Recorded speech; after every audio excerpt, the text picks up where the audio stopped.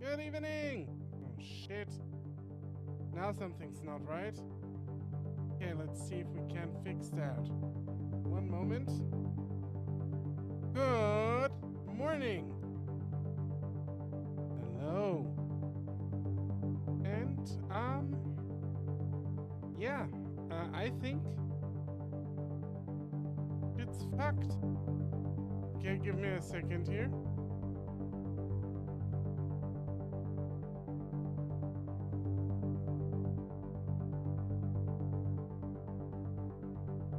Yo, Ivano, what's up? How you doing?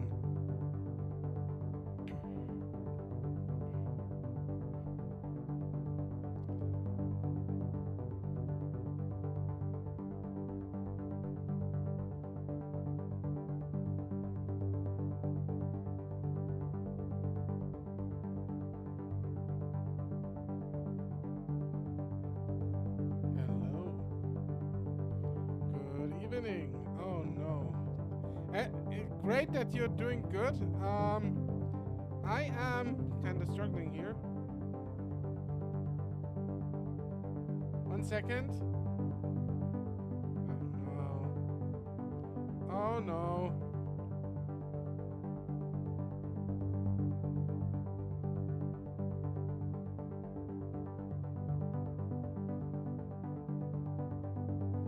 Huh.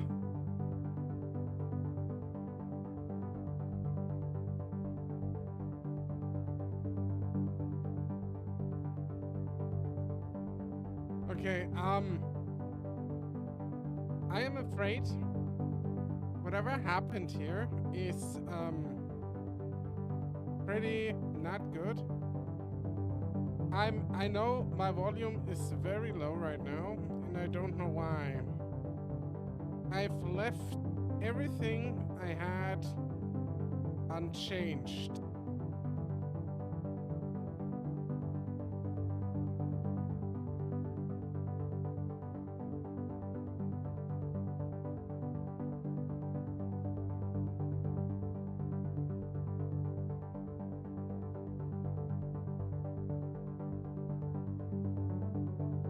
Okay, let me see. This. Oh.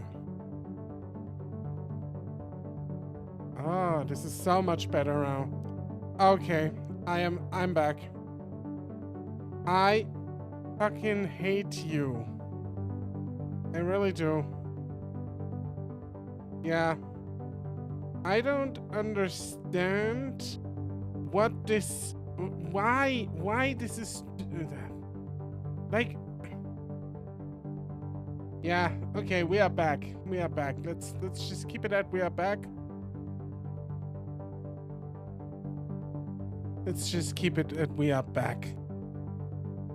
We are back, ladies and gentlemen. Good evening. What's going on?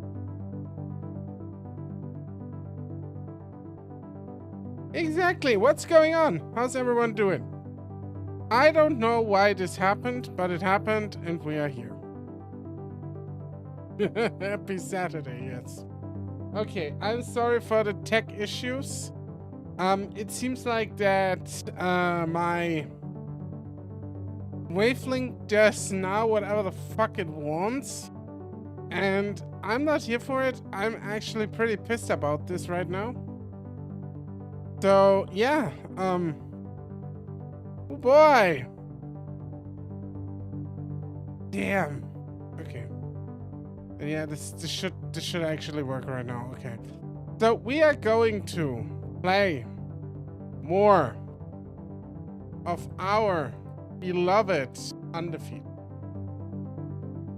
Should probably make at one point a tier list of the visual novels we've played on the channel, and then make like a tier list. What have we played?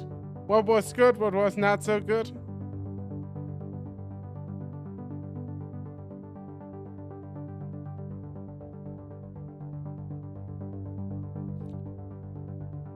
But for that, we need to play more visual novels. Anyways, how's everyone doing tonight? It's Saturday. How's this Saturday coming along, everyone?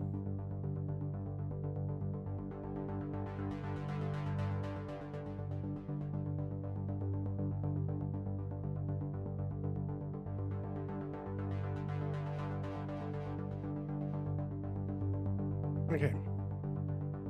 Coming along good, nice. Okay, I like to hear that. I like to hear that. I did have a bit of a stressful Saturday, but that's a story for another day. A very other day. Good so far. Got all my chores and shopping done. Oh, shopping. What did you shop? Groceries? Probably. It's never like the good stuff. What? I mean, groceries are good stuff. After all, you need to eat, right? Yeah. Okay. I'm gonna... Groceries. That's what I thought. I got them delivered. I let my...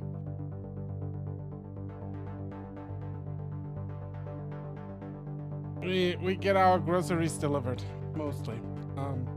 Sometimes I have to go out and get them, but I'm mostly a very time-conscious person. So I just pay a little bit extra to get them delivered. Like, the trade-off is pretty noticeable. At least for me.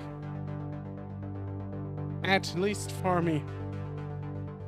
At least for me. Okay, so I need to play a little bit more with this, actually.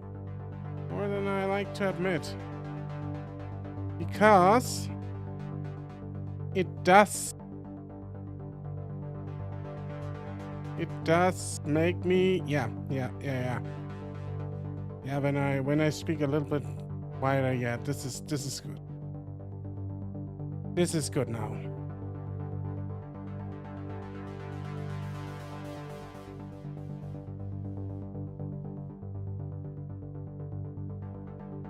Yeah, I'm not updating the firmware right now. This is weird. Okay. Okay. Yeah.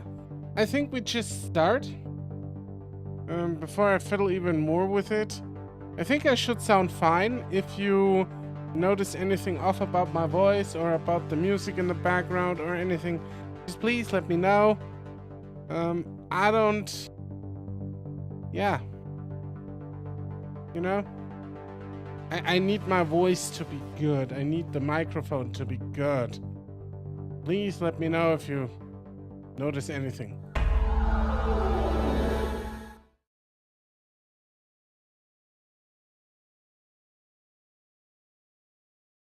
There we go.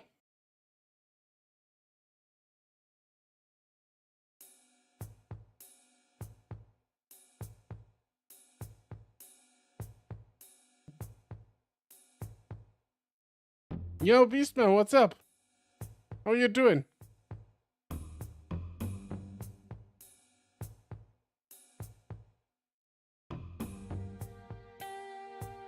Yeah, okay, if you're out on the house already, then you obviously it's better to get to pick them just up. Instead of, you know.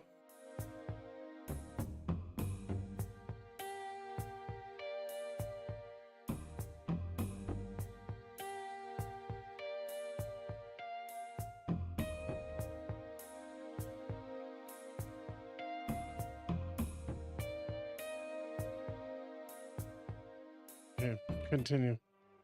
Oh yeah, okay, so last time. Let's do a little recap what happened. We had we found out we had a major development. First we had our second fight with Bruce. No, it was the third. Was it the third fight? It was the third fight actually. The third fight, we pretty much did very well. Bruce just ended it relatively quickly with giving us a few knees to the chest, which probably hurt him more than us or some shit like that. And we found out that the FANG League is up to some really shady shit. We don't know what shit yet, but it's shady. We also finally basically took responsibility and started working on the issues that we have as a person. Because if you don't, you basically get the bad end, and the visual novel tells you you're not playing any further. Red is gonna have his first fight in months. And by the end of this week, the week we are currently in, and we also find out that the commissioner of the fighting league kinda looks like Red's dad. So we are in for a very wild ride. This is gonna be amazing. So strap on your strap-ons. We are going dick deep in, balls deep in, actually. And enjoy the show. And I hope, Beastman, you found a decent drawing tab.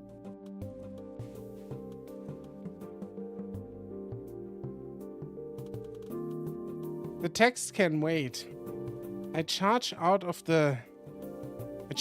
into the hall to see Redline pressed up against the wall by someone.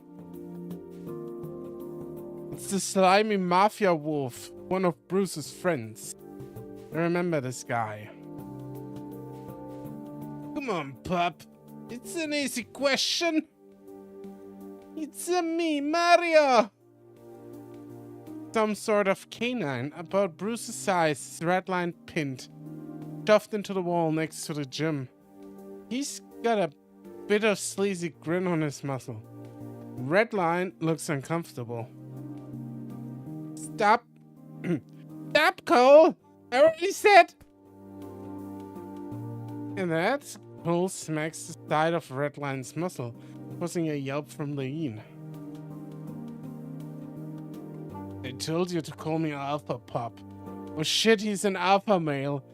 He went to the Andrew Tate School of Thought. Hey! I managed to catch their attention. Both turned their heads to look at me. Mind runt? Leave him alone. It's okay, Zander. Hey, I think I recognize you. He shoves the Redline away and staggers up to me, bumping me against his gut. I stand my ground, staring straight up at him. I don't care. Fuck off. You're that little creep that spilled your drink all over me. I remember the incident, but not the faces. I was panicking too much. It all happened so fast. I was back on my first day. I was talking to Redline. And I bumped into someone hard enough to accidentally crush my smoothie cup. The lid popped off, spilling the drink onto the big guy. He shoved me back and I slipped on the bit of smoothie that fell to the floor. And you always said it was Bruce. It was fucking Cole. Look at this guy. He's making poor... He's making like... Man. Bruce didn't even do that. It was Cole. Red tried to keep me held up, but I just dropped. There were 4 guys. One was Bruce, and the guy that I bumped into was... Hey, Wildfire, what's up? How you doing? Right, I was so scared when I saw Bruce, I totally forgot what the other guy looked like. Hey, what the fuck? Got a problem, shithead? The canine with disdain barks back at Redline. Wait, I remember his voice now. It was just a little prior. My first time entering the cafeteria. Yeah, this is a flashback. And I think we slowly get to the point where we could see that he's an unreliable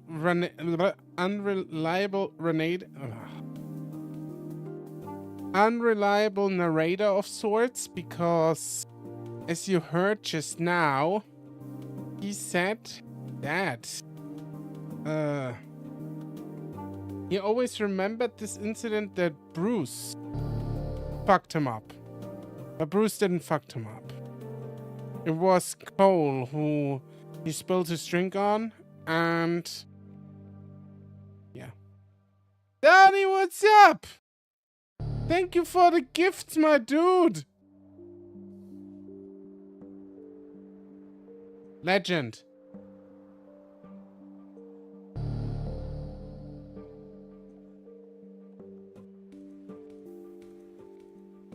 Yep, you're doing well, man.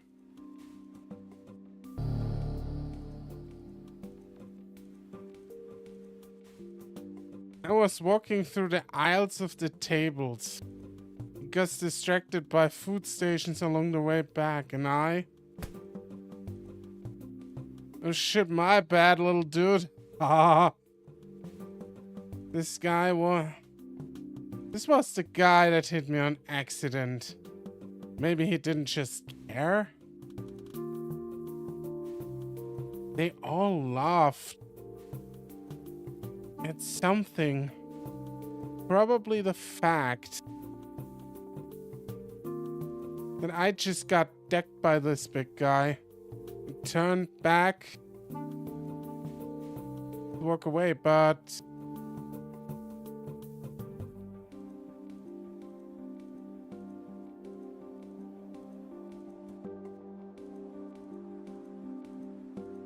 you lost or something, guy? Little guy? That's right. I don't think I ever gotten an apology for that smoothie incident, little man.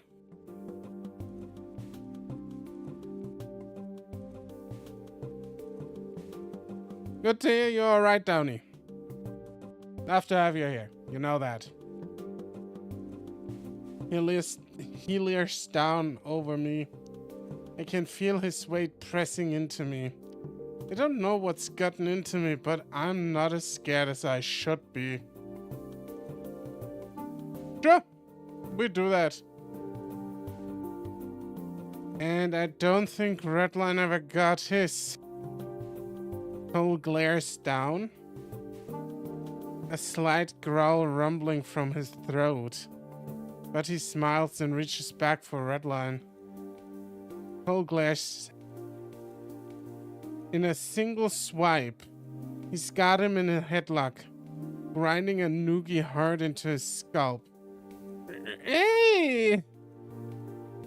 We were just having some fun, ain't that right, little slut? Stop! Stop! Ow! Ow!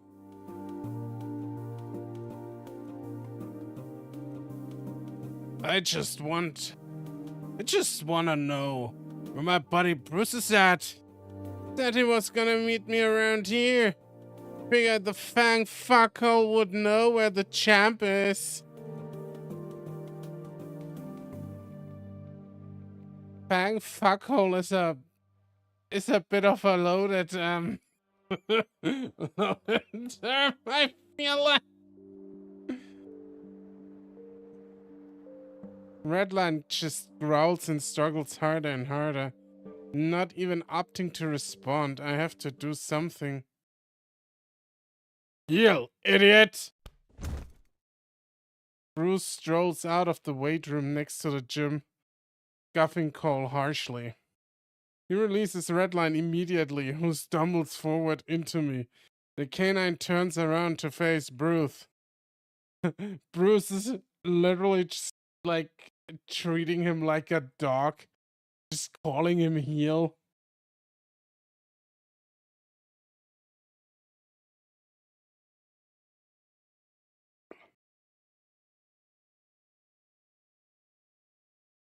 Jesus, dude, you're late. I've been waiting for you to spot me for an hour.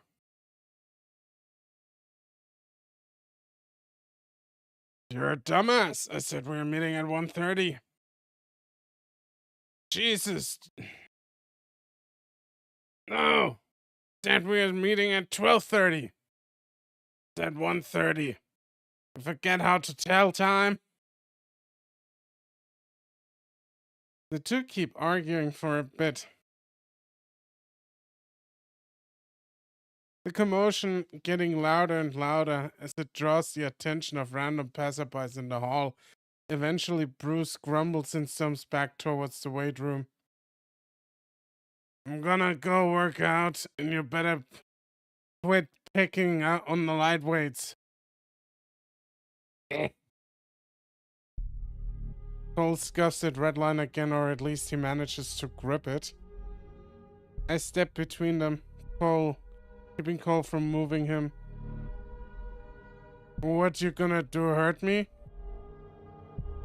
Bruce sighs and steps closer to Cole, staring at him. Uh-oh.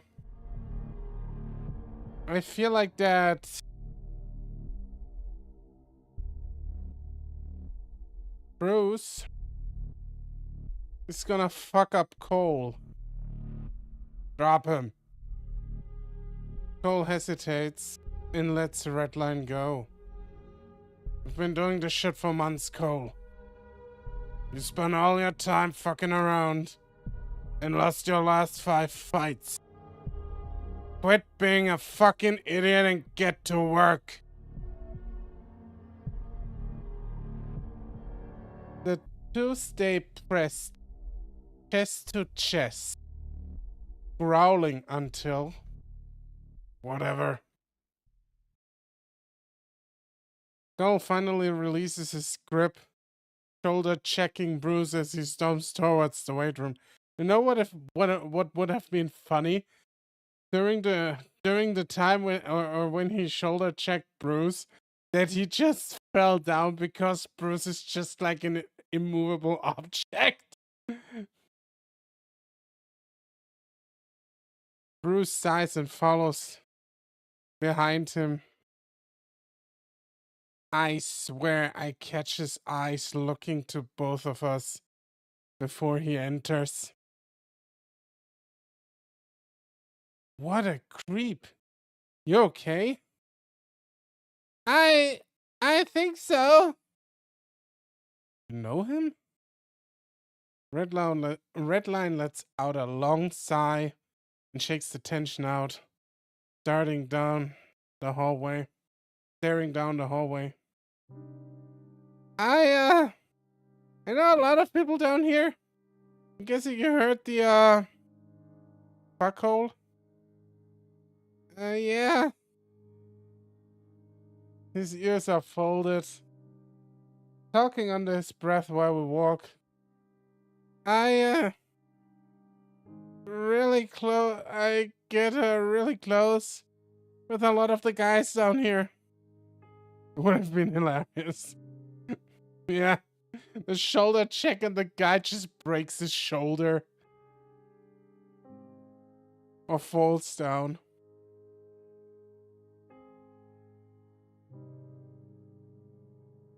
My mind goes back to Redline detailing his encounters where we were at the beach. Yeah, you told me a few parties ago when you were really drunk. It was just a few parties ago. It was the only party the two were on together, so. But yeah. I think Redline completely forgot he was just pissed drunk at that point. Yeah, you've mentioned it. Well, Cole was different. Most of the time the guys would just come over. I helped them out and that's that. Cole was really mean about it. He's rough. Not in a fun way. Oh no. Cole is a grade A R-word man. And ever since then, he just keep making fun of me for it. I mean, I get hazing, but when he does it... Redline shudders as we reach the second floor. Oh, that's fucked up, dude. Like, the allure only to what happened there. Holy shit, man. It's nice to be wanted like that, but I don't know. It just makes me feel like gross. Yeah, because you don't want to do that, dude. Hopefully Bruce can keep him on a leash. Can always be around to protect you. Goes quiet for a second, looking away. Sorry. I wasn't trying to make him feel bad. Shit. Don't apologize, it's his fault. Right. By the time we make it to the room, Redline's stone silent. He gathers up some clothes quick and leaves to shower. He seemed so proud of his escapades when he was bragging at the beach. Yeah, what alcohol does to a motherfucker, right? And suddenly, once you're dry, those escapades aren't that fun anymore. Because you actually don't enjoy being the fuckhole of the FANG League. You remember that you actually maybe just want a boyfriend that you can love and feel loved. And you just are the fuckhole because that's the only thing that gives you something remotely to love. Man, that's so fucking dark, dude.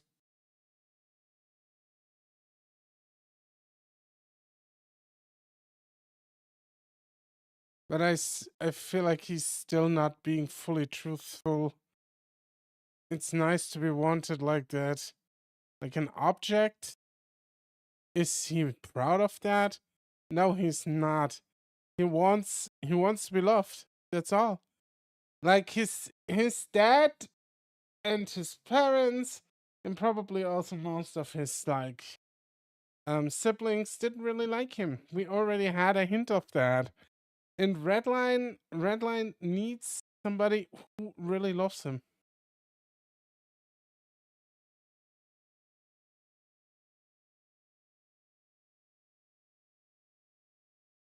And that's just it, you know? Yeah, yeah, he'd be a great boyfriend. People are free to do what they love, but it doesn't feel like there's any love there. Maybe it was an obligation for him. Or maybe he just wanted to do it a little bit and then it spiraled. Because, everyone talks and then they take advantage of the only open gay guy down here. That could also be the case, And then he doesn't really say no. And yeah. He probably feels pretty lonely. His parents hate him. His only friends stopped talking to him. He just got shoved around by some asshole. Yeah. That can you see the mirror here? Yeah? Does that sound familiar to you at all, Mr. Main Character? Huh? Does that sound familiar to you? Sounds familiar, huh? I think back to the time he embarrassed me in class. I felt fucking sick. And the last thing I needed was to be isolated from everyone else down here. Also, I wanted to do was to run to the showers and cry. Zander and Redline are a lot alike, yeah. Yeah, they have a lot more in common than it seemed at first. Just that they are like expressing their issues in a different way. And cry. My body moves on its own, shifting out of our room and stomping down the hall towards the showers. I am there before I can even think. There's only one shower going. I move much closer, leaning up against the wall. Next to it, standing quiet and try to listen. Hard to tell, I guess that's why people cry in showers. Red? Ah! Oh my god, Red, hello there. Look at the censorship. It's kinda cute.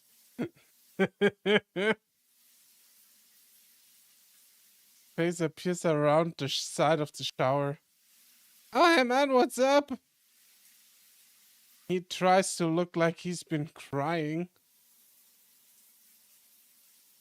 Though it's hard to tell. His whole face and body is soaked. Are you okay? Red pauses for a second and then smiles. Yeah, man. Why you worried I'm gonna slip and fall? It'll take a lot more than that to hurt me. Yo, Ryoshi Wolfie, what's up? Welcome.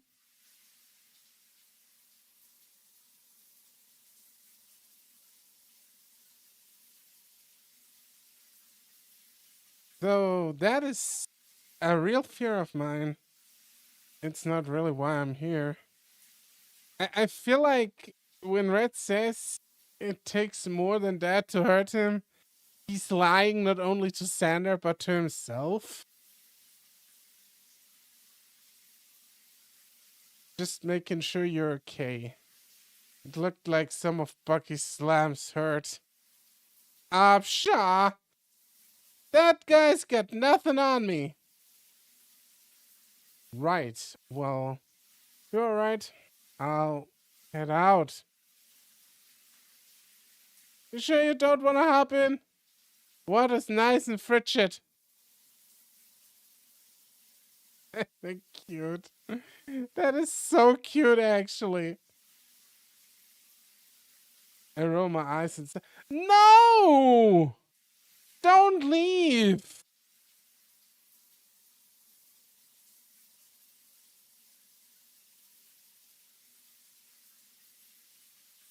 Why?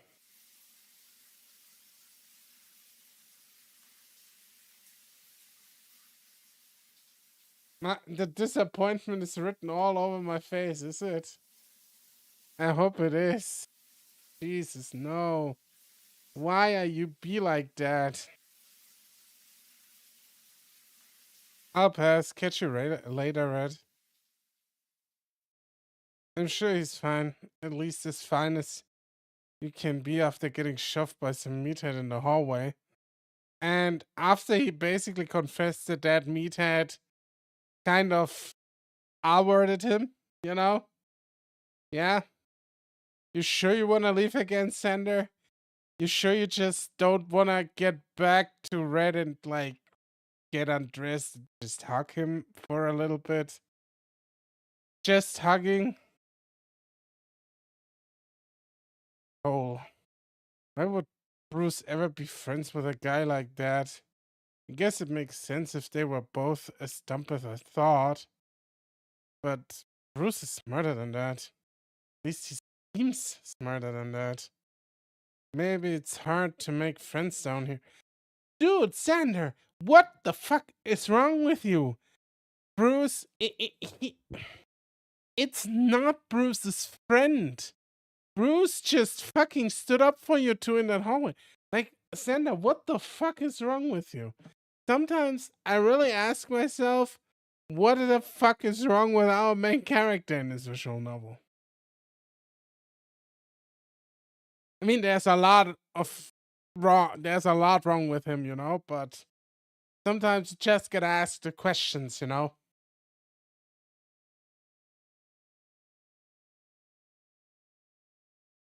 People say that it gets lonely at the top, and I guess that probably had some truth in it.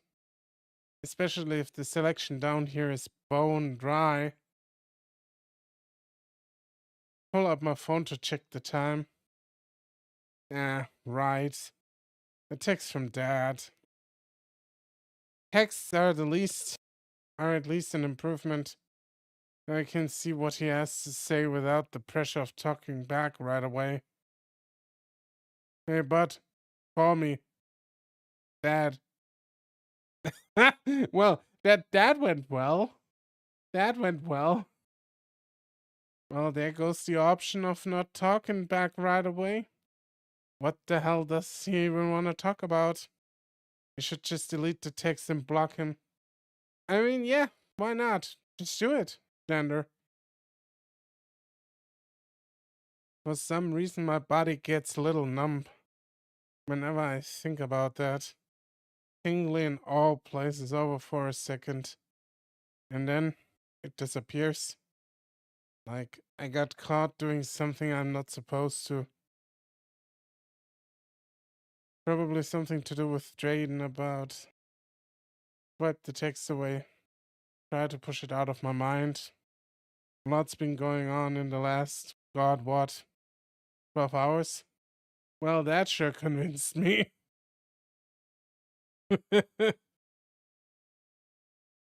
Bruce tried to get me to leave, and now he's trying to be friends with me.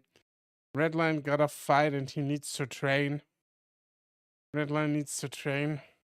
I need to focus on that. Anything to get the rest of this shit off my mind. I guess I've been here for a while as Redline walks in a fresh change of gym clothes. Oh, you're still here? Yep. He always smells like wet dog. The room stinks of it when he comes back after a shower. I wanna try out my fight stick for a bit before practice. I don't really have anything better to do. So I sit up and watch Red tap away on his buttons. It's like riding a bike. And the other controller is nice, but this one's more comfortable, you know? He turns to look at me excitedly. I actually use He lowers his ears and he looks back to his laptop. Anyway, I'll shut up now. Did he just get embarrassed? I didn't know shame was something he could feel. Oh my god. You have a lot to learn. You have a lot to learn, Zander. You're fine, talk away. Redline shakes his head, putting up that fighting game from before. Nah, I just talk your ear off. Let out a sigh and sit on the foot of his bed to get a better view of the screen. I am being honest. It's weirder when you're not talking. Yeah, imagine. Red not talking.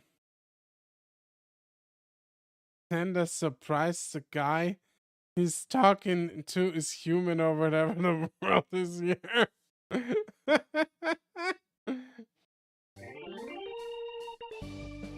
The game finally boots up, blaring the theme music. At least his ears are perked up now, though that might be from the sudden volume.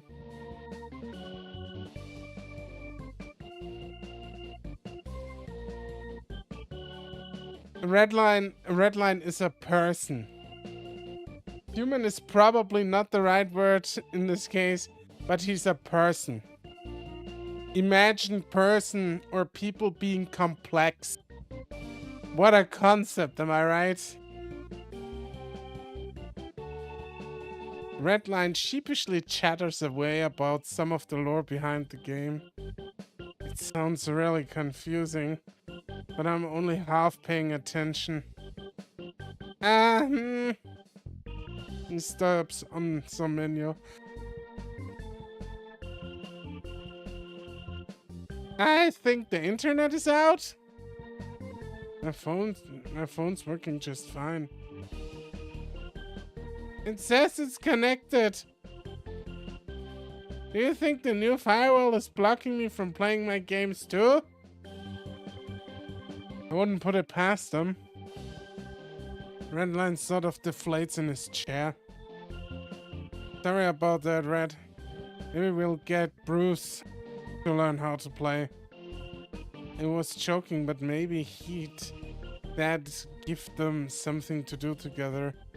Anything to keep Redline happy. Zander, you were right the fuck there. Are you this fucking stupid? Like, You are right, literally right in front of Redline. I know you don't like it, but he's your friend. Just pick up the controller and play. It is not that fucking hard. You're acting like this is fucking rocket science.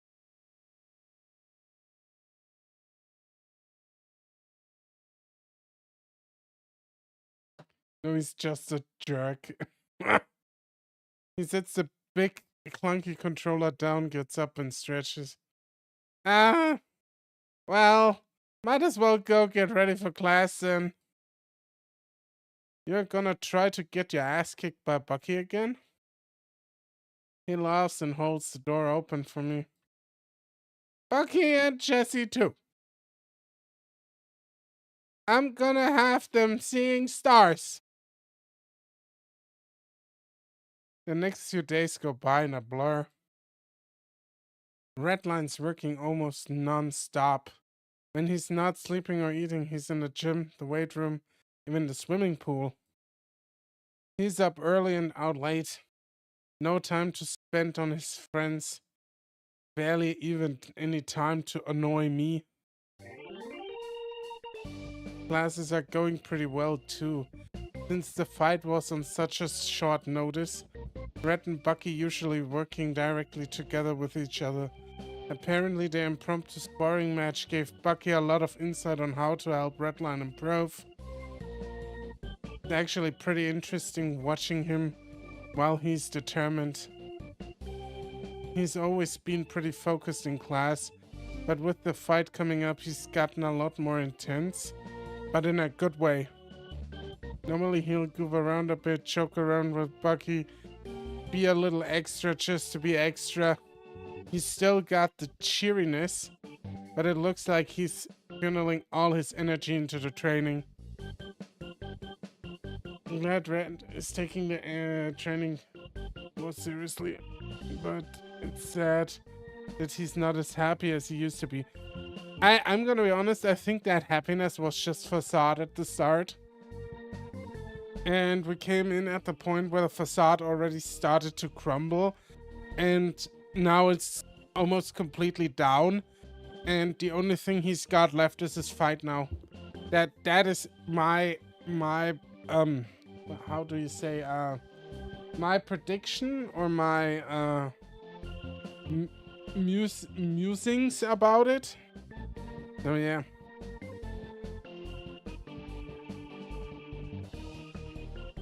Diligence, maybe that's the right word.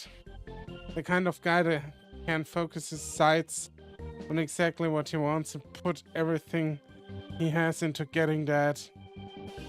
Unfortunately, with those two working so closely together, that means I have to deal with the rest of our guys in our class. They're always reluctant to work with me, but I don't care either way. Hey, wait, you're still co-trainer, Zander? So this is him being real. I don't think so, yeah. I think, I mean, he still has the cheeriness to it, but I feel like he played it up as a defense mechanism. If they want to treat this like picking teammates in high school gym class, then I'll be the adult and actually try to get work done. I think Zander's still in recovery. He was after the third fight, so, and he didn't get really hurt, and was cleared that night after, the night after. So I don't think he's really in recovery. I do think he's, Bucky never took away his title, he just has to wear the hat, you know, to be co-trainer. I swear one of them actually tried to hit me with full force at one point. Retaliating in the same way would just get me in trouble. I wish these guys could just focus like Redline is.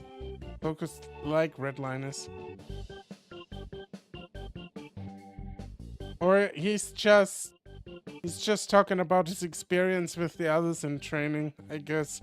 That could also be the case. Somehow they've made it this far in their career, and they treat it like some kind of frat house, whatever. Time passes, Redline trains, he goes to weigh in, and Bigger? Redline shakes his head. They don't list the actual weight, so I might just be remembering wrong. But I swear Jesse looked even bigger than I remember him being. Jesse probably took steroids, now his pee-pee is tiny, but his muscles are big.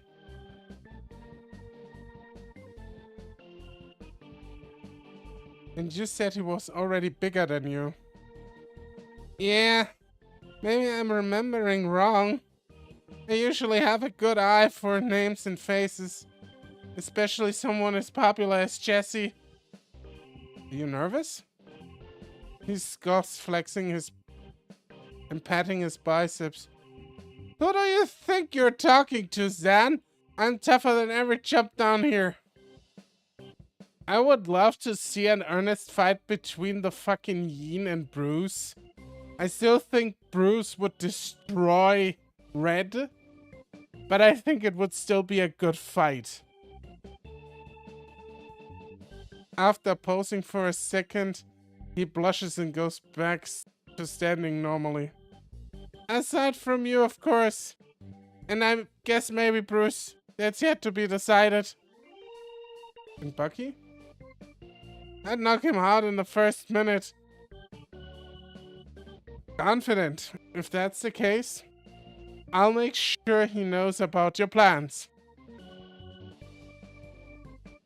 Seriously, steroids make your chunk smaller? Yeah, didn't you know that? It literally, I'm not sure. If it shrinks the dick, I'm not sure. I just said that as a joke, but what it does is it makes it limp, it makes the dick limp, and it shrinks your balls. That's what it does. Because because you inject the testosterone, right? And since you inject it, your balls don't have to produce the testosterone, so they shrink. So you get limp-dicked and become small balls. It's a thing.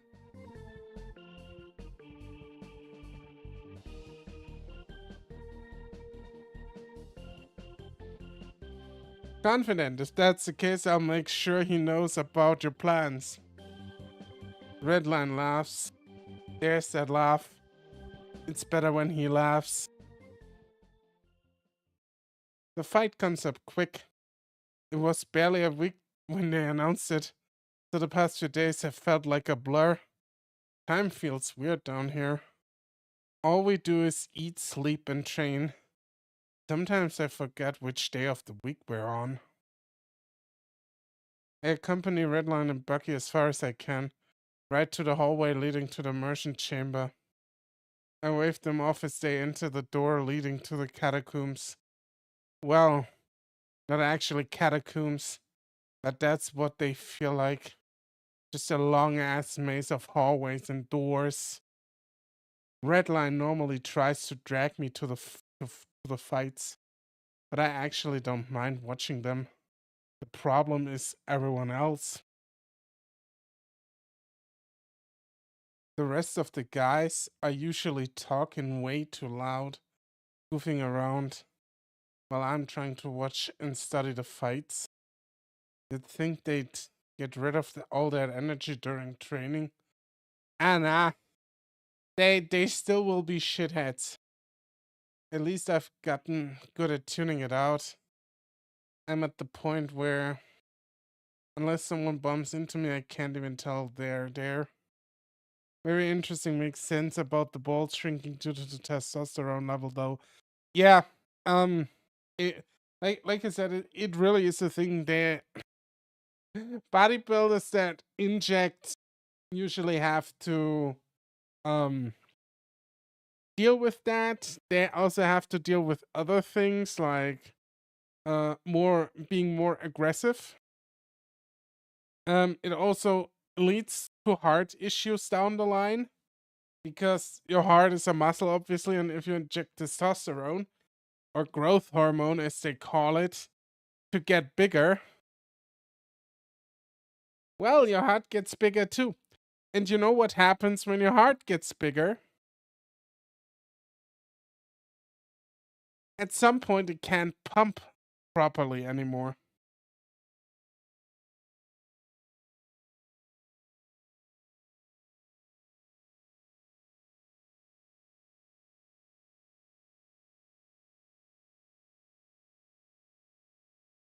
I enter the viewing room and see the inside of the arena is already on screen.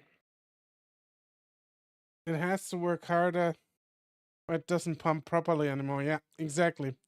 It doesn't pump properly anymore. It's too big to contract properly at some point. At least that's what I think I remember.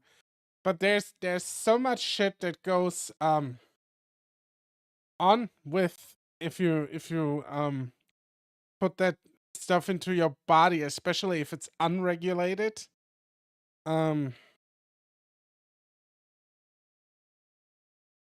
So yeah.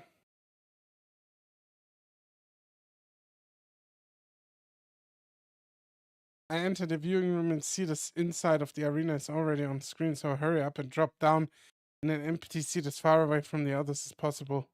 The commentators start speaking off camera. Good evening, FANG fans across the globe! This is Brad Brock, your favorite hawk, coming live from the FANG arena.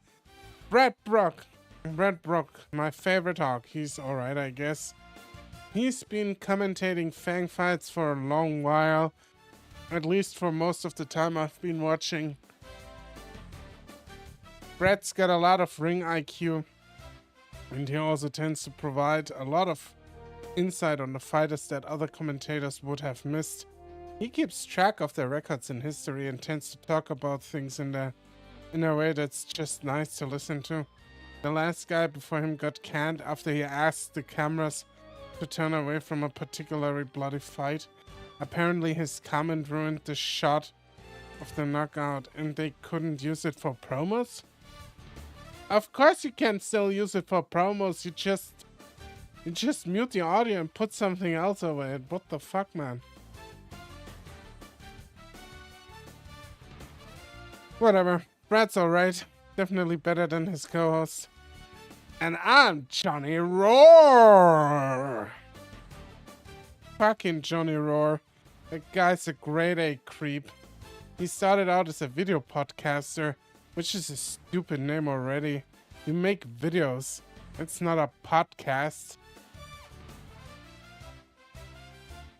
He has separate audios for fight and commentators, right? I'm gonna be honest, Wi-Fi, I'm not even sure. It could be the case. But in the worst case scenario, you could just overlay something else. Like, you can't just mute the audio and, like, fix it in post or do whatever, you know?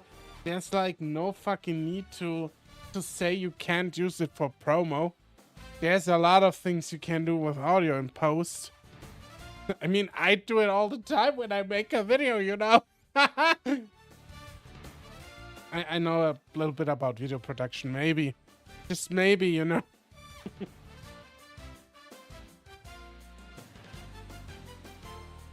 Anyway, he got popular over some FANG fights, especially when they started getting more and more violent. He used to interview the fighters whenever they could get top psych to speak with him. He got so popular, so FANG brought him in to commentate. Now he's working some kind of weird limbo position where he's in FANG part-time just to talk over fights. Since then, the embargo of fighters talking publicly has only gotten stricter, so he doesn't do too many fighter interviews these days. They got replaced by interviews with, man, I don't even know. The last 3 guests on the show talked about how much they hate women for not putting out on the first day. Why do I get the feeling that Johnny Roar is just fresh and fit in furry format? And then he shadowed gay people for daring to look in his direction. Andrew Tate alert, yeah. Why did they hire Andrew Tate to commentate on that shit? Holy fuck. His earlier videos had some actual insight into the fights, but now he's cultivated such a god-awful audience. It's just mind-numbing garbage. Okay, he said a creep and I didn't get it until that. And he fucking sucks as a commentator. I mean, he's okay, I guess, but Brett had such a nice flow on his own, and now he has some homophobic influences spouting off bullshit. He's trying to talk. You can't ignore it, but it just makes the audience FANG garners a lot worse to deal with. Lots of guys hoping for more bloodshed and violence. It's like these people. I saw an interesting video today. Like if you have like any interest in mixed martial arts in general, there's a YouTube channel called Napoleon Blown Apart. He is great. He makes fantastic videos, and I watched a video on his channel today about slap fighting and how slap fighting is actually complete and utter dog water, because all you basically do in slap fighting is give the other party head trauma. And we had it last time about CTE, right, and what it does. And basically, slap fighting, 68% of slaps in slap fighting, because they are just open palm haymakers. Yeah? So it's like full force to your face. You can't even block. Like, you can't even pull the punch, essentially. Because they use like the hand palm. Yeah, it's not just a like light slap with the fingers. It's like full force with your hand to the face. And 68% of these fights end in a KO. Like, people go to the ground KO'd. And we all know, or, well, we don't, but a KO is always a massive risk for head trauma. And we all know since last time, that we actually know, is head trauma leads to CTE. And CTE is really bad for you. And for your brain. Probably shrinks your brain, right? So, yeah. I would say that Johnny... Hey, I mean... No, wait. Johnny could also be Joe Rogan. Because, remember, Joe Rogan has a mixed martial arts background, right? And he also interviewed fighters, and then he got a few more choice guests on his show. Yeah, it's not good to get knocked out too much. I mean, if you can avoid it, then just avoid the knockout. It's still one of the most... It's still the most prized win in combat sports. But the audience is more cautious about it. So a really hard knockout is usually critical. Yeah, it makes you wonder how many sports were made before health was more understood, and how they still endure because tradition and money. There's a lot of sports like that. So I know that head trauma is very prevalent in boxing, but there strides have been made to mitigate it. I know that. Wrestling, after the Chris Benoit incident that we talked about last time, the WWE made a lot of strides to also mitigate head trauma. Like, you don't really see unprotected chair shots to the head anymore, and also moves like the flying headbutt, which was also Chris Benoit's signature move. is off the table mostly. Sometimes they do it, but very rarely. Did I say football? Football has a long history of head traumas. I think they're trying to improve the helmets.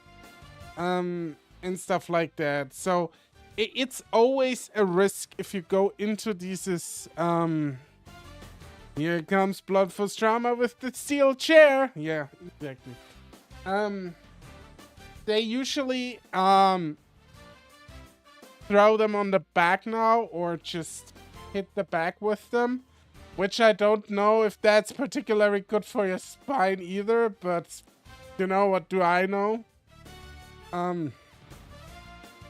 And yeah, combat sport is, I mean, mixed martial arts, basically, at this point, is also trying to mitigate the head trauma a little bit, but they do it the least, because obviously if you go into a fighting environment, you're gonna know what you sign up for. Same goes for boxing.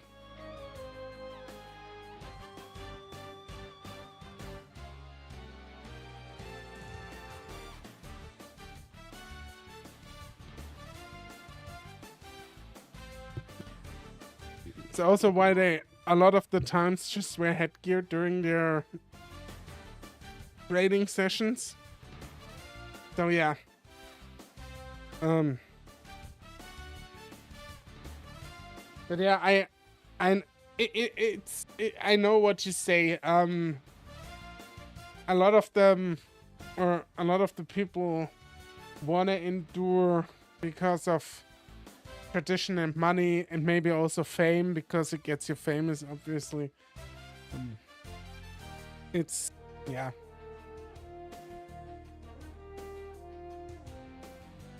Pleasure to have you here, Johnny. How are you tonight? I'm fucking stoked for the fights, Brett.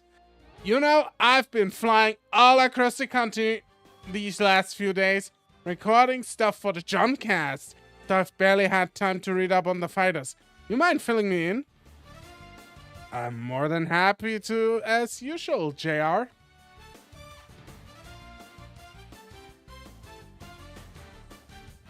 I fucking hate that he just said JR. Reminds me of Jim Ross of the WWE, and Jim Ross is not a bad guy. And this Johnny guy sounds more like, I mean, JR could also stand for Joe Rogan. So I'm not sure. I think that this Johnny Roar is a Joe Rogan parody at this point.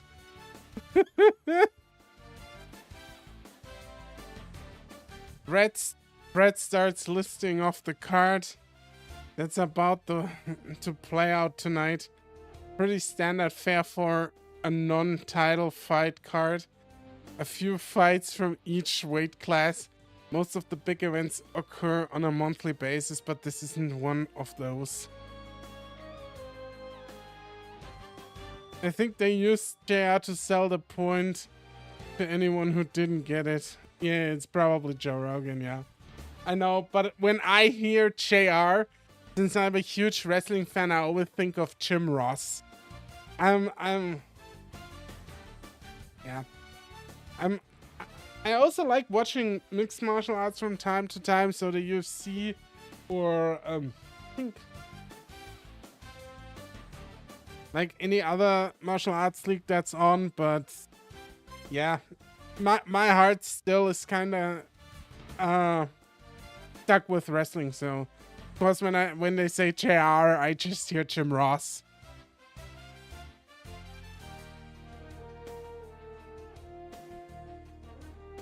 Brett starts listing off the card that's about to play out tonight. Pretty standard fare for a non-title fight card. A few fights from each weight class. Most of the big events occur on a monthly basis, but this isn't one of those. In the final fight of the evening, we've got And the final fight of the evening, we've got a Raging Redline headlining against 2-round terror Jesse. Who the fuck is Raging Redline? Just reading the name on the card, Johnny. They both laugh at that. Raging Redline, that's kind of a stupid nickname. Redline would give himself. 2-round terror. Now, Jesse calls himself that because he barely makes it past the second round. Well, now, you make that sound like it's a bad thing. Is it a good thing? We don't exactly know. Half rounds in FANG. Thank God for that. Then it's even stupider than Raging Redline if there aren't even rounds in FANG. But Jesse's fights have notably never gone beyond 10 minutes. Standard round length, of course, being around 5 minutes. But I swear, every fight I see this guy in, he's had them out cold by 3 minutes. Yep, Jesse's made quite a name for himself with his quick knockouts. I think it'll be interesting to seeing how Redline fares. Raging Redline. Yes, that one. Redline's been with FANG for quite some time now, but still hasn't had too many fights. He's got 3 wins and no losses right now, compared to Jesse's 14 wins and 2 losses. Holy shit. They wanna kill Redline. Like, you don't pair a fight. Holy fuck, you don't do that. You just don't do that. Redline is a very inexperienced fighter with 3 fights only. And Jesse has 16 fights.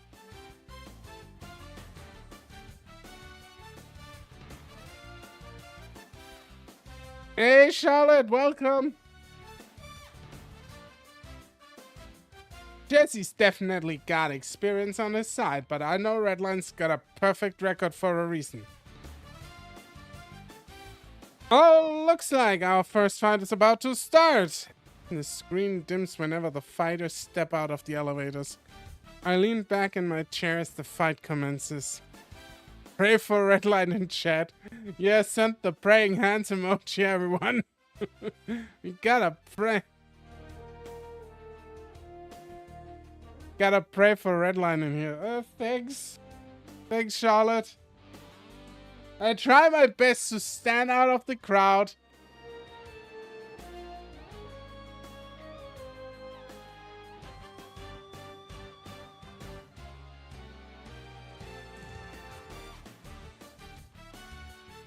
At least it's pretty chill in this room.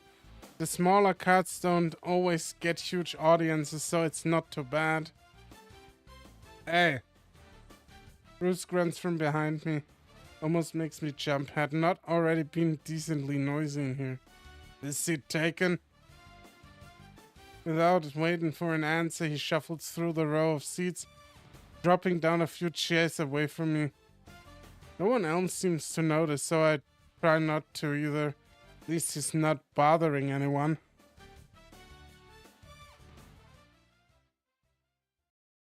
Yeah, I don't know, Charlotte. I'll tell you a little bit about it later, but I feel like I don't know. I don't see growth at all on that platform. It's fucking crazy. Bruce really only shows up for title fights. Come to think of it, he's never at any of his friends' fight either. Why is he here? None of the heavyweights tonight are big names. None of my business, I guess. The fights get started, so I settle in. Bruce is here because he cares about fucking Redline. Jesus Christ, why is this so complicated for you? Overall, it's a decent card. Some of the new faces, well, new to me, were impressive. One of them landed three cartwheel kicks in the same fight. How do you land 3 fucking cartwheel kicks in one fight? That's such a risky move.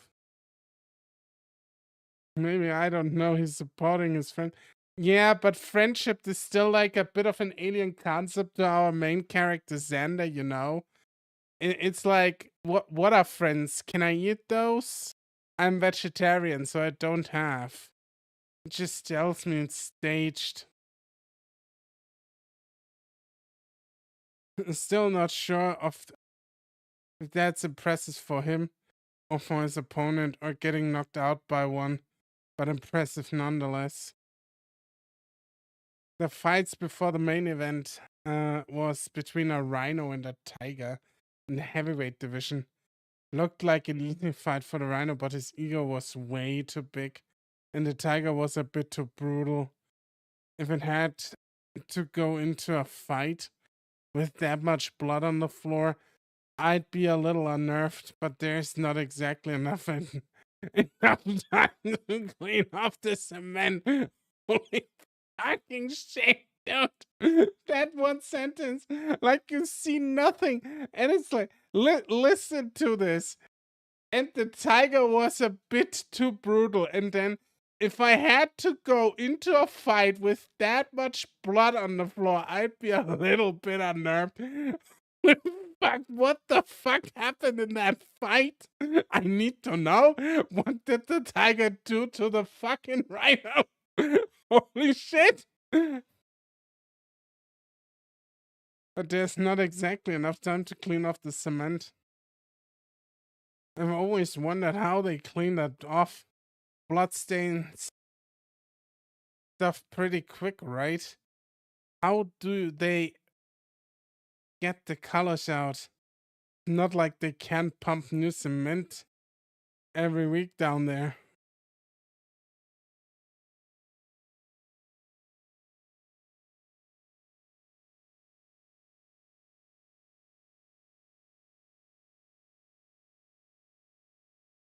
I guess they don't have to replace the whole floor. Or maybe they have some kind of chemical that can clean that deep. Yeah, but Charlotte, what you do on Instagram is called follow for follow. That usually is just numbers. And they don't really engage organically with your stuff. So you have like a 1K account, and I don't know how your statistics are, but probably have, let me lowball here a little bit, maybe 30 likes per post, and that's not how it should be. It was a fight that was a straight up murder, absolutely. Bah, who cares? It's not something I have to bother with. The two commentators are still chattering about the last fight when the screen goes black. And stepping into the arena first, we've got the challenger Raging Redline. And channel my inner WWE commentator here. I can't believe they are still rolling with that nickname for him. But sure enough, Redline trots out of the arena, the sound of some rock music. Imagine have some kind of chemical on the floor that makes it easier to clean up later. Yeah, something like that, or the floor is like sealed, so you can wipe it off.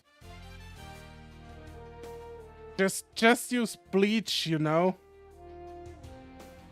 Charlotte, if you need tips or anything with that entire content creation thing, you can always ask me anytime on Discord. I'm always there. Just like there's a lot of stuff that you probably don't know because you start out, or you start just out, and I've been there. I've fallen in all these trappings, all of them.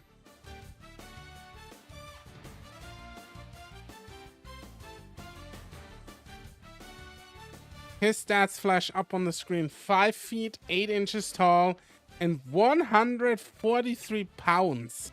I guess I wasn't too far off with my original estimate. I don't remember what he estimated, but 100 43 pounds is not a lot of pounds. He is a lightweight through and through. You know, I remember seeing this guy's fights. Well, they were scouting him, and I could tell he was gonna do some great things. I mean, the guy's an animal. He's got stamina, he's got speed, he's got surprising amount of power for someone his size. These lightweights, man, they're getting deadlier every year. We haven't been able to see too much of him, but that might just give him the advantage he needs over Jesse. Hard to research your opponent when you don't have much to go off. Exactly.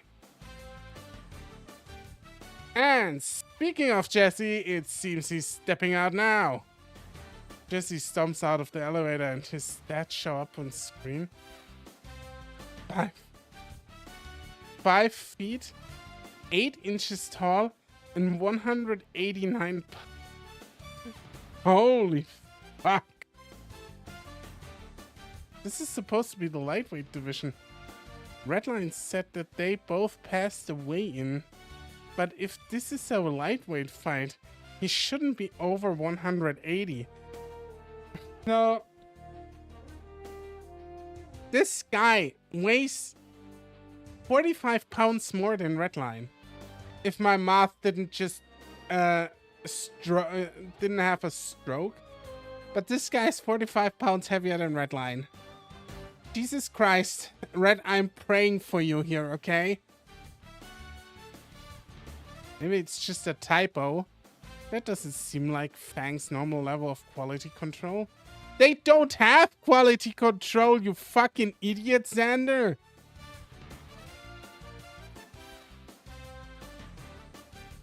Though they do have the system bugging out for my fights.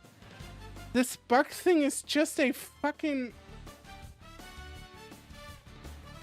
You know? It's just what do you say? The psyop, it's not bugging out. It's them rigging the fucking system. Bruce is leaning forward in his seat. He looks pissed. Well, he always looks pissed. It's hard to read his face. Coming in at 5'8" and 188 pounds. This guy is a beast. I know we were chatting earlier about his knockout power, but he's just insane. Looks like Johnny saved Brad from having to comment on the size difference. It's even more apparent when both Redline and Jesse are staring each other down from their side of the ring. Not a back, Zander. Please use the two brain cells for once. And here we go, kicking off the final fight for the night.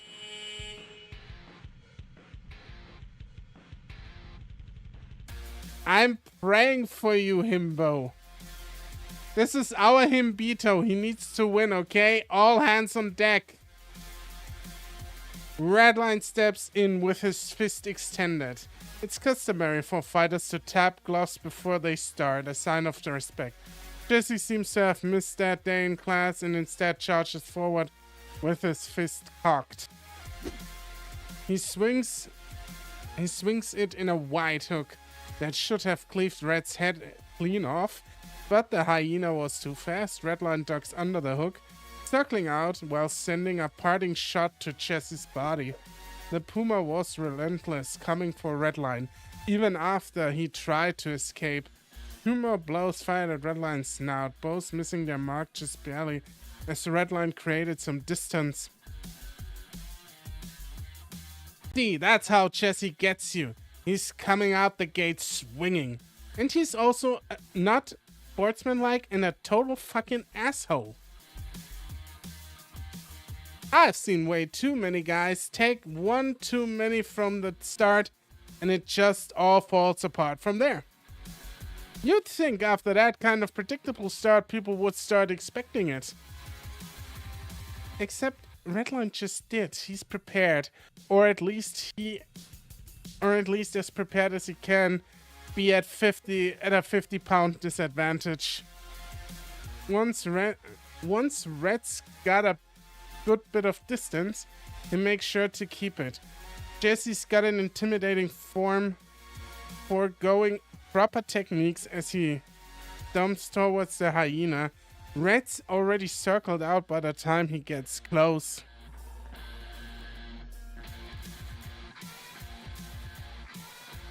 Reminds me of my soccer days. Those guys sucked. He's riding the gate, moving along the absolute edge of the arena. He can put a foot down outside it now and again, but if he's fully outside, Jesse could close the distance and keep him out there until the time runs out. Red's fast, only pulling his hands up. Jesse gets close. Some people might see it as disrespectful, but Red is not that type of guy, far as I know. He's backed against the end of the ring. The Puma moves in. Redline ducks and circles out, hardly even bothering to fight back. Seems they're playing tag in there. Redline's making him move all across the ring. Redline is smart.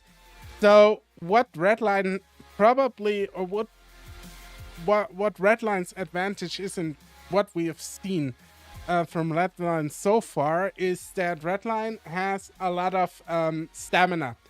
He has cardio for days. At least I would think he has, right? And he probably banks on the fact that the big guy, the Puma, I forgot his name, Jesse, I think. Yeah, Jesse. Doesn't have stamina, doesn't have cardio. That's why Jesse also tries to end the fight as quickly as possible, because he will get winded, and that's probably his weak point. And Red is trying to exploit that. He's playing a dangerous game, but I think I see the picture. If Jesse's fights only last for a few minutes, that means he probably won't have the energy to fight past that limit. Once he reaches that time, he's gonna get exhausted, weak, slow. Red can piece him apart. See? I know exactly what strategy Red is picking here. I've watched one too many martial arts fights. It's amazing how his name and the commentators are screaming his weakness. Of course, he's got to survive that long. No doubt the first few punches thrown at Red would have ended the fight then and there. But if the gamble pays off, Red will stay undefeated and make it to the next fight. Hopefully against someone his size. Just then, Redline stumbles over his own tail.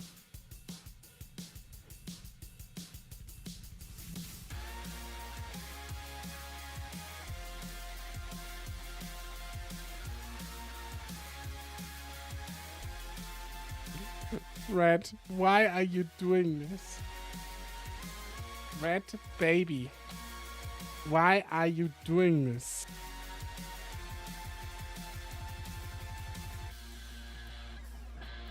Jesse's fist cracks clean against his muscle, and the hyena staggers to one side.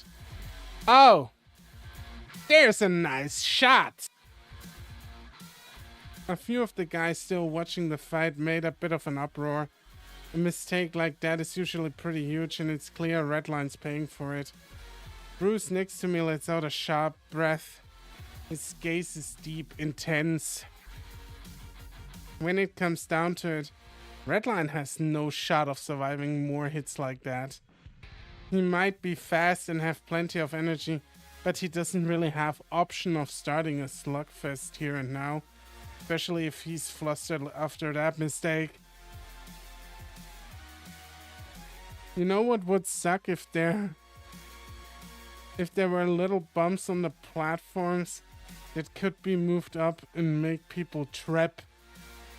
I would put it past the league at this point.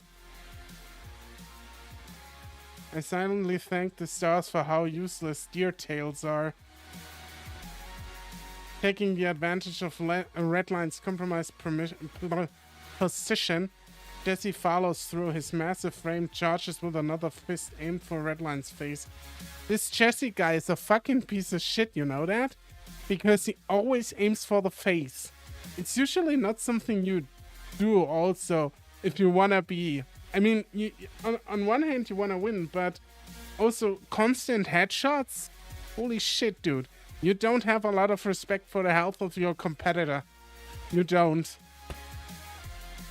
The hyena's got his guard up, blocking the blow to his face. And another to his chest with his arms. That's still got a sting, but better on the arms than on the face.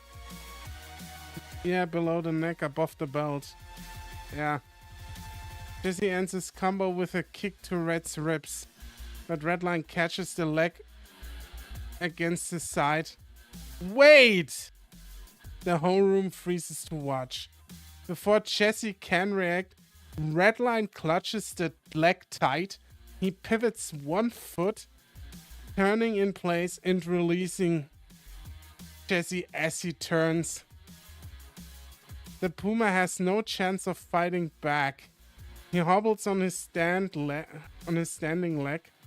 and then ultimately gives in as his body is thrown along the floor, gliding outside the ring.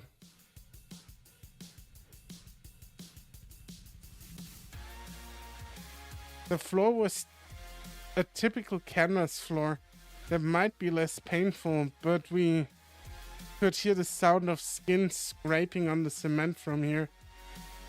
And even as small as Redline is, there was some serious force to that throw.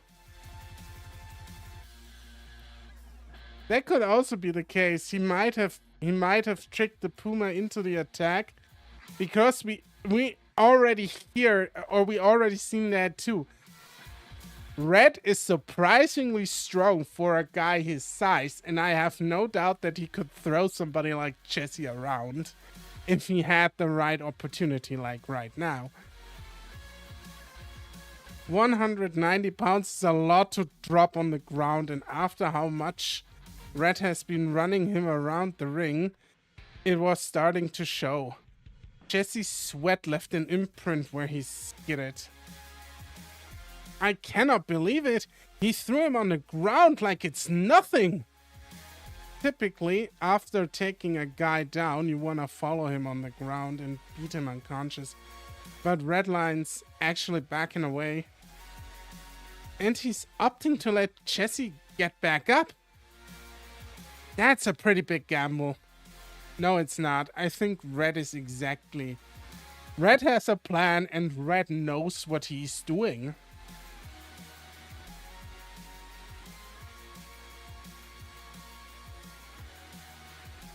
I've seen some guys do this before, but it's usually just to piss off the other guy.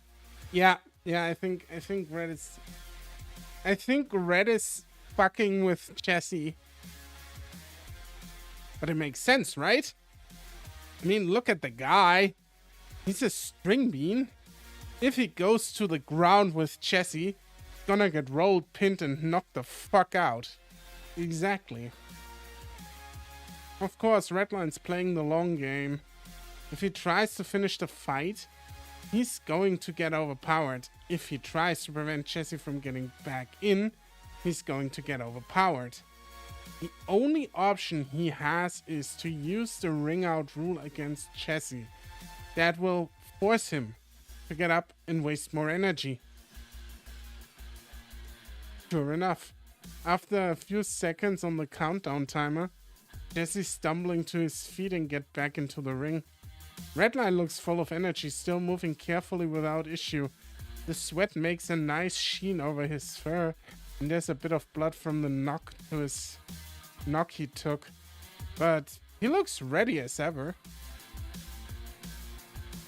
Jesse, on the other hand, is a bit sluggish. His fur is matted down by the sweat, and he's moving a bit slower as he re-enters the circle. It's clear he's not learning too much, or at least he's not getting the picture just yet. He takes a second to breathe, and charges right back into attack Redline head on. And this is Jesse's mistake. He he expends his energy that he has into his attacks. He attacks full force. He doesn't pull back. And this is how Redline is gonna win. As I said, Redline, or as they said already, Redline is playing the long game. He's just gonna get his opponent winded. And once that's the thing, game over. Jesse needs to pull back. He needs to counteract what Redline is doing. But Jesse doesn't do that. The two play the same game before. With Redline taking the occasional shot at Jesse, he circles out. It's not exactly the most interesting way to fight, but it's a more strategic fight. Given the size advantage, that's a better way to operate. If he wanted to be showy, he could. That's Redline's whole deal. But he knows as well as I do that every second he spends in there is dangerous. As long as his opponent is still somewhat full of energy, yes, it's dangerous. But there will be a point where his opponent is not being able to do that anymore. Somebody who has at least somewhat of an understanding of how fighting work and how mixed martial arts work has written this. You see this. This is really, or at least it's well researched. Like, I forgot the name of the writer, but that guy has an understanding of how mixed martial arts and fighting in general works. Big compliment for the good portrayal. Because usually it's more like this fantasy kung fu bullshit when it comes to fighting. Which is also great. I love kung fu movies, you know. But I'm also more for a realistic approach as well. Because both has its allure to me. The way that Jesse keeps charging in at Red, he's looking more like a bull than a puma. About 10 minutes have passed, which is a ridiculous amount of time to be fighting without a break. Aside from the hook on Redline and Jesse being thrown, not a whole lot has happened. There's been a few clean strikes here and there. Redline's nose is bleeding a bit more after taking a jab or two, but he hasn't broken concentration. Jesse, on the other hand, looks like hell. His legs are shaking. He's losing sweat fast. His arms can barely stay up when a punch is thrown. Redline's dodging and countering with 3 more, all sent to the body. Aiming for the head is a good way to knock someone out, but body shots can be devastating. Yeah, just get a liver hook once in your life and you know what pain really is. The body's sensitive, especially if you take a good shot to the liver or it stands there. I just should read maybe instead of like throwing out my shitty knowledge that I have. Or the solar plexus. I got a lower back cramp once. Worst pain ever. I bet. With good aim and enough power, you could drop a guy for a few minutes with one shot, no matter how big he is. Barring that, of course, hitting somebody's abs accumulates over time.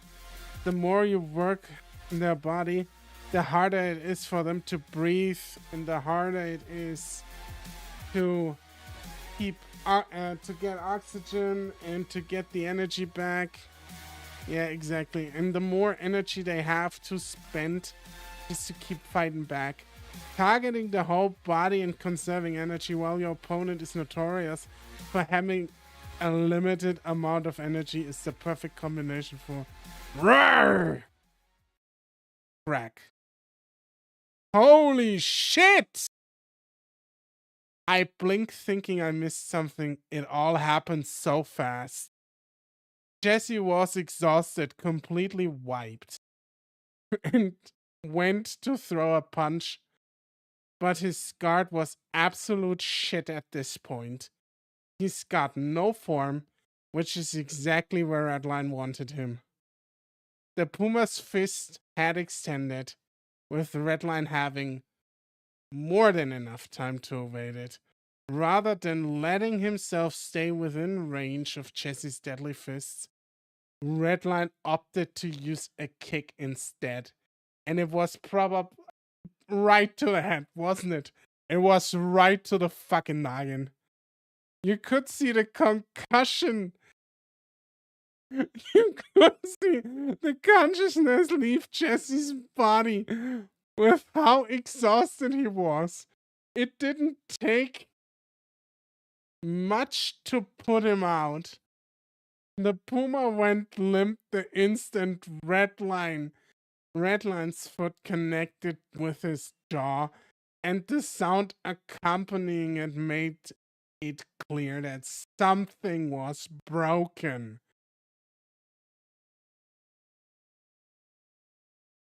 He fractured his jaw. Holy fuck. I can tell you, that's 6 weeks. Hooray for Jesse. And I hope his teeth are not falling out. Jesse falls. The others in the room all come to attention. Bruce tenses up, and when I turn to look at him, I see a grin on his face. See? Bruce cheers for the right guy. He was only there for Redline. I love Bruce. Bruce is best. Time resumes, and Redline wastes no time finishing the job. Jesse's body folds limp to the concrete, and Redline follows up. Both legs plant over the big puma. Redline bends over, swinging 1, 2, 3, 4 hooks across the opponent's face. Once it's clear he's not fighting back, the bell rings out and Redline rises. Woo! Better enjoy the vacation. Though you probably won't remember it. With a beautiful kick to the head, Redline has Jesse put out cold. Looks like he gets to keep his win streak going for another fight. And with a performance like that, I think he'll be keeping it for a long time.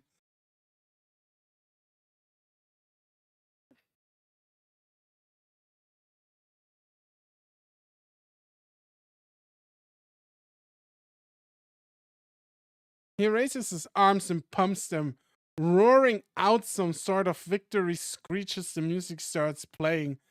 Bruce leans back in his chair and folds his arm. He's still smiling. Redline played it smart. He was patient and calculated.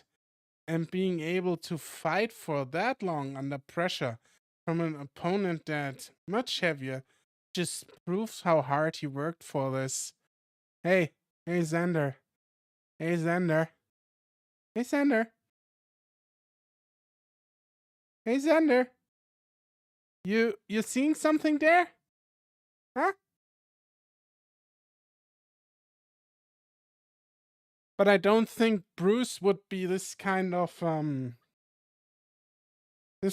heavy opponent. Bruce is probably somebody who also has cardio. So you better have more cardio than Bruce.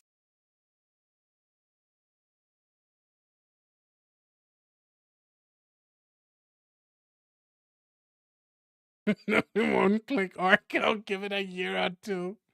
Not if the commissioner has anything to say about it.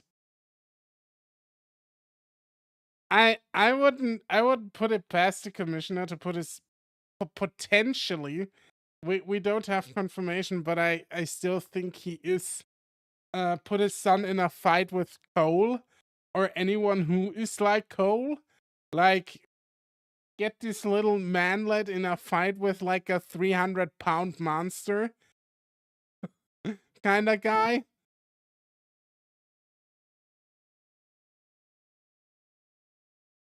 Redline played it smart. He was patient and calculated, and being able to fight for that long under pressure from an opponent that much heavier just proves how hard he has worked for this. He deserves it. I'm woken out of the best sleep I've had in a while by someone pounding at my door, followed by what sounds like the door to the side staircase opening and closing.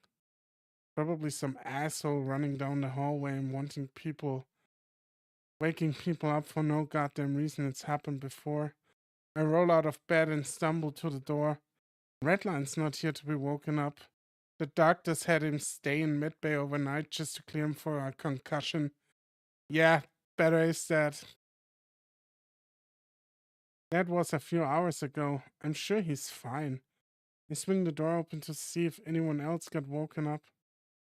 There's a scrap of paper on the floor in front of my door. Looking down the hallways, there's no one else awake. It was the person who just went through the door, you fuck. Flip the paper over.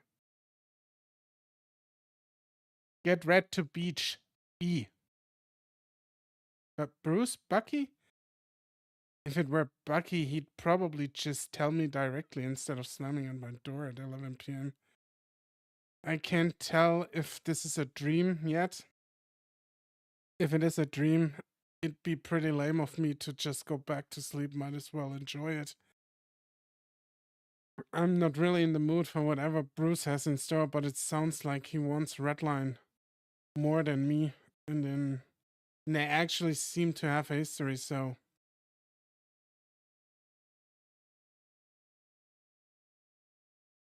Yep, knew it. Never mind, I thought it was a threat. It could still be a trap too. Like, do we know that Bruce has written that note? It could be anyone else. It could be friends of Jesse who just said, you know what? Let's just let him out. But on the other hand, I don't know that they hang out with Bruce. Oh shit, David Panda! Holy fuck, dude. Thank you for the 5 gifted subs. My dude. Thank you. How you doing, man? The door creaks open and he is in there, sitting on his bed, legs dangling off the side. His ear twitches when it hears me, but he doesn't move until I speak. Red? Immediately he comes to attention, turning my to face me with a big smile. Ah! Get me! Dude, what's up? You're still up? Yeah. The doctor cleared me a while ago, but I was chatting with Drayden. Glad to hear you're good.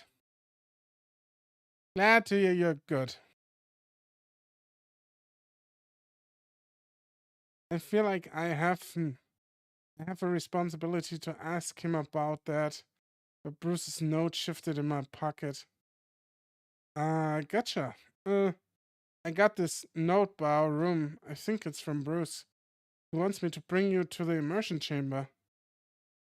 Without question, Redline hops down from the bed, scoops a little knapsack over his shoulder and trots to the door. Sounds good!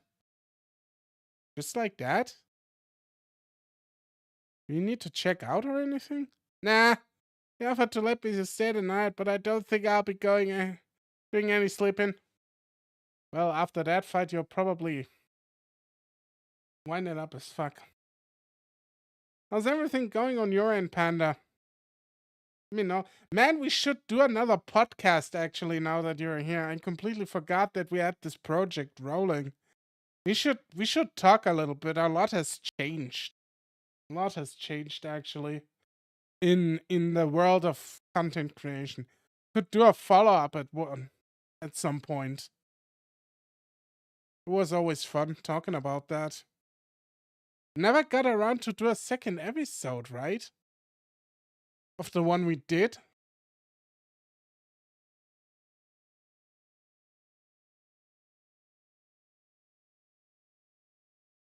fair enough. He must still have some adrenaline from the fight. We make our way down the long hallway and Redline's uncomfortably quiet. He doesn't seem sad, just quiet. For once, I'm leading the track, and after a few minutes, we make it to the immersion chamber. Are you sure you want to do this? If you need rest, we can. Nah. If he wants to see us, we can see him. We open the doors and find Bruce standing behind the bar counter, setting up a few bottles of various drinks.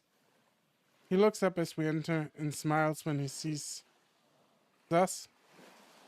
There they are. Redline and I share a quick glance before he speaks up. What's all this? A party. Didn't you know fighters get a celebration after a win? Yeah, but that's usually a tier 3 thing. Well then, you're a tier 3 fighter? Just for tonight? Picking a fight like that deserves a little party, so I booked the room for us. This feels like a setup or something. I don't know. Bruce saw how drunk Redline got at the party. He knows how rowdy he can be. But Redline smiles, drops his bag, and jogs forward to the little hut. Dude, that's so nice of you. What the fuck? Just don't go mention it to Bucky. Why, afraid he'll kick your ass? Yeah. The two laugh as the beverages crack. Bruce looks at me and nods before starting to down one. Feels like kind of late to be drinking, don't you think? Don't be such a party pooper, Zander. It's alright. We'll only have one or two. Plus, I'd hate for Bruce to go through all the trouble and have to go to waste. No trouble at all. I saw the fight. You were fucking great. Redline's tail starts wagging a little harder at that. He's having trouble finishing the drink fast enough to respond. I'm not sure how I feel about that, but Bruce also doesn't know that Redline has issues with alcohol. Probably Zander should have intervened. A little bit at least. You got how many backflips? 4, no 5. Bullshit. I bet I can prove it. Whether it's on the beach or in the shower. Yeah, exactly. Only if I get to be the one throwing you in the water. We've been talking for a while. I'm getting a little sleepy, but it's nice listening to the other people talk. Just as long as I'm not the one needed to provide conversation. Redline and Bruce have been chattering about their various vacations for the years. Red brought up his summer cabin adventures, bragging about how many flips he did off the putch. What's the putch? We can always shave your chest to recreate the aftermath. Not the putch. Why? So you can see my nipples, you whore? Yeah. Maybe get something tattooed there too. Raging Redline. I see it's a big balloon thing. Ah, okay. Red howls with laughter at that. I still can't believe they let me get away with that. I slipped Brett the revision at the weigh-in. I didn't think they'd read it. Well, congrats on your new brand, Rager. Good, don't. The sports drinks are gonna be breaking down your door for a sponsorship. Basically, you jump on it and it launches someone off. Then you go to the end and someone else knocks you off by jumping onto the balloon. Yeah, I almost forgot Redline is alcoholic. So Zander speaking up was the right thing to do. I mean, he didn't really spoke up. He just kind of half-assed it, like always.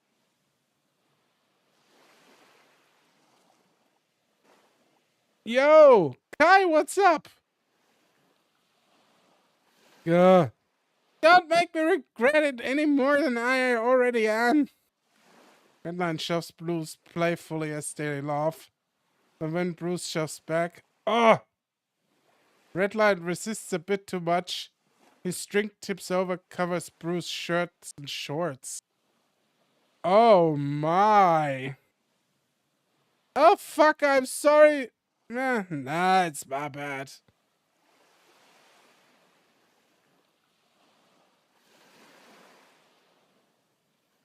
I feel like that Bruce might be into Redline.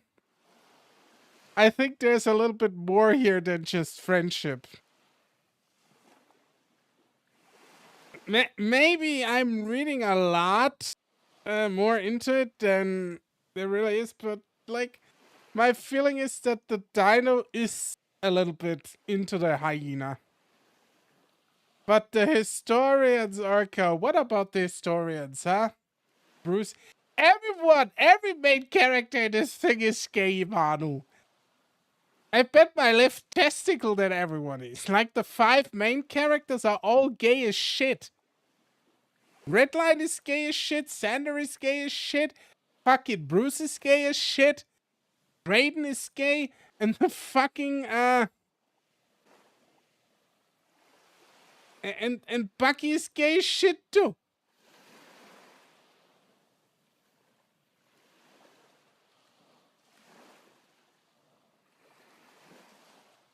Or European? Yeah, European. What European? The dino flicks a bit of the punch and drink off his arm and waddles to the exit. Let me get a change of clothes, be back in a sec. Bruce, you can change right here. The door closes, leaving me and Red alone under the night sky, or at least a simulated version of it. If you don't know, I'd recommend listening to the gay or European later. Okay.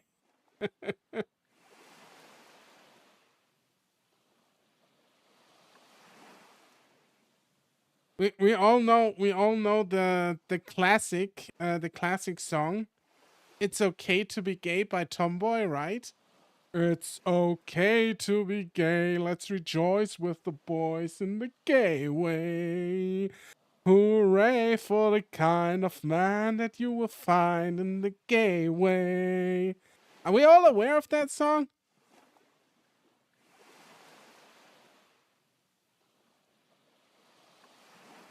I think I heard one similar.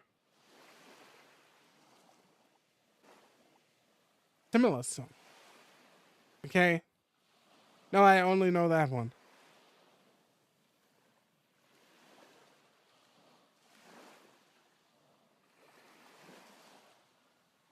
Yep, I remember that song. If I Were Gay, one such song. Okay. No, I only know this one actually. Avenue Q. Never heard. Need to look it up. Sounds fun. Redline giggles his Redline concentrate, Orko. You're almost there. You can read. Redline's giggles are still dying down, but after a bit of silence, he speaks up. Bruce is so fucking hot. I'm shaken a little by how suddenly he speaks up, then again by the realization of what he just said. He seems to notice too as he covers his snout in shame. Sorry, I know you two have a whole thing going, but like, it's been on my mind forever and I don't know who else is willing to hear it. It's fine, Red. Hale starts wagging. I mean, you're really cute too. I... Thanks? Ah! What the fuck? Where did that come from? I guess he's a bit more mouthy now that he's drunk. So, you finally found out that Red is, not really talking about... is not really speaking his mind when he's not drunk. He's keeping a lot in. Redline lost again, face down against the railing as he snickers. Sorry, I didn't want you to feel left out. It sounds like he said it out of pity or consolation. I think he meant it, though. He's just more hornier for Bruce. It's fine, Red thinks so. You're calling me Red a lot lately, Zander. Have I? Yeah. Normally it's Redline with you. Bucky and I actually made a bet on when you'd stop.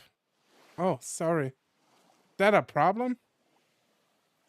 It's fine to have a preference, especially for Bruce. We all stand Bruce in here. We stand Redline, we stand Bruce. We just need to get Zander on the same level of standing in here. But I don't think that'll happen. Zander is like a, how do I put this? A two-brain cell amoeba sometimes.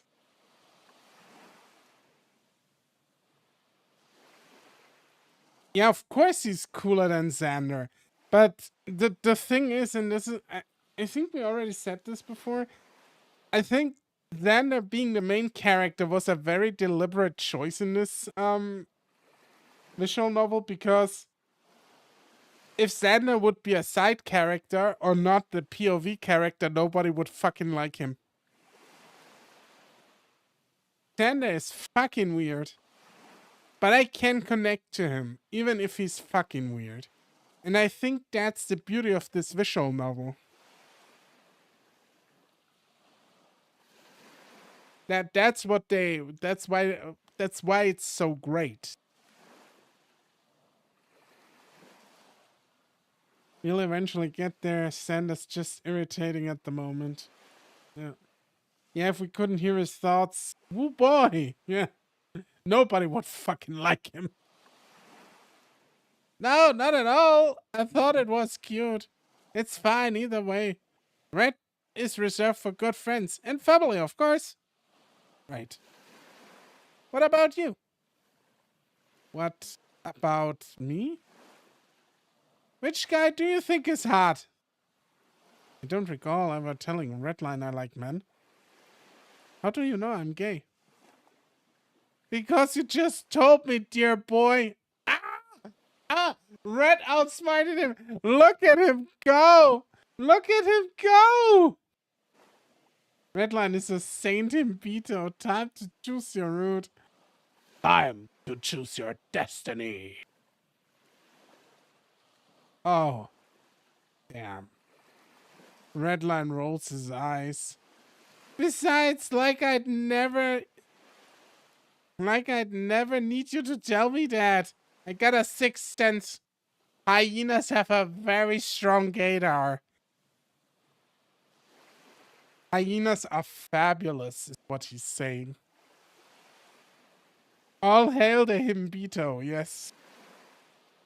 I thought hyenas' sixth sense would be a sense of humor. Because they are laughing all the time, right? Wait, is that offensive? Yes, it fucking is, but I still find it funny, Mr. Zander. I wish I had Redline in my life. Apparently I'm invisible to that gator. I'm so sorry, Wildfire. Redline thought it was funny at least. What the fuck? That's perfect. Okay, the gator is my seventh sense. Redline is happy and gay. Yeah, I think he is. I think he should be happier and gayer. He taps his nose and touches one of my antlers.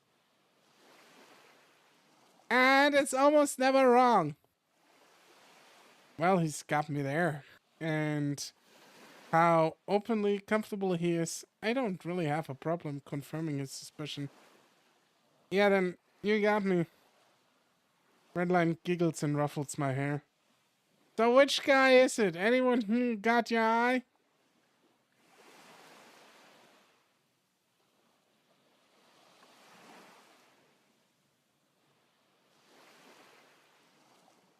No, don't make me choose. The commissioner. Oh my god. You can fuck Redline's daddy. You can ass blast Redline's daddy. Oh, I'm so gonna save the shit out of this. 100%.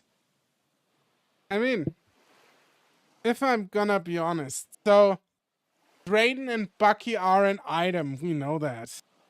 Is this actually root split? Oh my god. Theodore, we can't even do the fucking little fucking rabbit. We can't even do the stupid rabbit. Who's Theodore again? Only remember from Rain Check. Theodore is the rabbit, like the right-hand man of the commissioner. The guy who always just announces the fights and then fucks off again. The guy who looks like he has already like a 12-incher in his ass because he's so stuck up.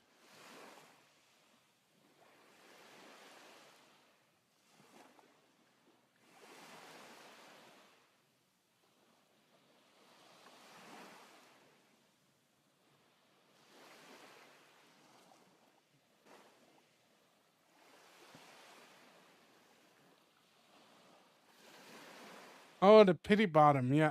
Yep, the pity bottom PR guy. Pity bottom! Pity bottom! Okay. So I'm gonna go with my really first instinct. And I'm just gonna say Redline. I reach up to scratch behind my ears. I can see his eye roll back slightly before he closes them. Fur is so soft. If we're being honest, I guess you're pretty cute. That sounded mean. Whoops. He doesn't seem to mind, though, giggling as I pet him. Hehe, thanks! What about you? I don't know. I think a lot of guys down here are actually cute, but like, most of them don't want to hear it, you know? Redline route, let's go! Yeah, we gotta do the Bruce route too. So, once we finish this, we gotta go back and I wanna select everyone. I wanna see how these routes go. I wanna see if you actually end up fucking the commissioner. Because that would be fucking wild. I couldn't even imagine that. I couldn't really imagine that at all. So, that's where I'm gonna go. I don't know. I think a lot of guys down here are cute, but like most of them don't want to hear it, you know? Plus it's hard to tell what that with the dick in my mouth. Oh, Jesus Christ, Red. There are VNs that do that, but I can't really see how for this VN. Right. Oh, sorry if this is too much. I chuckle and lean forward on the railing. It's okay. Thanks. Okay. A few seconds pass while we watch the waves. You did really good in your fight, you know. His tail wags. You think so? Yeah, man. You played it really smart. Even the commentators were surprised. But it makes sense. You know how hard those guys hit? I do, yeah. Redline points to his snout. There's a bit of dried blood there. I swear he almost knocked a tooth loose. Imagine how much trouble I'd have eaten. You can probably go eaten without a single tooth. You never know. Bruce hasn't hit your jaw yet. Hasn't he? All those fights just kinda melt together. I'm glad and I got Bucky. I'm glad you and Bucky got something figured out. Yeah, I learned a lot. Did he do a bunch of wrestling with you? Yeah, I learned not to wrestle with a bigger guy. He gives a tired laugh. Yeah, it's a valuable lesson. Bigger guys will fucking dominate you on the fucking floor.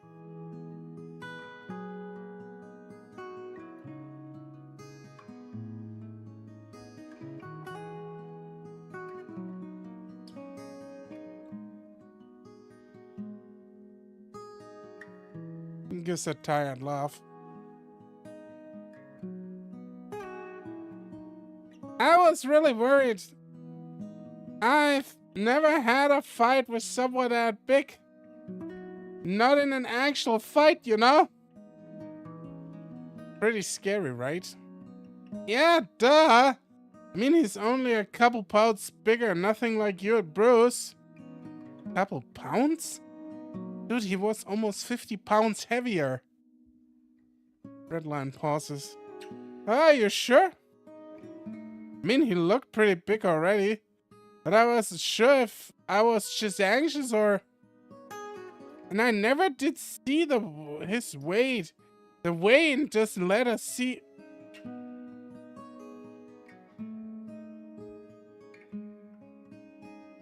But it's weird that he's not even lightweight. It was a lightweight fight, right? Bucky said I made weight. I gained weight. Yo, Unity Alpha, what's up? Welcome.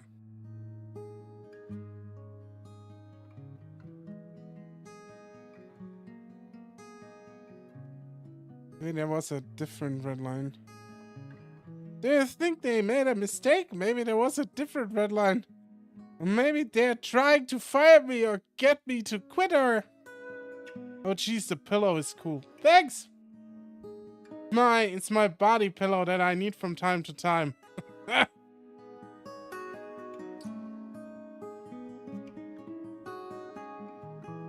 Redline keeps spouting out his anxieties. And for some reason I can't help but to place my hand on his head. His fur is really soft.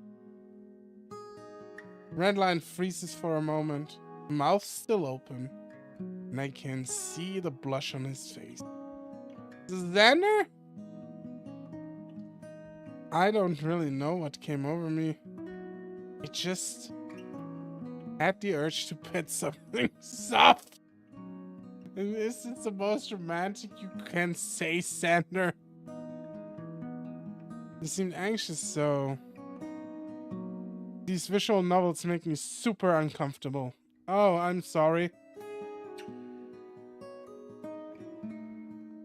I clear my throat and move my hand back to the railing. Is there a specific reason, or do you just say, nah, I'm out?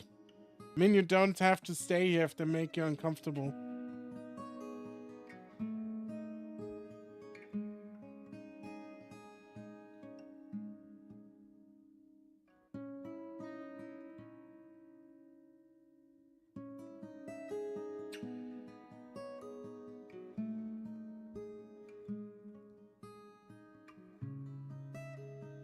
I clear my throat and move my hand back to the railing.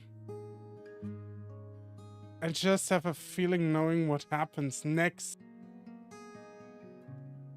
Heh, that's okay. If you ever want to pet me, you can ask. Bruce does it all the time. All the guys do it, really. Sometimes without asking, but that's okay. I like the attention. Look, they are... Like, what I like about this visual, or what I like about this visual novel is that it basically gets it.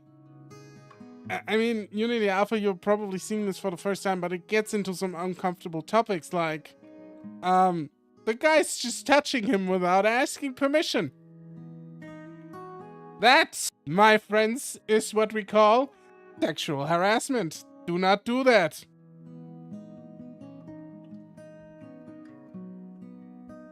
And he lets it happen because he likes the attention.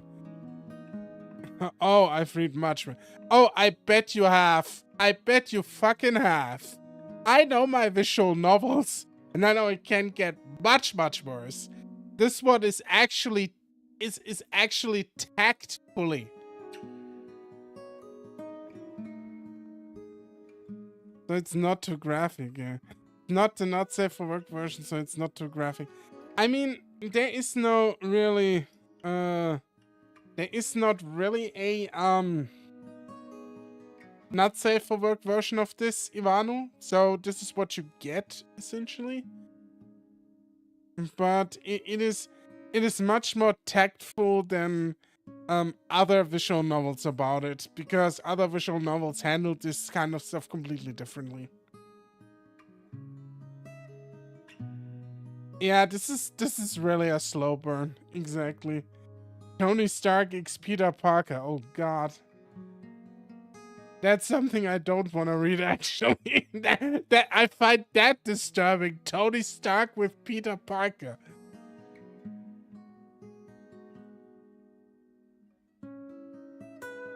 I'm not really sure what to say. I don't know why I did what I did. He was cute and I don't know why.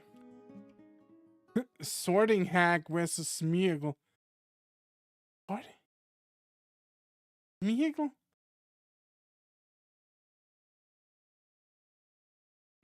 I don't mind the age gap. Like, if Tony and Peter is like, if Peter is of age, okay, do whatever you want, right? That those are characters that don't exist anyways. But like, it's I mean, it's not like it. Peter is only 16 or something. I mean, he's in university, I think, when he's Spider-Man, or is he still in high school, college? Wasn't he like a college kid? Isn't he 18?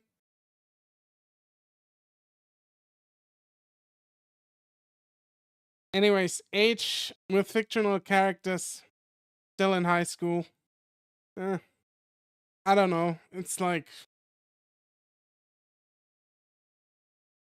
they're still fictional characters, I would say. If that's like in reality, then it's something different. Then I would say that's fucked up. Huh? Redline's quiet for a second. Then his paw traces against my hand. It's slow and it's trembling. Oh my. Oh my. We're gonna hold hand. We're gonna hold hand here. At least not Steve and Peter. I take his paw. It's still shaking, but it settles a bit in mine. His tail is going crazy though.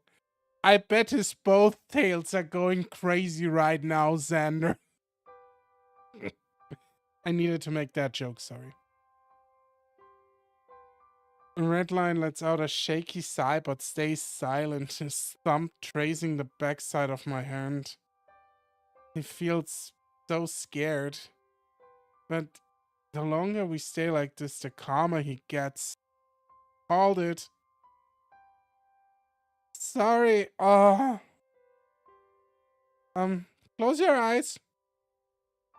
I don't really question it. I think I know what's coming. I think I'm okay with it. I think I'm okay with it. Like, this inner monologue is fucking fire. I think I'm okay with it. Are you sure you want to be kissed?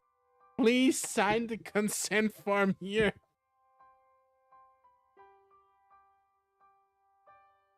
I close my eyes. Radio.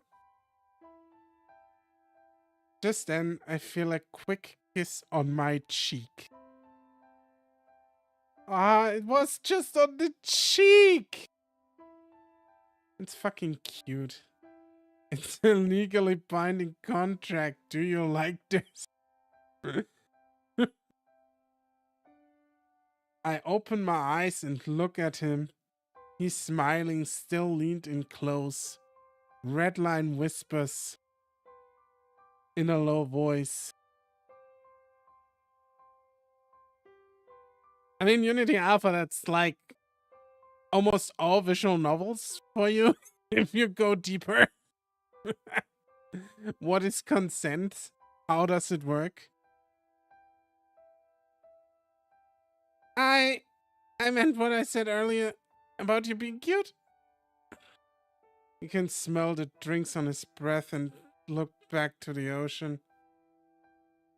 You're just drunk.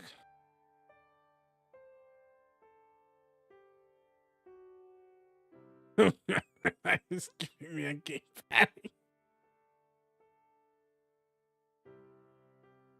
Redline laughs a little and his grip tightens. They are non-alcoholic, I'm pretty sure. I turn the nearest bottle to me and read the label. Huh? Huh? And my hand is released. So, were the other fights good? His grip, what now? Oh. One guy got a cartwheel knockout. Jesus, why hasn't Bucky taught us that how to do? I think Bucky would be too heavy for that. I was having some thoughts. See, Bruce actually knew. Bruce knew all along. Bruce is the GOAT. Maybe Bruce just left and never came back so we could be alone. And could finally get close to Redline. Maybe Bruce knew all along. Ultimate wingman, yeah. That's... I was having some sus thoughts. We all. Redline laughs and lets out a sigh, leaning forward against the railing. We watch the waves in silence for a bit. Hey, Zander. Huh? Do you think you'll be doing this forever? Fighting, I mean? I don't know. I guess I kinda have to. If Bruce is my opponent every time. Redline is making my heart redline. For no reason. You could say you weren't there when we read that, but you could also say it makes you raging because his ring name is Raging Redline. Raging Redline makes all our hearts rage. Best Himbido. Best Himbido. Oh. Until you kick his ass or he retires. Right, any day now. What about you? I don't know either. Don't get me wrong, I like doing what I do here. Fighting is fun, or at least it was. I don't know. It's not really what I expected. This feels familiar. What did you expect? Another sigh. I don't know. Fighting was a lot more fun when I was doing it for fun. And here we are, ladies and gentlemen. Make very sure that if you make your hobbies into a full-time job, that you really like the hobby. Because it's then a job and it loses its luster. You know, I liked staying fit and liked spending time with my friends and family. I guess I can't do that anymore. Great, I feel bad for Redline. Why not? I mean I'm down here, aren't I? People always said you have to be dedicated and do what you love and all that, and here I am. Miles away from my friends and shakes his head. Sorry. Well, do you love fighting? I do, but it's like I'm not doing it because I love it. I'm doing it because I have to now. Is there anything else you'd rather be doing?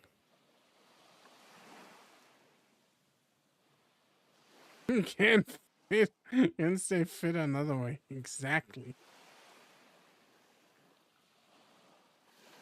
Never do what you love as a job because you will hate it and you won't have the time to do the parts of it you like. Exactly.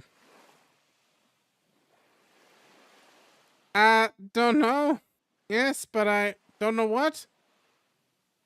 Maybe I could have joined the band my butts invited me to. Or maybe I could have done more photography.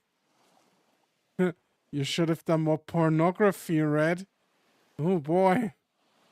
You would have been one hell of a bottom in those movies. Or done some with fighting games, you know? Ayo. Just as hard to tell if I fucked up, you know? I sigh. Oh yeah.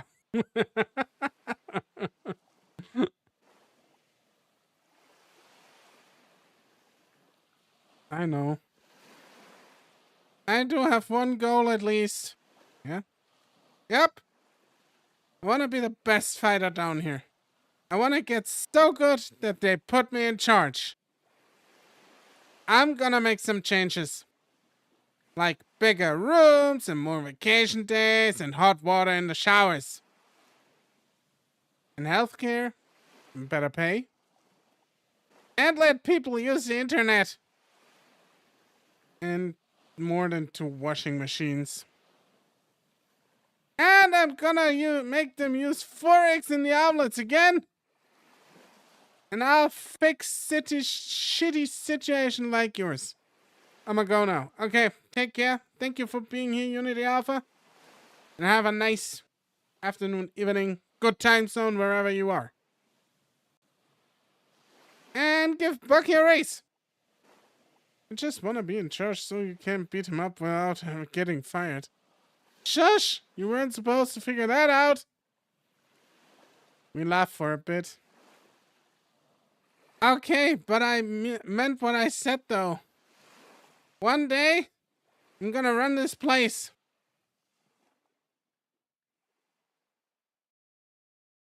And I'm gonna fix everything.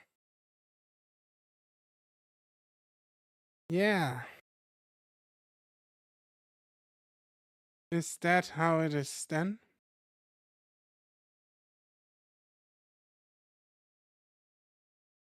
The commissioner sighs, glancing to the screen on the wall, filled with spreadsheets and reports, reviewing data from tonight's fights. With numbers like that, you won't be going very far. But not to worry, Red. He snaps his fingers and a very exhausted-looking rabbit comes to attention. Oh no! Sir? Theodore, do we have the roster set for next matchmaking day? Yes, sir. I thought I didn't think Redline is on it. Bring it back here, please. So the commissioner could hear you say you had a crush on him. Yeah, I mean he can't hear everything apparently.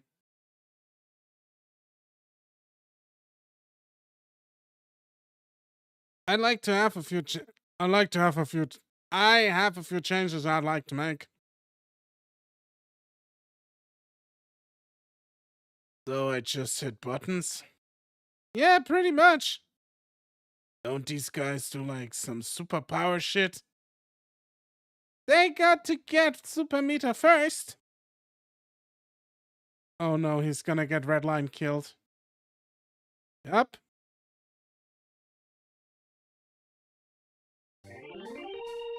Bruce and Redline are stationed up in the game room. Or at least that's what Redline calls it. There are actually a few multimedia rooms down here, all along the sides of the hallway leading to the immersion chamber. Each one has a big TV hooked up to some streaming services as well as a bunch of game consoles. Unfortunately, these rooms are off limits to anyone below tier 3. Because of course they are! Because fuck all other fighters, right? Fuck all other fighters. It's always just tier 3 guys get everything. Fuck everyone else. But Bruce managed to sneak us in. It's nice to be like buddy with the champ. A new video game just hit the shelves and some top fighter took a day off to pick up a bunch of copies and bring them down for the rest of the guys.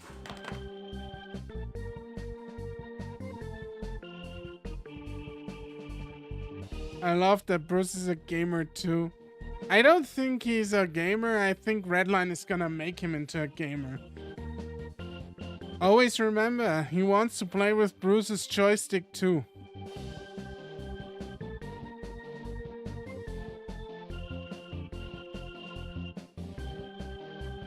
That is the sound of men enjoying a video game, I guess. Sounds more like they are throwing real punches instead of playing a game. Someone spikes a controller after an especially devastating round. I'm glad there's so many of them. No one's noticing that Bruce is hanging with Redline over here. Ah!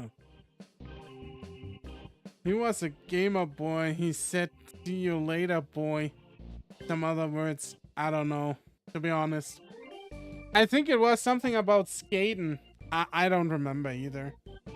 It's just, you know, we just play with joysticks. That's all I gotta know.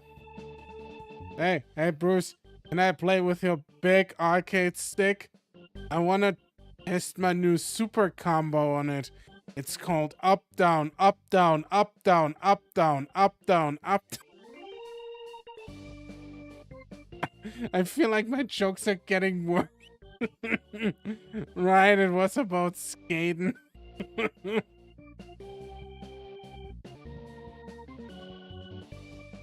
The screen flashes in bright colors as the huge crocodile guy pulls a heavy machine gun out of his trench coat, completely destroying Redline's characters. Took me a sec, I got it after the third up. What the fuck? Who taught you that? You did, dummy, I think. Red drops his controller in shock as the crocodile character does a winning animation. It's kind of cool. Fuck, go again! Their laughing is only drowned out by the cacophony of rage and excitement from the other tier 3s across the room. The two are batting it out intensely for a short while. It's hard to imagine. Bruce has never played this before today. He's apparently doing something right. I still feel like that Bruce is into red. Bruce is into red. That could be the case. We are just standing in the way, right? We're just standing in the way of these two being an item. Red Bruce or Roos. We call them Roos, right? Kai with the smiley. I smile at you too, brother. Smile at you too. It looks like he's just mashing buttons, but then again, it looks like Red's doing that too. Maybe I should just be paying attention to his explanation. They are both pretending to be really intense, but I'm familiar with that determined look on Red's face.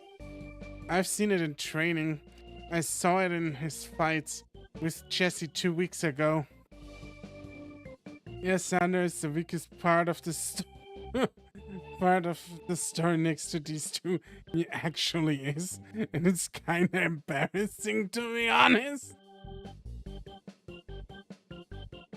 He gets whatever he's working hard. He gets that whenever he's working hard, but also having a lot of fun at the same time. There's a smile there underneath those gritted teeth. Well, not anymore now that Bruce somehow managed to win a second in a row. Are you fucking kidding me? This croc's pretty cool. What you gonna say this game was called? Give me the run back. And there they go. Again. Red tapping away on his big weird box of a controller. Bruce clutching that way too small of a controller Red lent him. I can imagine that. Like, Bruce with his fucking huge ass hands. And he's got like this tiny ass controller in his hand.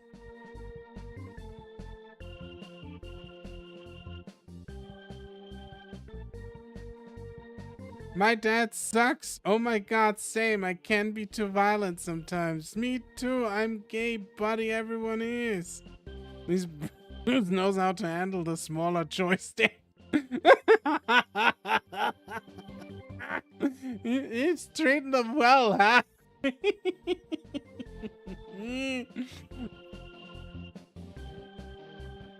I'm surprised he hasn't broke the controller yet. No, he hasn't. God, his hands are massive. I wish they would wrap around my cock and oh wait, that's the wrong text. The controller fit fine in my hands, but it looks like it was made for kids in his grip. I mean, in his grip, every dick looked probably like a baby dick. That is just a given, you know, like a little shrimp. The further the match goes on, the more aggressive the two are getting. Red's tapping faster and faster. Bruce's grip gets tighter. I can hear the plastic bend and creak as he moves and turns his wrists until... Oh no! Ivano, there you go! There you go! It's over for the controller. Here's Bruce, shatter of self-confidence, yes. Both Red and Bruce snap to look at the chunk of plastic in Bruce's hands. Oh no! Fuck! Oh no! God fucking damn it! He drops the broken controller, standing up and letting it fall to the floor. Red pauses the game and sets his joystick down. Oh, wish he'd break me in the same way. This is why I love these evenings with you. I am not laughing this much the entire week. I love this. I love it here. I love this small community, and I love what we are doing here. It's amazing. Hey, man, it's okay. Bruce is fuming, stomping in circles off to the side, cursing under his breath until Redline steps in his path. Luckily, something happened on the big screen right as Bruce snapped, so the rest of the fighters don't seem to notice. All seriousness, no, I thought a group of other guys walked in, didn't realize the controller broke.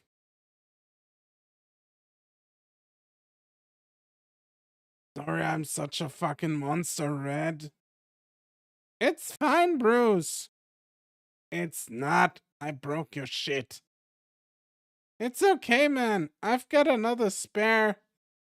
And this is something maybe. I'm not sure. I'm missing here. And probably this is something that Bruce has experienced a lot. He's probably always been a bigger guy. He's always probably been very strong. And he probably hurt people without intending it or broke their shit without intending it and got shunned because of that. So he went into fighting. I'm spitballing here, but it's not the bad point you think it is, Bruce. Yeah, but... And most of my games are two-player anyway, so it's not like we're going without controller. That's why we have a spare, I guess. The two wander back to the seats, Bruce grumbling a bit. Where was this kind of remorse when he broke my ribs? It was there. He tried, Zander. He really tried. You just blew him off. It's not like he didn't try it.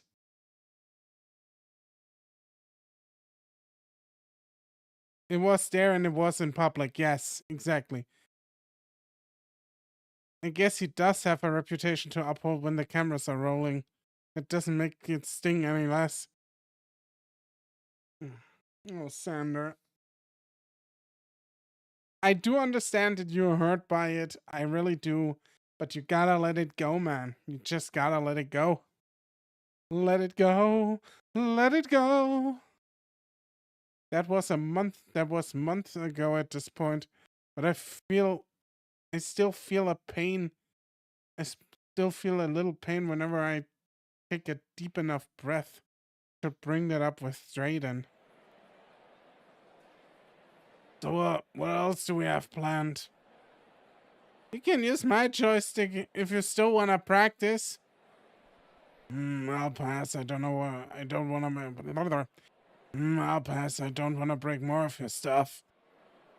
You're fine, man. It happens. I swear. I've seen more broken controllers by guys my size. Redline, how? How forward? Although they usually... Smash. Another fighter spikes their controller into the ground and starts arguing. Something about screen peeking? Yeah, throwing controllers into the ground. I promise, Bruce, you're fine. He lets out a sigh. I'm sorry, little buddy. I'll steal you one from FANG. Please don't. I mean, clearly they got reserves. I assume they'll have to pay for those. You'd be surprised what they let top tiers get away down here, Zander. One time I stayed up past bedtime and my coach got pissed. That happened to you too? They both crack a smile. Yeah, I mean, it sucked. He let me off a warning and slap on the wrist. But if I was tier 1, he would have snapped my neck right there. Not if I snapped his first. What the fuck are you two talking about? Just going over what could happen if I stole a controller. Or if you go out past your bedtime. We don't? Have bedtimes? And can't you just buy him a new controller? Bruce rolls his eyes. Well, yeah, if you want to be lame about it. It's your sense of adventure. I might be better off stealing one if that's the result. You're not exactly built for stealth, Bruce. You're not exactly built for stealth, Bruce. Bruce, you're big.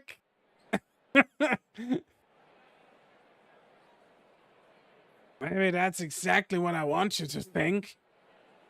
Red and Zander are lucky to have Pucky for a coach, to be honest. Yeah, it sounds like the other coaches are fucking cunts. He winks at Redline, does an overdramatic gasp. I'm glad they're at least getting along.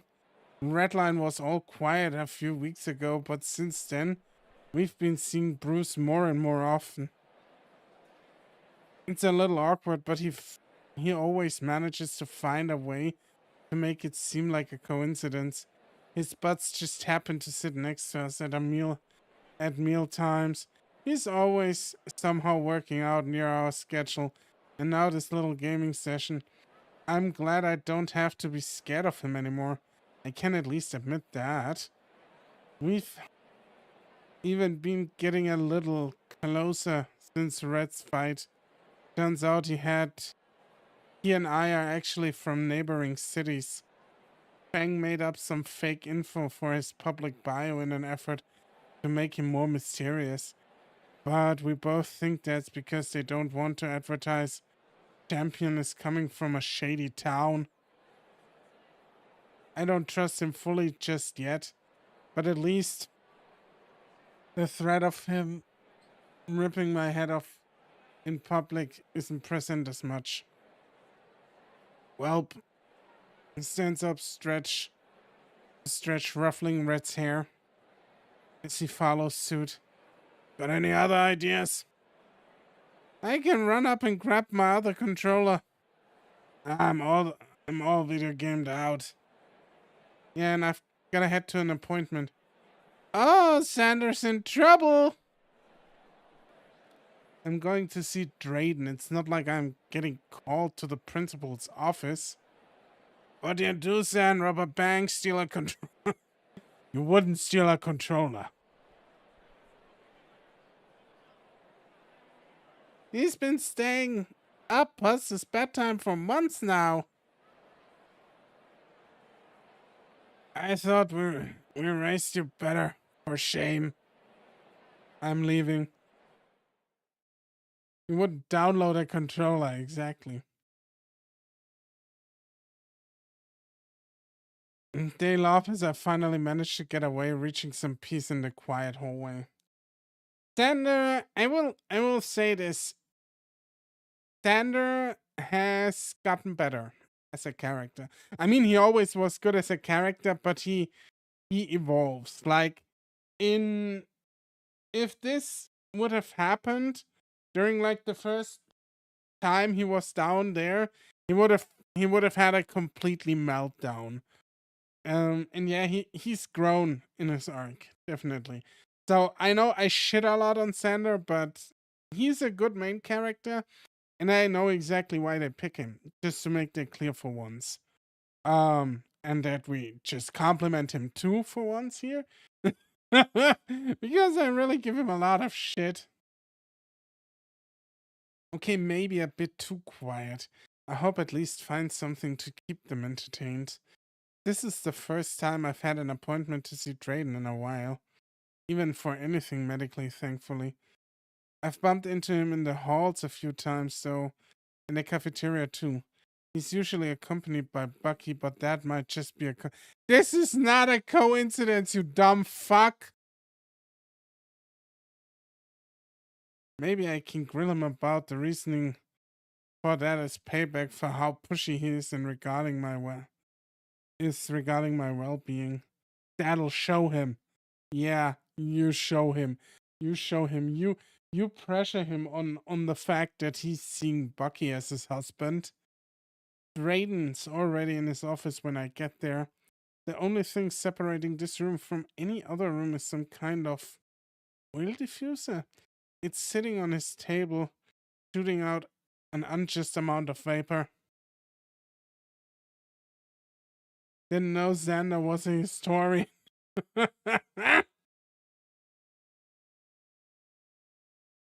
He always is.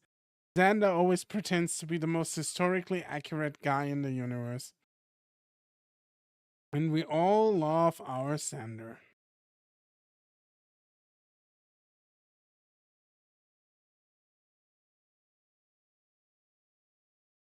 Don't we?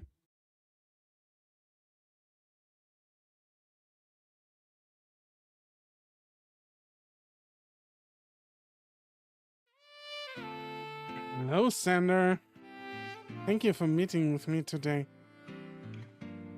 Why is the music suddenly fucking jazz? Pirates, cowboys, Greeks, no way, Jose.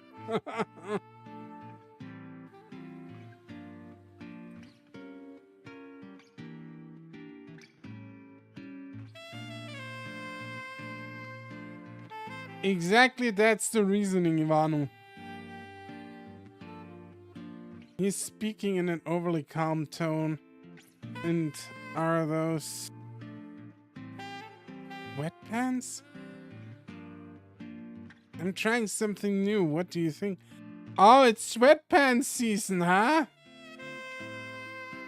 I'm a fan of the vapor away from my face. Hotboxing your patients is one way to get them calmed down, yeah. The doctor Lawson adjusts the diffuser. I've been trying to make therapy sessions more enticing. You'd be surprised how many men down here could use it. Does that mean I get you to fuck you in the ass at the end of the therapy session, Drayden? Are you flirting with me? It's easier to take off sweatpants. There's no belt to worry about. That is true. That is true. The sweatpants can be just slid down and the sucking can commence. Another laugh as Drayden crosses a leg and leans back in his chair. I suppose you and I do see the same sort of people day in and day out. I guess so. You just don't have to deal with them being aggressive in the gym. Oh, there's been a few folks in the medbay that require some added security. You know how grumpy some men can get after a loss. Was that a jab at me? No, not at all. Sorry, I chuckle, shifting in my seat. We might as well with the sexy jazz music in the background. Yeah. I'm just teasing. Stop that. It scares me. The two of us giggle. Feels nice to have alone time with him, but... I guess we should get started. Of course, what brings you in? I guess I want to talk about my dad. Did something happen since our last session? Sorta, yeah. I got a text from him. At first I was excited because it meant I wouldn't have to talk in person, but he just told me to call him. That's not very useful. Right? He was always like that, wanting to talk about things face to face. I guess it's not really a bad thing, but sometimes I would just fuck up, you know. It happened with my mom, too. Can you give me an example? Hey. I got a call from your teacher. Care to explain your grades? I don't know. The class is hard. Look at me when I'm talking to you. You need to get it together. Your cousins graduated with a perfect GPA. And your father and I did too. I'm sorry. Sorry? Is that really the attitude you want to have? I am so sick and tired of... Look at me! She would always hit the table when she got mad. You're not even trying anymore. I'm sick of it. Well, do you have anything to say? Or are you just gonna stand there looking sad? I can say sorry again. He'll keep slamming the table. Next time, it might not be the table he hits. I don't know what to say. I don't know what to say. I don't know what to say. Zander? Yeah, from sexy music to mother trauma, exactly. I don't know what to say. Whenever people get mad, I freeze up. It happened with mom and dad. It happened with the commissioner. It happened when I first met Bruce. And whenever it happens, I...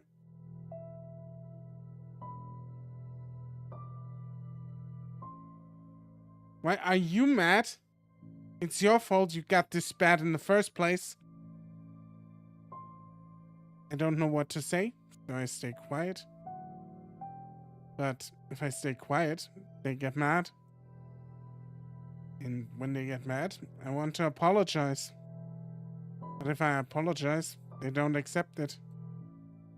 I don't know. I don't know. I don't know what they wanted from me. I'm sorry. This better not come up again. Understand? Yes. So you would lock up whenever you're faced with that intense fear. Yeah. There's a joke about looking like a deer in the headlights. I wasn't about to say it, but he scribbles a little more down. So you sometimes have trouble talking to someone that's yelling at you. I think that's perfectly normal. And I take it you've tried to approach it over text, since you struggle with these kind of face-to-face interactions. How dare my child make one mistake? He better not do that again, or I swear I slap the fucking living shit out of him so hard he's gonna go backwards in time.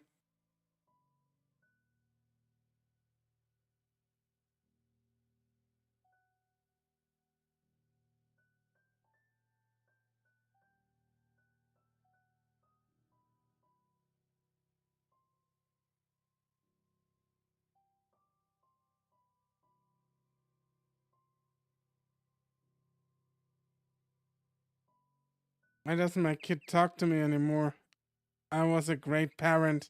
Yeah, that's the next phase. I always wanted the best for him. My favorite sentence. Or, I just meant well. Meaning well doesn't mean you're doing well.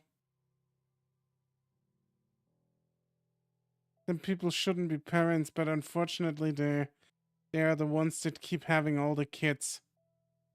I don't think it's like I think that happens in every like society layer. I think that happens in rich families and poor families. It's just a matter of that the thing, or that these people are just not ready for kids. And I think people from all walks of life aren't ready for kids. Kids are not the solution, exactly. You as a parent have a huge responsibility with your kids. And if you can't do it right, you're gonna fuck that kid up for life. That's just it. Just it. Yeah. But I might have gone a little overboard, I guess. You're finally home. Yeah. I got your text. I'm sorry. That's what you said in your text about 100 times, too. I'm sorry. You overreacted again. You need to get your attitude in check. Sorry. Stop it. Stop making excuses. You always do this. You freak out and overreact. Over nothing. You scared of me? Do you think I'm going to hurt you? Yes. I'm not gonna kill you because of a bad grade. No. Not at all. You just smacked the shit out of him.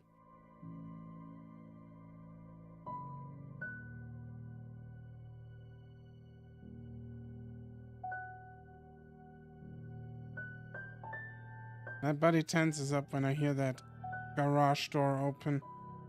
When you beat the table in front of me, it makes me wonder what would happen if it wasn't blocking me from you.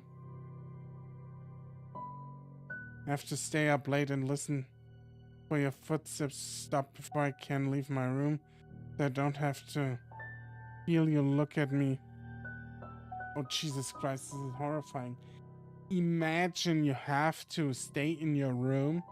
You're so panicking from your own mother that you stay in your room that you wait until she's in bed before you move in your own flat. Or not in your own flat, but in your parents' house. Or in your parents' apartment. That's fucking horrifying, dude.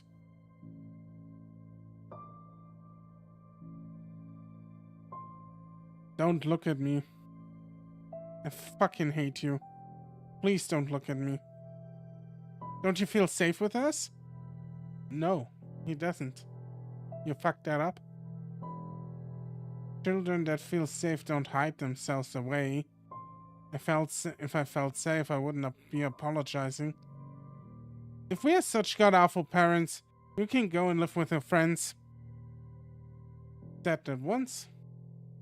Look how you turned out when I actually left. Stop crying, you're so sensitive. And take a deep breath, ground yourself. Yeah, this explains a fucking lot. Not to mention that the economy nowadays does not support kids at all. It's not just the economy, it's like everything. Like everything moves away from kids.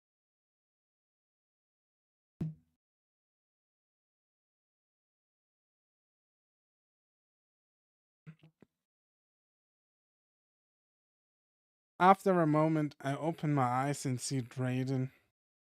He has so much compassion, so much patience, so much forgiveness. I'm safe. I'm safe here.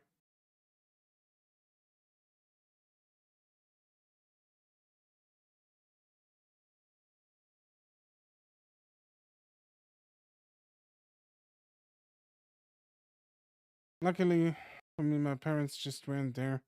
It got better and mom's still sorry, but still. Yeah, I don't know if that's also, if you could say you were lucky there.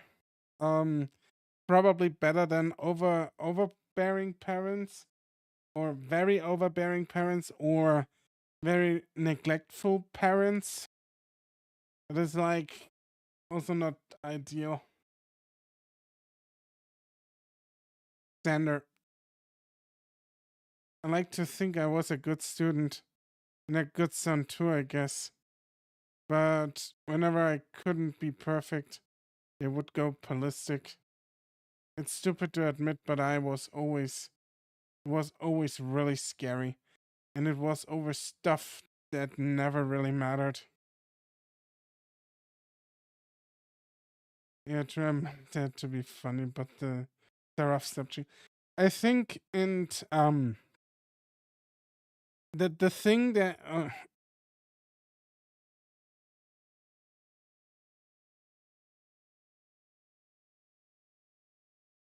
how do I say this? I think a lot of people are coping with that shit. I don't think that most kids were raised as they deserved. And especially if you have an LGBTQ background, you probably had it already rougher than it had to be. And that's why I'm always a little bit,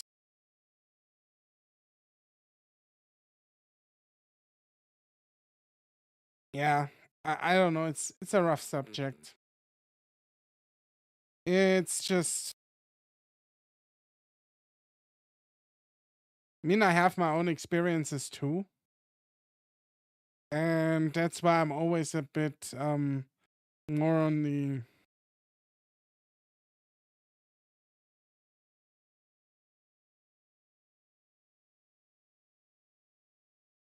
my brain is freezing up.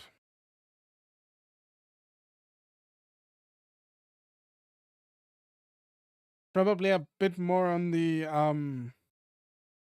taking things more literally side, I would say. I don't mind making jokes about it. Just so you know, Wildfire, joke away, but I probably won't read it as much as a joke, I guess. But yeah. It's also, I mean, yeah, it's rough. My dad was more like, ooh, ooh, ooh. I wouldn't have wanted Zander's mom as well. That was, ooh boy.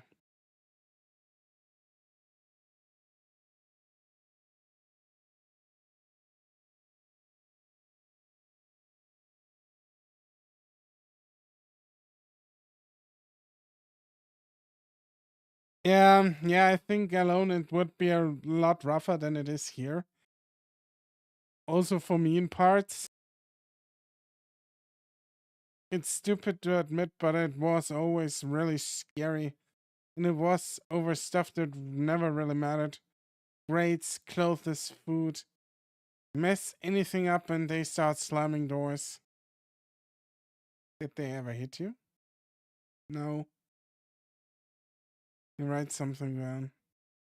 But it felt like they were going to. One day near the end of sophomore year, I found out I was getting a bad grade in class. Not failing, but not good either. I didn't know what they wanted. I was trying my best. I couldn't stay silent, so I just lost it at school. Sent them a fuck ton of text apologizing, telling them it was going to be better. I wanted to be good for them. I didn't want them to be mad at me. It's such a stupid thing to have a breakdown over. Yeah, exactly. You shouldn't break down over grades. Even if the grade is just middling. Or, like, if you don't fail class, there's no need to break down over it. Fuck that. It was sophomore anyway. Nobody cares. Like, you get other grades down the line. It doesn't matter. Grades don't really matter. They never do.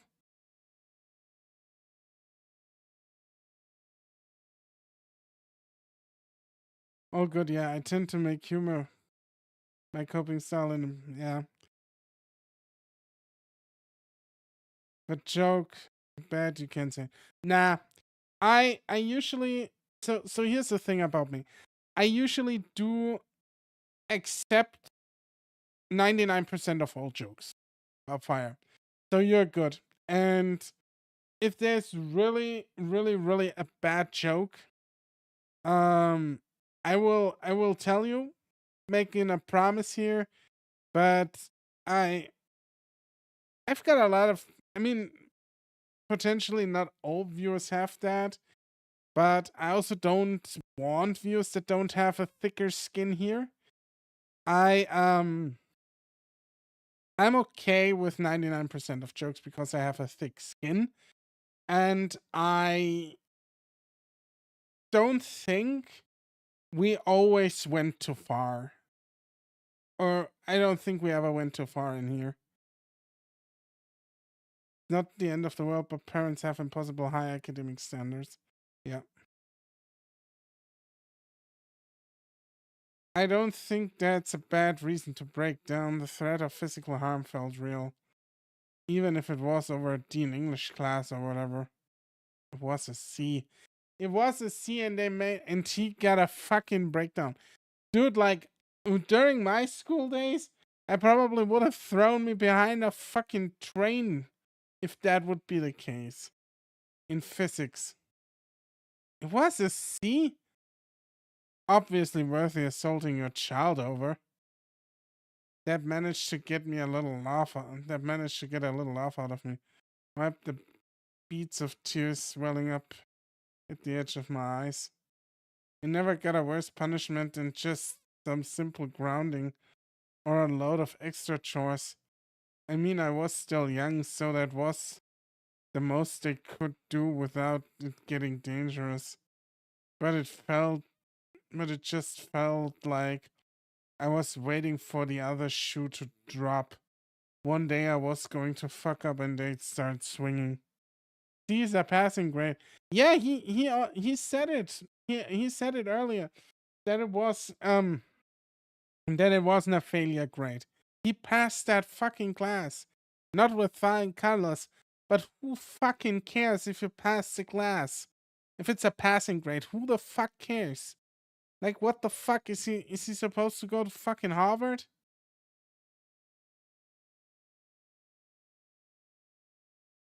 I'm thankful it didn't come to that. Yeah, in the end, school isn't as big as everybody says it is. Congrats, you got low grades. Maybe you can work at McDonald's versus congrats, you got all the A's and maybe can work at McDonald's. Exactly.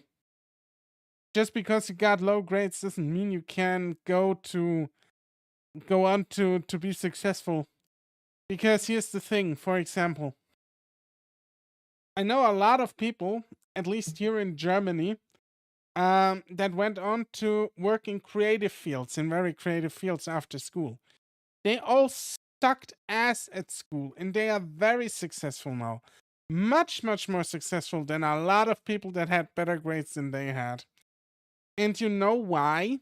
Because Germany fucking sucks at educating you in creative fields. There's no way to have an outlet at school for creative classes. Like you get the occasional writing in German language, in German class, or you get like an hour of music theory class a week, which is like already a lot. But like these subjects aren't also really taught, because they always do take more care about the unmusical kids than the kids who have some some um rhythm in their blood, let's put it that way, or some affinity to music. And it's weird, you know? It's so weird. And oh yeah, you have art class too for like an hour a week. And you don't learn anything. You don't learn anything in art class. You just sit there and draw shit until time passes. And like there's nothing really they show you or like do with you because there is no creative outlet. There's also not really, I mean, there's also some stuff like you can actually apply for like cooking and stuff in later classes, or there's also a woodworking class, but it's like the bare minimum. It's like the bare minimum. And once you're getting out of school, you're on your own anyways. And most stuff you learn at school, you never apply in your fucking trade. Like I don't even remember all the shit I had to do in math that I never needed again in my entire life. The only thing I've learned in school and then later in language school that I still use is fucking English, as you can see. That's the only thing I've ever really learned and almost use daily now. Because I chose to do this. It's the one thing that really helped me. But as I say, you usually when it comes to school, they teach you a lot of shit. Most of that you never use. It is really like that. I do understand why they do it. Education is good. You do understand a lot about the world. My favorite subjects always were like history, geography, and stuff like that. You know, geography, history, what else? Biology. Those were like my kind of subjects that I really liked, and languages. But those are like the grades nobody looks at. And everyone always wants like good at least it was still like a trend back then. Everyone looked like at the subjects like math and physics when you applied for a job, and I always sucked at those. But in the end, it's gone at this point. Like I've not heard one person say, "Look, Orko, you have to have good grades in math." I haven't heard anyone say that in fucking years to me. Even when I worked in IT, which is usually a math-based subject, or at least they want like or think it's like kind of math-based, but only if you go into programming. And you don't need that. Like, you just need a little bit of understanding how computers work, essentially. I mean, you need a bit of a deeper knowledge than most people, but like, even... Marco, quick! What's the tangent of this triangle? Shoves an image in your face. Fuck off, I'm not at school anymore. Yeah, I always hated this, what do you call it, that subject with the triangles and shit? I fucking hated that so much. I really did. It fucking sucked the soul out of me. Even more than algebra. I even hated algebra. Fuck me, did I hate algebra. Trigonometry. Yeah, trigonometry. I hated that too. That shit was absolutely abhorrent.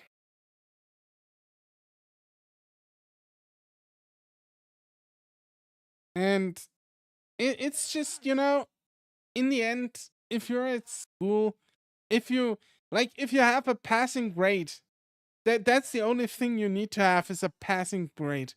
That doesn't mean you can like slack in every subject. You shouldn't. You should find the subjects that are fun to you and then excel in those. But like in everyone else, it doesn't interest you. Just get the passing grade. Just don't waste your energy on that shit. Try to get better at what you like. That's probably the best idea. And if your parents are like giving you shit, just tell them to fuck off. Do it in a nice way, but I feel like you should do what's fun to you, and the other stuff comes second. And this is like something I would like to see from more parents. And I would like to see also from more schools. Because schools have to understand at this point, which they don't, obviously, because they are schools, and schools are fucking stupid, that different pupils have different strengths and weaknesses. And there's always this one argument, like if we change the subjects too much, the pupils wouldn't have the same basis when they get to release in the workforce. On the other hand, you can never find somebody who really is specialized in something, who can really go into a specialized field, maybe. But, you know, that's just me. It's not how we find great minds, I feel like. It just makes you frustrated in the end. But what do I know? I'm just an orc with a 69 IQ on the internet. I'm thankful it didn't come to that. And these are the people you were trying to be perfect for. Wouldn't it be nice to put that energy toward people that care about you? It's a bit jarring to hear that out loud. How dare we change and grow as a society? We didn't have this, so why should our kids? These are all completely logical points from a totally sane person. Yeah, totally. This is, we all should always stick in our set ways, because nothing can ever change or can ever be better, because humanity has always been on a set path and will never leave the set path. Like, it's not like a road can fork off and then lead maybe back at one point, because you need to go back. Like, we are not flexible. We are just not. As a species, we are way less flexible than we think we are. I personally love history and art class. Yeah, I can see you totally in an art class, beast man. I was a theater kid, too bad. I wasn't very social, or I might have kept some pretty good friends. I was in the theater troupe at my school too, by the way, which is funny. But there's no real. It wasn't really a class. It was just an afternoon course a teacher offered who had no background in theater, just so it was there, and all we did was like doing a little play during Christmas, and that we rehearsed, and that was that. Same. I was bad at math, but I loved art, history, and English. Literature, yeah. We didn't really divide into literature or like grammar or whatever. It's all just one class in German basically. It's called German. You have that like up to 6 times a week, and then we do like grammar, we do words, we do literature, we do exercises to understand everything better, like reading comprehension and stuff like that. But yeah, it was all basically one class. Never got below a 72 in math courses, including calculus didn't help me that much though. English and history was where I struggled. So many numbers and I could never say what the teacher wanted. Me too. Yeah, it sucks. I do understand that.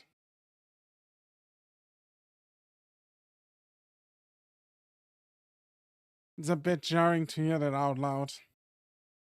Do they care for me? I mean, they cared for me once, but now that I'm fully independent, sorry. I have nothing to apologize for. With everything you've told me, I think it's perfectly natural to feel the way you feel. They treated every little mistake like a life and death situation, and that's trained your mind to react like that or anything. Sure.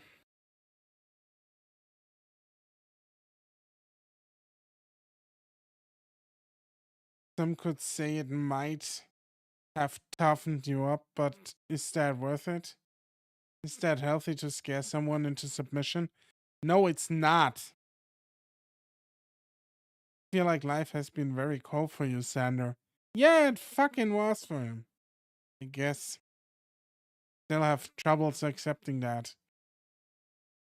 My parents paid for my classes and everything, though. They gave me a lot. That is no excuse, Zander. That's not an excuse. This is something parents like to do. They like to hold shit they do for you over your head and say like, but I did this for that and I did this for that and yeah, you fucking also conceived me, so fucking do it. You wanted me in your life, so you better get to it. You could have aborted. Gaslighting to the max. Yeah. They also threatened you with assault and kicked you out when you were 16. My god, Zander, you don't have to give them a pass for doing the bare minimum. That doesn't mean you can't be grateful to your parents. Far from it, by the way. Don't be an asshole to your parents if you have no reason to. But if they gaslight you with that shit, fuck them. It sounds like they went through the motions, which isn't bad. There are some things a parent should do as a baseline. But I also think not making your child think you're going to beat them should be on that list. I'm not going to tell you whether or not you should forgive them. That's not a decision I can make. But when that time comes, I want you to ask yourself. I want you to ask yourself if they deserve all the energy you spend fearing them. No.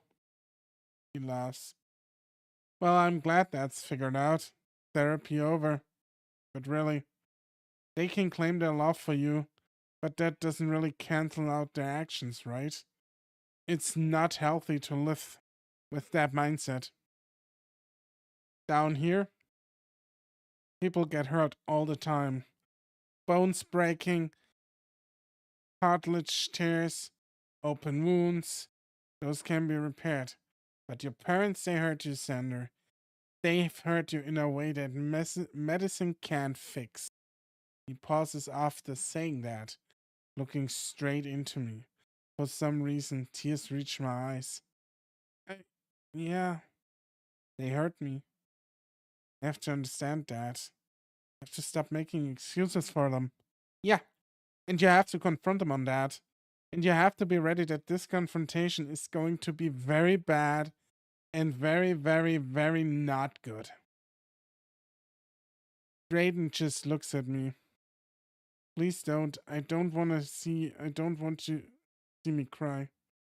Ignoring a cut doesn't make it go away, Zander. It gets infected. And the infection grows and spreads. And it's been festering in you for so long, Zander. Please stop. To close my eyes so I can't see. They can't see me cry. I don't want this to be his problem. But then his body presses against mine, arms draped over my shoulders. Drayden is so soft, so delicate, but his hold is firm. I'm sorry that you've been hurting for so long. Drayden is such a fucking dad, dude. I'm sorry. And I'm sorry that this hurts now. I'm sorry. But this is the only way the wound can start to heal. I'm sorry. You're brave for coming to see me. You're brave for surviving. Thank you for being so strong for all this time. No more. Don't need to hold back, and I don't think I can. I start sobbing into Drayden.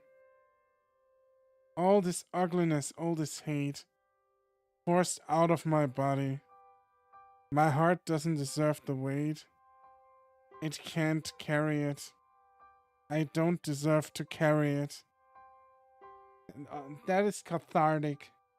That must be such a cathartic moment for Zander. I forced my heart to stay cold so nobody would come near. So I didn't have to be afraid of anything, of anyone. But Drayden's hug, his voice, his body, it's also warm. You're safe here, Zander. I'm safe here. I'm safe. Those words scare me. I don't know what safe is. Or maybe I forgot it too long ago. But here and now, I don't have to worry. I thought I could just get past it. Now, so this is one thing I personally learned. As hard as it is, at least what I've learned, obviously, and maybe it's different for other people, so I don't want to like say this too overarching. But for me personally, what I've learned, you've got to confront the trauma you have. You can't just hand wave it away. It won't go away. It will still there. It will still linger. And if you don't confront it, if you don't start picking at it and tearing it down bit by bit, it will never go away. Or you will never get into the pace where you can control it.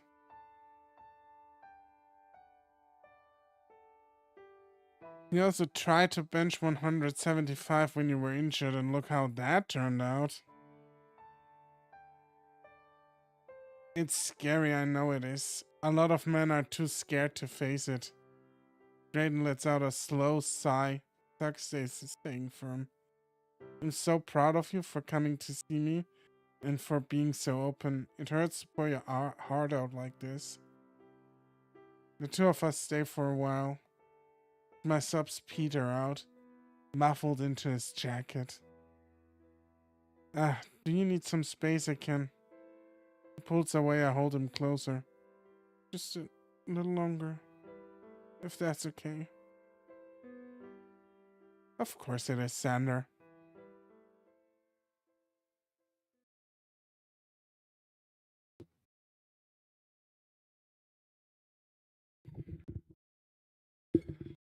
A bit of time passes.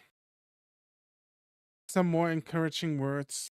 I don't remember my heel always gets a little fun. I don't remember. My head always gets a little fuzzy in therapy. Maybe it's the essential oils souting my snout. Or it was the cock imprint on his sweatpants. We'll never find out. The tears are all tapped out at this point. So Drayden's back in his chair, writing something down on that clipboard. I'd like to see his notes sometimes. So, are you all set? I think so. I'm glad to work on all this. All this broken mess of a deer. The cat shakes his head. Not broken. Not a mess. I don't want to hear any self-deprecating language. You are not something that needs fixing. You are a strong young man that's lived with a lot of pain and now you're healing. Having good positive mindset is important in the healing process, Zander. Granted, it won't fix everything, but it's definitely going to help.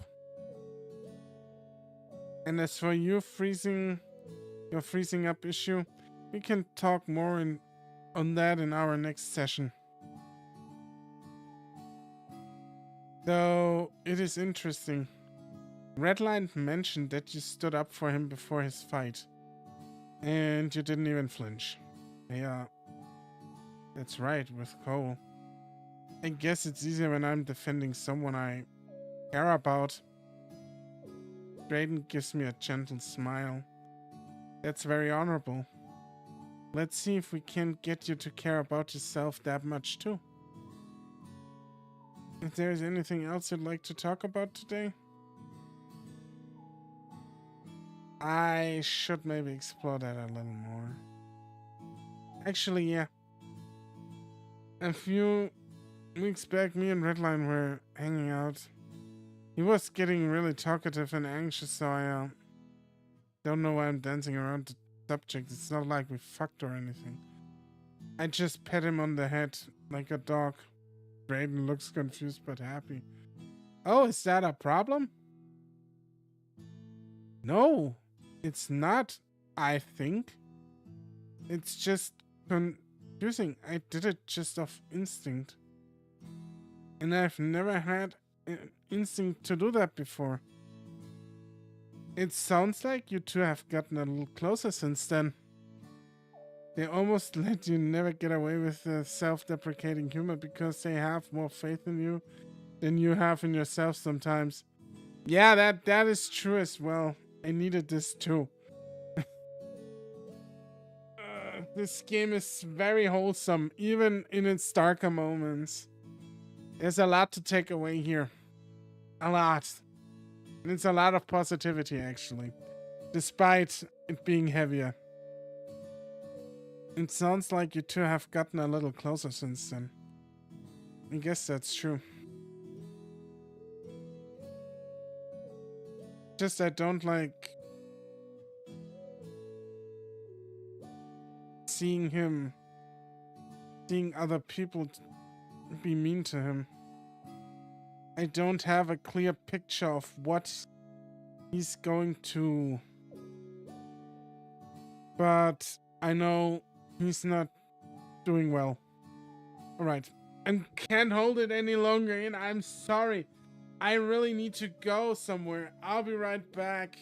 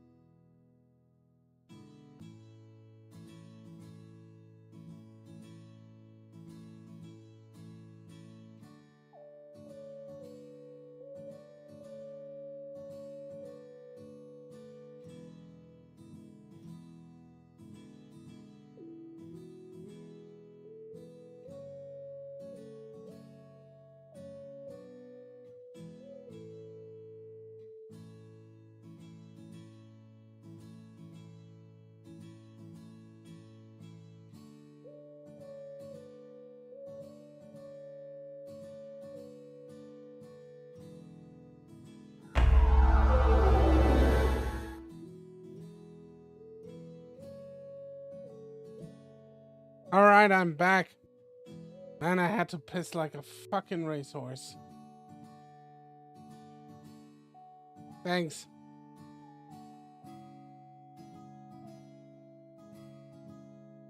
I just don't like seeing other people being mean to him. I don't have a clear picture of what's going on, but I know he's not doing well. And if that big piece of shit Cole is trying to make it worse, I sent him to the med bay. Giddy up, Bork. Yeah, I'm here. Chill, Kai. Drayden laughs nervously and shifts in his seat. As an employee who's also your friend, I'm going to choose to not have heard that. But I'm thankful that you are two becoming friendlier. Thank you for the welcome back, Ivano, you two, King Alpha Wildfire, Kai. You're all amazing. I think it's good for the both of you. Yeah, I think so too. You said like a racehorse, I need to race you in the Kentucky Derby. Oh, I'm gonna... oh, I bet you ride me into the sunset, cowboy. And I feel like I should apologize to him. For what? Just everything. I've been kind of an asshole for a while. Don't want to make the situation any worse. Yippee-ki-yay, motherfucker! Yeah, yippee-ki-yay. I see what you did there. He smiles and writes something down. Well, I don't think Redline would ever hold that sort of thing against you, but I feel compelled, I'm sure Redline. If you feel compelled, I'm sure Redline would appreciate it. And of course, let me know if anything happens between you and your father. I'm always here if you need me. And nod and make my way to the door. Thank you, Drayden. I take a deep breath and move on. I don't like thinking about that sort of stuff. It tugs at the hole in my chest. It makes it feel like something's missing. Maybe things would be different if I didn't have to suffer like I did as a kid. Maybe I wouldn't be here. Bruce wouldn't have to worry about his job. Maybe Redline would be still living alone. A shudder creeps down my spine when that thought appears. I don't know how well off Redline would be without me. It's actually a good question. I think Redline needs you more than you like to admit. More than he likes to admit. That sounds a little selfish, but I can't help but worry about him. Him and his soft fur. Fuck, right. Why did I pet him in the first place? He seemed so anxious. I couldn't just let him feel scared. It's the last thing he needs, especially with everything he's going through. Look at that! Zander is finally developing some fucking empathy over here.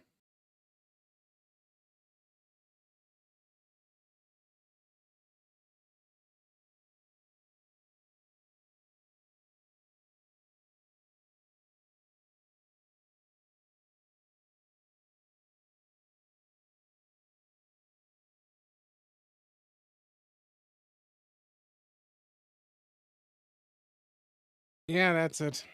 I was just trying to be nice. No, the moment I say he's developing a shred of empathy, he's just closing up again. It's 2.5 brain cells, Wildfire, I'm sorry. So, why did I want to pet him again? Ever since that night, I wanted to spend more and more time with him. Do I like him? Do I just feel some sense of friendship for the first time in forever? I have feelings for Redline. I'm gonna fucking put that nail in the coffin. I don't even save on that decision. We fucking have we fucking have feelings for him. There's nothing there. Romance. I never felt like it was for me. I threw out any chance of that happening when I got kicked out. But it's been so long, maybe I should try and pursue that? What's the worst that can happen? Red turns me down and every interaction we have from that point on is horribly uncomfortable. Yeah, that sounds pretty shitty. But did I mention that he thought I was cute? Maybe that was his way of telling me how I felt? Anti-historian word, exactly. He could have been drunk too. Wait, no, those were non-alcoholic beers, right? Yeah, just the thought of asking someone how they feel makes my stomach churn. I couldn't care how he feels about me. I shouldn't care how he feels about me. I'm getting too ahead of myself. Stop it. We stand Redline in this house. Yeah, we do. And focus on the now and not Red. Or his soft fur. Or the way he giggles when he tells a stupid joke. I'm fucked. And this is probably one of those things that won't go away without talking to him about it. I can keep a secret, but it's a lot harder when they are in your face all the time. Maybe I can talk to Drayden about it. Wait, I was gonna ask Drayden about him and Bucky, god damn it. Would have been the perfect thing to bring it up too next time then. Right now, I should probably get lunch. Before I can get there though. Zander! He's sprinting down the hall, impressively waving his way through the various groups of people standing between us. And of course, most of them manage to hear his call and step to the side before he accidentally barrels into them. Once he's close enough, he dives toward me. Thankfully, I am used to this. I catch the hyena, letting his momentum carry us in a spin as I hold him close. Red has an apparent blush on his face and giggles a bit before he speaks. Yeah, they are so fucking in love with one another. I'm back. Hey, welcome back, Unity Alpha. Dude!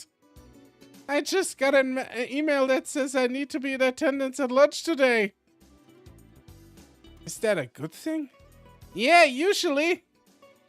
It usually means there's a surprise title fight coming up. A surprise fight? I suppose it has been a few weeks since the last one after all. Oh no, but 4-1 getting a shot at the title already? Redline did something not safe for work, didn't he? No, he didn't do shit.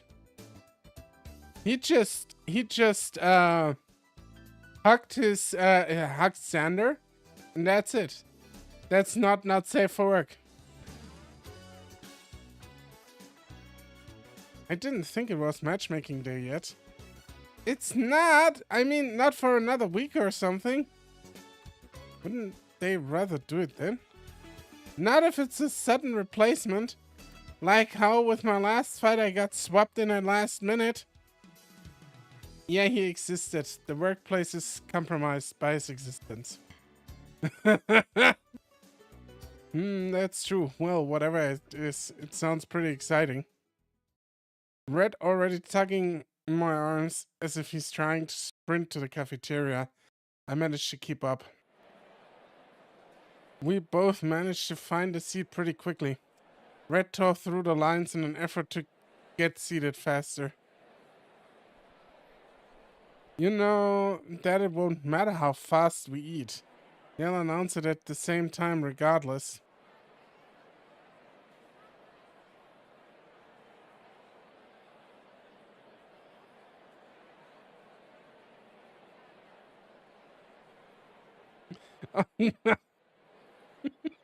That joke. What do you get when you ask a furry to build a computer? A Lenovo with WinRAR pre Unity. This joke is so fucking corny and I love it. Thanks for that. Redline made me think of those things again. A lot of noticed code.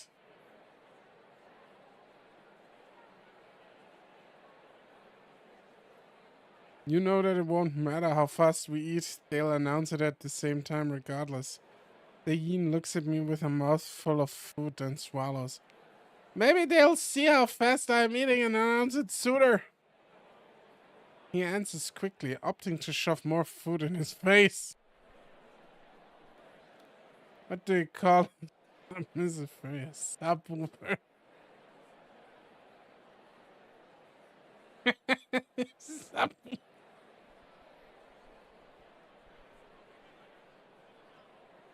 Deja vu there. Odd. The lunch goes for a while, with Redline getting more and more anxious the longer it lasts. Your whines sound like those videos where a dog is waiting at the door for its owner to come back home.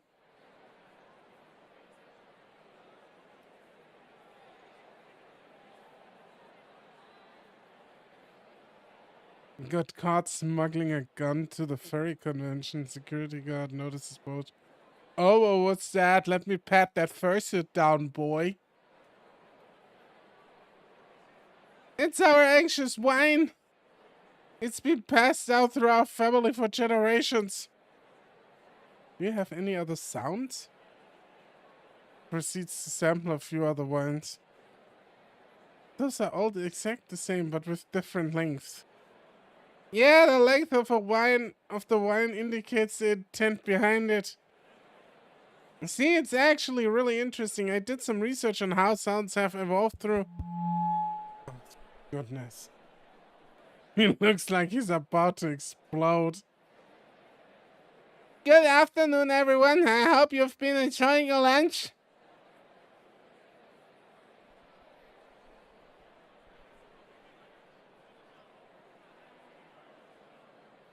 So I've been on this.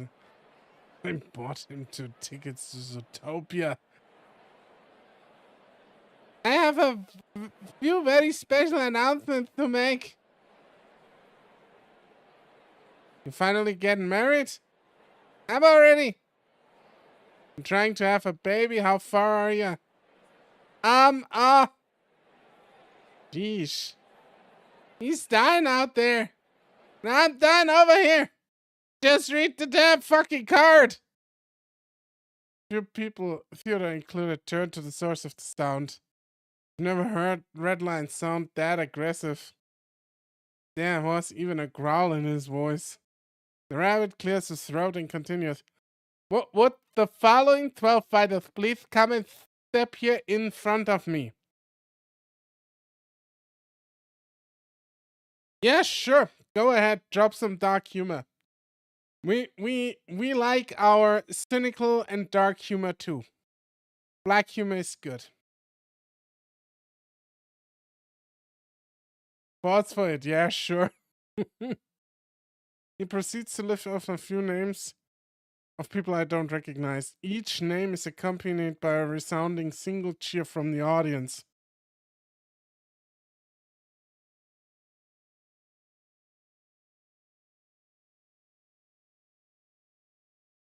Today I bought a couple of bed.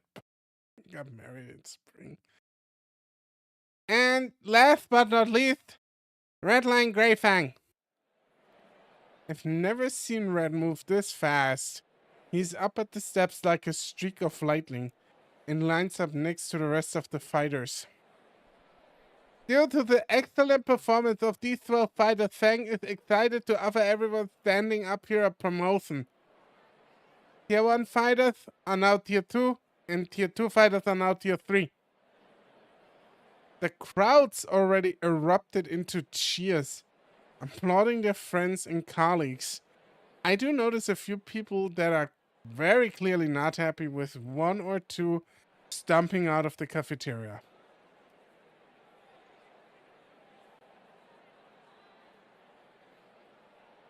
When the kid burnt down his house, his father watched, put an arm around his wife and said, "That's our son."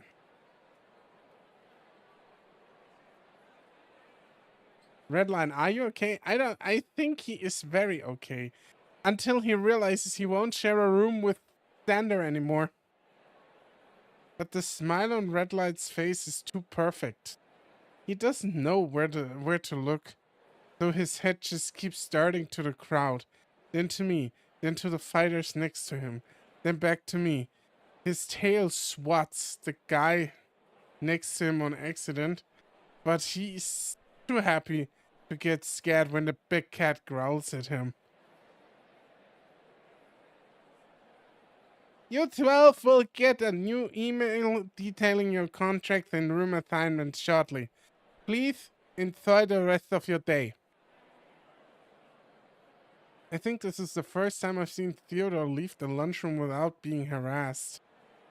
Wait, room assignments? We're getting new roommates? Dude! He's beaming as big as ever as he returns. I'm wondering if he heard everything Theodore said. It was pretty damn loud at the end there. Redline is making me redline again. Oh no! Congratulations, Red. That's huge. That's the pay. What's the pay raise? I think it's like double, and that's double from the previous pay rate. Before it was docked a few months ago. More vacation days, unlimited cafeteria access, private coaching. This is huge, dude. I'm really happy for you, Red. Thanks. Thanks. Ow! Fuck. Rats. Bruce walks by, bonking Red on the scalp. I catch him winking at Redline before walking off with his crowd of friends. I guess that counts as discreet. Nobody else could have noticed. At least Red knows enough not to make a big deal out of it in front of everyone. But his tail is still wagging. Bruce is hot as shit, dude. Not gonna lie. We get rid of our trays and start to head up to our room. So when does it take effect? I think it's immediate. Let me check the email. He whips out the phone and scrolls for a minute. Ah, yep. It says effective immediately. Yeah. Yeah, I mean, we stand Redline and Bruce in this house. And there's a bonus. I get 5 vacation days right away. That's awesome. So he wins one fight and gets promoted. He gets all this incredible shit while I'm still fighting Bruce forever. This is so fucking stupid. I'm working my ass off fighting some massive animal, and I barely make it out alive, and I can't even get a day off. There is no not safe for work version on this one.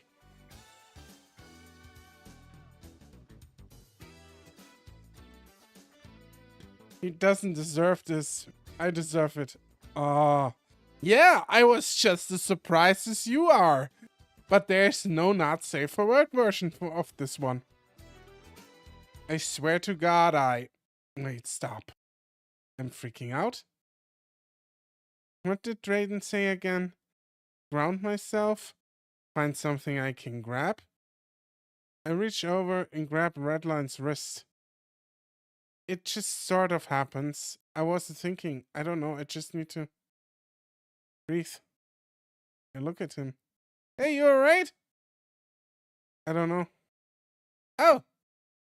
Well, here, let's, we're by our room, so Redline quickly opens the door and pulls me inside.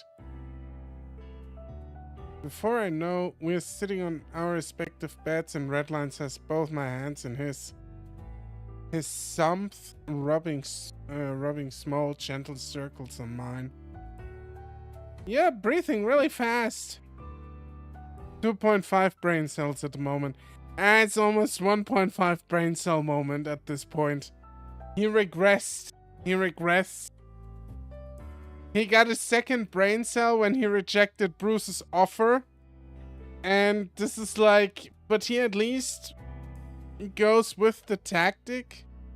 Wait, there is a not safe for work version of this one? Really?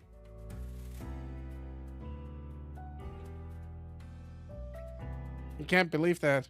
They actually said there isn't one on the itch page. Well, at least he's questioning what he's doing, yeah. So that's why I said 1.5 brain cells. Exactly. Am I? I am. Try to slow down. I am. I mean, Redline does know what consent is because we also confessed our eternal love. Not to him, but for him. In and out. There you go. My brothers had panic attacks like this all the time. Every time, everything's gonna be okay, I promise. Thanks. Sorry. He laughs. What are you apologizing for?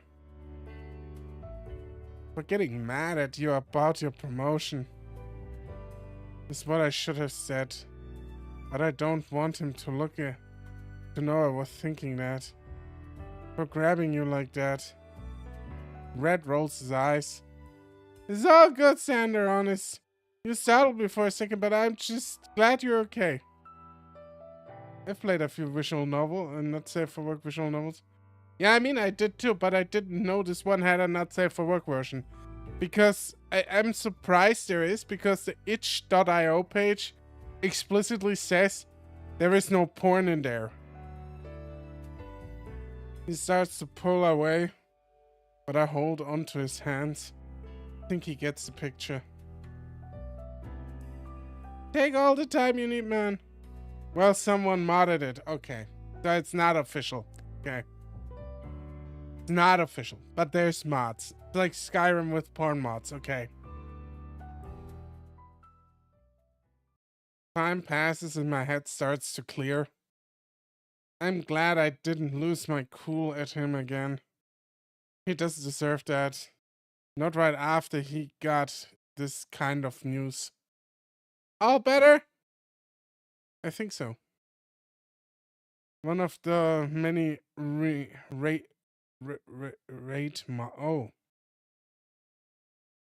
or those many, yeah. Yeah, those mods. I think so. Thanks, Red. Resident Evil. Oh, Resident Evil 8 mod. Yeah, those two. Or Resident Evil 3 remake. Mancho Valentine has big tits. If she doesn't wear a t-shirt, I can tell you that. Happy to help, man.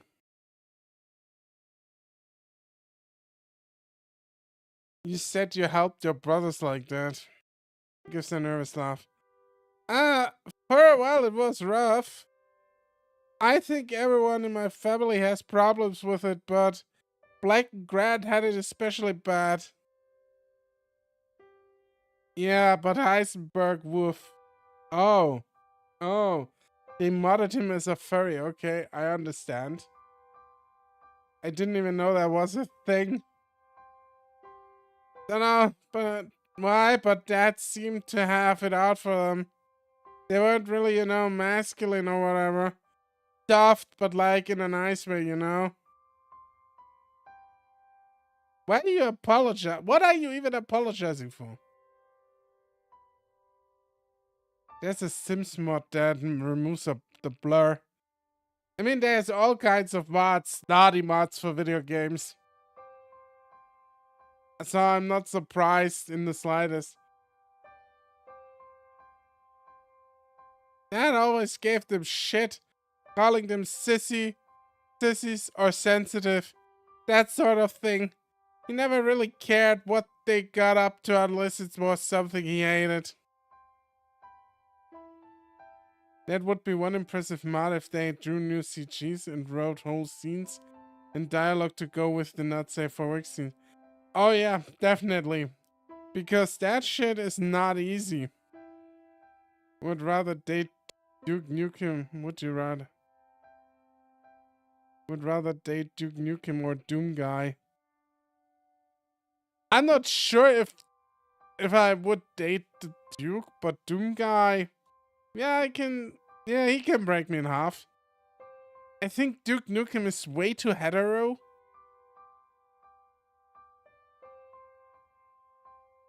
Nah, I would if I take his personality, I would just be like, yeah, nah, Duke is like the kind of guy I would just drink whiskey with and smoke cigars, and just endlessly would feel talk about titties and ass. But I think I wouldn't date him, even if he was like bisexual. Nah, I can't see myself doing that.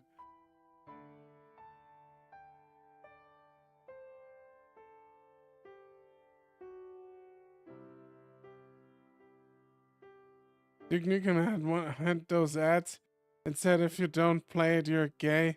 It's just as funny as it is a turn off. Yeah.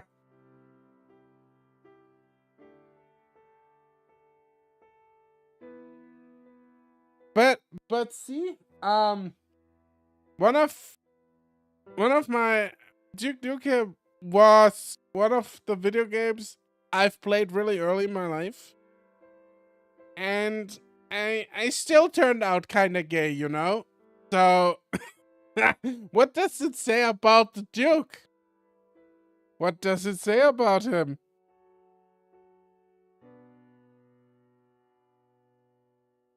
I wasn't old enough to remember too much about Grant. Mom always made sure to point out how he stopped smiling in family photos. He loved hearing that every time we looked through the albums. Female Doom Guy exists. Me and female Doom Guy, I'd do it too. I I would do Doom Gal or Doom Guy. Both are fine. They don't talk a lot. They are more people of action. I'm fine with that. Blake and I are only 2 years apart, so we shared a room. He was always really quiet and really shy. Really bad at eye contact or just like talking to anyone. Grant went off to college just as Blake got into high school. But when he came back for summer, he was totally different. He sat me and Blake down and taught us about stuff like panic attacks and anxiety and everything. I thought it was kind of weird at the time, but Blake was crying. And then he hugged Grant. Like, he never hugged anyone, not even Mom.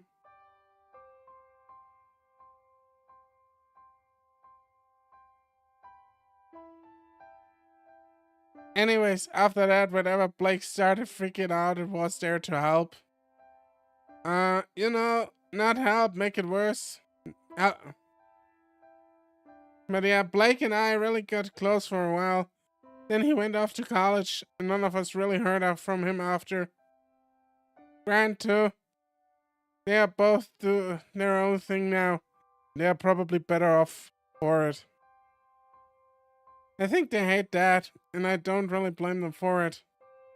Alright, take care, Unity Alpha. There's a beat of silence and Red shakes his head in sighs. Sorry. I didn't mean to ramble like that. So, you're feeling okay? Sounds like your dad's a real piece of shit. Uh-oh. Sorry, I meant. No, he can be a lot. At least, it sounds like he wasn't great to your brothers. And suddenly that became your responsibility. I guess that's true. But hey, now I'm able to help other people when they need it. You always manage to look on the bright side of things. Someone has to! He lost, but I feel like he's playing it too cool. That's a lot of pressure for one person to carry. Maybe I should help him. Thanks, Red. So, you can do private coaching now. Yep! So I'm still considering sticking with Bucky. I've got a score to settle with him. What's the score, like 80-0? Hey! I made him tap once! So 79-1. He laughs and smiles. I guess I should bring it up now. And rooming? His ears fold a little. It's hearing that and he pulls up his phone. I have a new room. No word on roommate yet, but they need me to move today. Actually, like right now. It says here that the move trolleys are only available for a few hours, so someone bangs the door. Both of us snap to attention and Redline goes to open it. Make way, Pipsqueak. The dino stomps in, slamming the door behind him. He's got a stack of moving crates cradled under one arm and drops them down on the floor between our beds. I can hear a lot of commotion in the hall. Seems there's a lot of folks moving today. Once Redline peels himself off the wall, Bruce shoves him into. He growls playfully. Hey! You can at least say please. Yeah? You're gonna be mad if I don't? Get your shit packed. I thought we were gonna hire moving staff. Hire? The heavyweights volunteered to help. I bet Bruce... Oh my god, no. What are we doing with our loft then? Bruce starts tossing Redline's bed sheets into the moving crate and Red pulls his arm. Easy, Bruce. They'll stay there. They'll stay here. They aren't mine. Huh? Huh? They told me to just throw everything in a container and lug it upstairs. Been a while since I was in the low tiers. I don't remember what came with the rooms. But I remember the sheets being nicer than this. I'd rip a lot of hole in these just by laying on them. Actually, come to think of it, I did that once, the mattress too. He laughs out loudly. And the two of them scramble to fit everything Redline owns into a few crates. I feel like I should help. So, where exactly is he moving to? Already told you, dumbass, he's going upstairs. What, did I knock too many brain cells loose in our last fight? Wow! Bruce is fucking mean just now.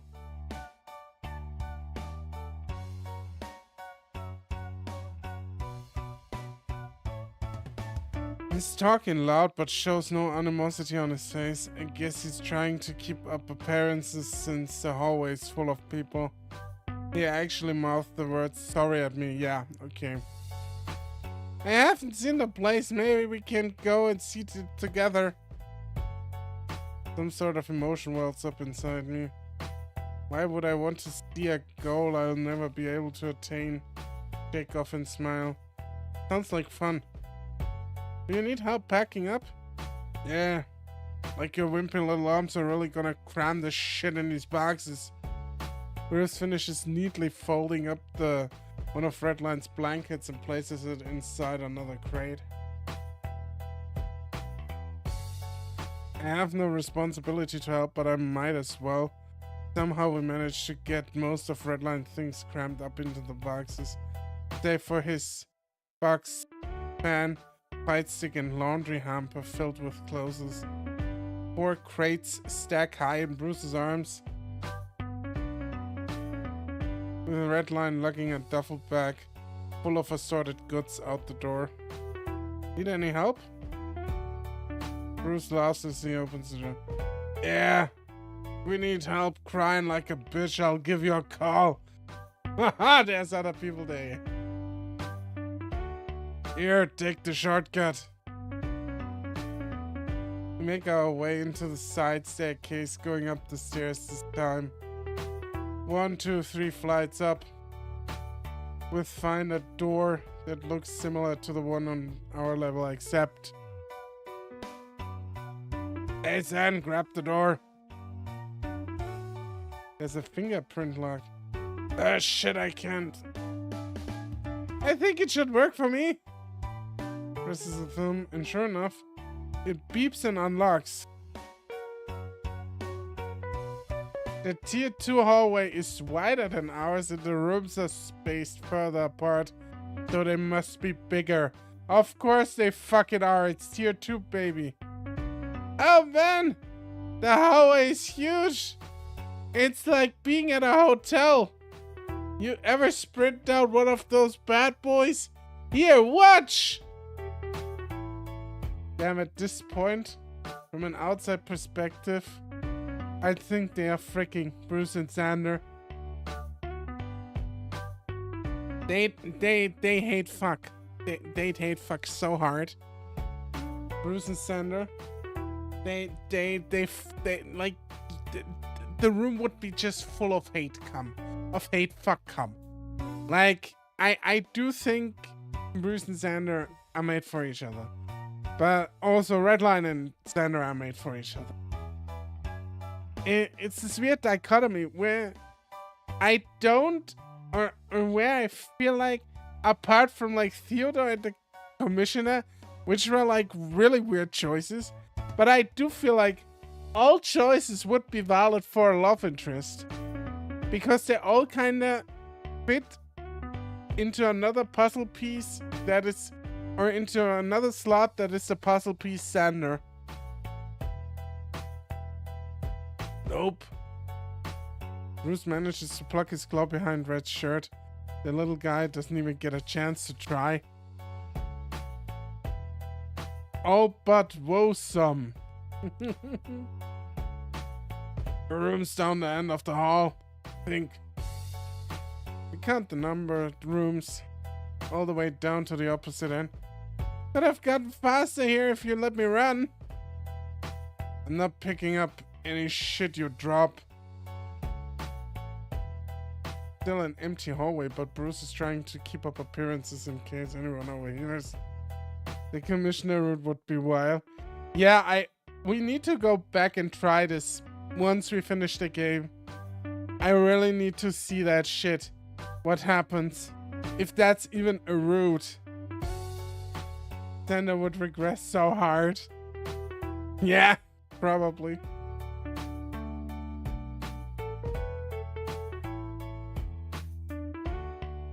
Redline opens the door and... It looks like our bedroom, but with only one bed and a TV on the table. Small. No, you're just huge, and so is this room. Yeah, it would be bad. At the point you think it was someone's kink. It probably is. Redline drops whatever he was carrying and does a little twirl, then collapses on the bed. Look at all this space! I could finally get that dance game machine I was telling you about. Somehow I don't think it will fit. 50 Shades of Level Crazy. Bruce gently sets the stack of crates down and places each of them on the floor so the stack doesn't topple over. I guess I won't need to keep my extra stuff in your room anymore, Bruce. I guess not. But I'm sure we can find a better way to store it. Right now it's all a big garbage bag in the corner. But I ask you to feed and walk it 3 times a day. Redline goes to start unpacking, but his phone buzzes. He holds it up to his head. Hello? Uh-huh. I'm moving to a new room. Oh, when does that start? Oh yeah, I can. So we have to be there early? Right, okay. Right, okay, I'll head down now. Today I learned fetishist is not a censored word. No, it's not. What's up? That was Theo. He said the new 2 tiers has some kind of orientation meeting. Since it's my first promotion, I have to be there early for some extra paperwork or something. Sorry for bailing in the middle of all your help.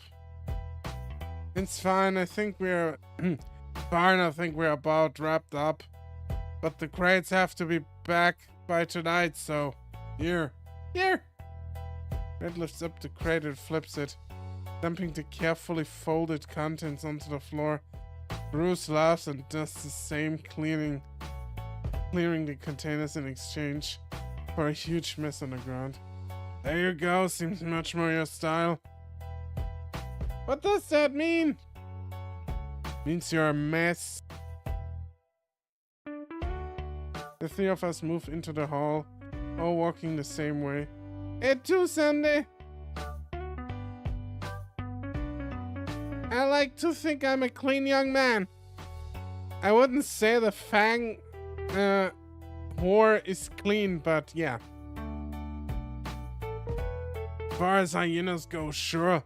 But I bet that's the cleanest your room is ever gonna be. That's not true. When I get to tier 3, that room will be spotless. I somehow doubt that.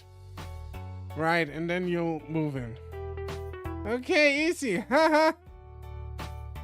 You gonna be okay while I'm doing this orientation thing? Yeah, I'll be fine. I'll probably just hang out in the library or something. The 3 of us part ways. Start down towards the library. Before I get there, I remember my phone is still in our room. Not my room. It's not our room anymore. I turn and go back upstairs to grab it. Own room. Finally. That's what I've been wanting all the time, some peace and quiet. Get into the room in record time. Or at least it feels faster because I don't have to... someone talking my ear off. Oh yeah. Oh god, I just got into Game of Thrones recently. And that is so true about the character regression. Yeah. New roommate time. Absolutely. A few of Redline's things are still here. He's planning on to come down and grab them. But I guess that will happen later. My phone's sitting charged on the nightstand. I drop down on my bed and I let out a long, tired sigh. I'll just hang here for a minute before heading down to the library. No Redline, no Bruce, just peace and quiet. Feels like a long time since I've been able to just relax, knowing that someone won't barge into my room. It's nice. The last time I felt like this was right after I moved out of my parents' place. His name will be Fred. Oh no. God, I was so scared. My hand was shaking when I went there to sign that lease. I'm surprised they even rented that place to a teenager. Guess the landlords will do anything if the money's good. Wanted to stay with Winnie for longer, but he'd done so much for me already. I was such a burden. Maybe I should give him a call sometimes, catch up with him, see how he's doing. Not that I'd be able to visit until I'm out of this hellhole. It would require me to actually win a fight. But everyone knows that won't happen. Bucky and Drayden probably know that much too. But they don't know how to break the news to me. Might as well resign to a life of getting my ass beaten by Bruce, right? At least he has enough heart to not try to kill me. I need to start being realistic. If I had any sort of value, I would be winning fights already. I'd be tier 2 like Red is. Their classic bottom life. He's regressing. He has his weird thoughts again. Mm. The fights, the lockdown, the isolation, it's all punishment for me. No, stop. What am I thinking? I sit up on the bed and immediately notice how fast I'm breathing. Slow down.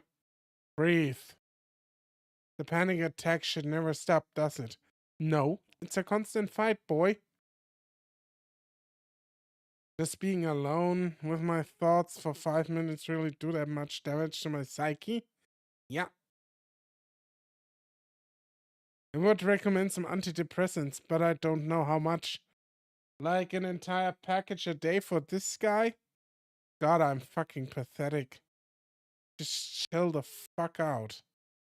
My voice reaches no one's ears. I'm alone. I'm alone. Hang on, there's someone at the door. The electronic thumb pad peeps and the door unlocks. They still have you registered on my door lock, Redline? I turn to greet Red and see Bruce standing there, alone. He looks more confused than I do. Oh. How did you get in here? Hi, Zan. Shuts the door quickly, beaming wide. I don't think you'd be back so soon. How did you get in here? I heard you the first time. I'll keep asking until I get an answer. How did you get in here? Door. It was locked. Leave. Bruce sighs and drops down on Redline's bed, visible uncomfortably. I didn't mean to be a creep on you or anything, honest. I just came for the last of Redline's junk. Why does your thumb work on our door? Being the champ comes with some privileges. One of those being unlimited access to pretty much anywhere in the facility. So you can't just go in any room you want? Pretty much. Not that I've tried anything weird. When I got bumped from tier 3 to champion, I left some stuff in my old room, went down to retrieve it, and I was able to unlock the door even though someone already moved in. Get the hell out of him, huh? Tried a few other doors after hours, and they all unlocked right away. Been able to do that for years, so must have been an oversight. So, you were just gonna sneak into the room? Just to get Redline things. I didn't think you'd be back. Not like I was planning on hassling you anymore. I fucked you up enough as it is.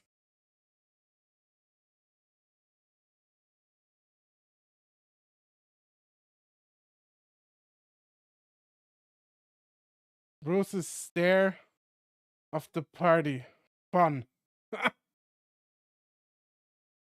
He looks guilty. I sigh and sit up in my bed, sitting on the side of it facing Bruce. It was really nice of you to help out Redline with the home move today. Mm-hmm. But I mean that some other of these creeps really don't want some random heavyweight fucking with red stuff. Bruce is the thief of the party. Talking about the stealth, huh?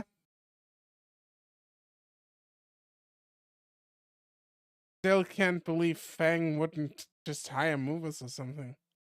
You'd be amazed at all the way they try to cut costs down here.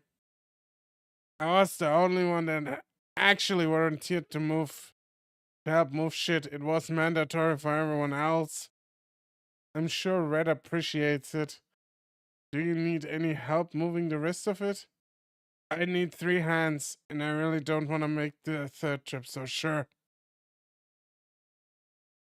Aware of cameras and can lockpick many doors, yeah. We gather up the remainder of his belongings and make our way up the staircase. It's a little awkward, but I don't know which one of us is feeling more uncomfortable. Red's room is still a mess, but he just moved in, so I can't really blame him for that. We set the last few things in the corner, and Bruce clears his throat. There we go. The room feels way smaller already. Maybe it'll be better when he tidies up. Yeah, sure. Oh, hey, son. Since we're actually alone now, he sighs and clenches his fist. I'm sorry. I'm really sorry. You don't have to keep apologizing, Bruce. It's fine. No, it's not fine. I should be more careful with you. And I really don't want to make enemies with someone so close to Red. He has too much to deal with already. So, and you don't have to forgive me, I know that. But I just really want you to know how sorry I am for everything. Thank you. And I'm glad Red has someone to hang out with. His last groups of butt bailed on him. Never liked them anyways. They were creeps. You should be around people that actually give a shit. Can't exactly say I've done a good job about giving a shit about him before recently. I guess what I'm trying to say is, I don't know. Keep an eye out for him, will ya? He's one of the good ones. Fighters, I mean. One of the good ones to have around down here. He lets out a frustrated sigh and drops sit on his bed. I'm shit with words. You're in love with him, aren't you? Get what I mean, right? I think so. Sit next to him. The bed is shifted uncomfortably towards his end. It's just gonna be hard if he's on a different tier. Different room, different coach, probably different schedule. Don't worry about the coaching thing. I think this little mutt's got a thing for Bucky. He's not going anywhere. But the room thing will be tricky. Gotta keep up appearances and you don't normally have access to this floor. Not unless someone gives me access. I could just win a fight and get to you too easy. Yeah, easy. You actually hit me pretty hard in the last fight. Feels like you've been working out. Roll my eyes. Yeah, I'm sure it was just a lucky shot. But thanks. How do you know Redline? Bruce shrugs. We are co-workers. It's pretty obvious, Bruce chuckles. Nah, Red was pretty hard to miss when he first came down here. Little fucker's loud. But he's also fun to have around, life of the party. Always coming up with stuff to do when you're bored. Yeah, I know how that goes. I don't think a night went by without him trying to convince me to try something new. Swimming, gaming, treadmill racing. Ever take him up on that? Why not? I don't know. Bruce leans back and smiles. I'm missing out, man. He knows how to put a smile on people's faces. Or tries at least. Why do I feel like they're setting up Red for being eggs? This is way too emotional right now. And I do not like this at all. I swear to fucking God, if Redline is dead by the end of this visual novel, I will not read this ever again.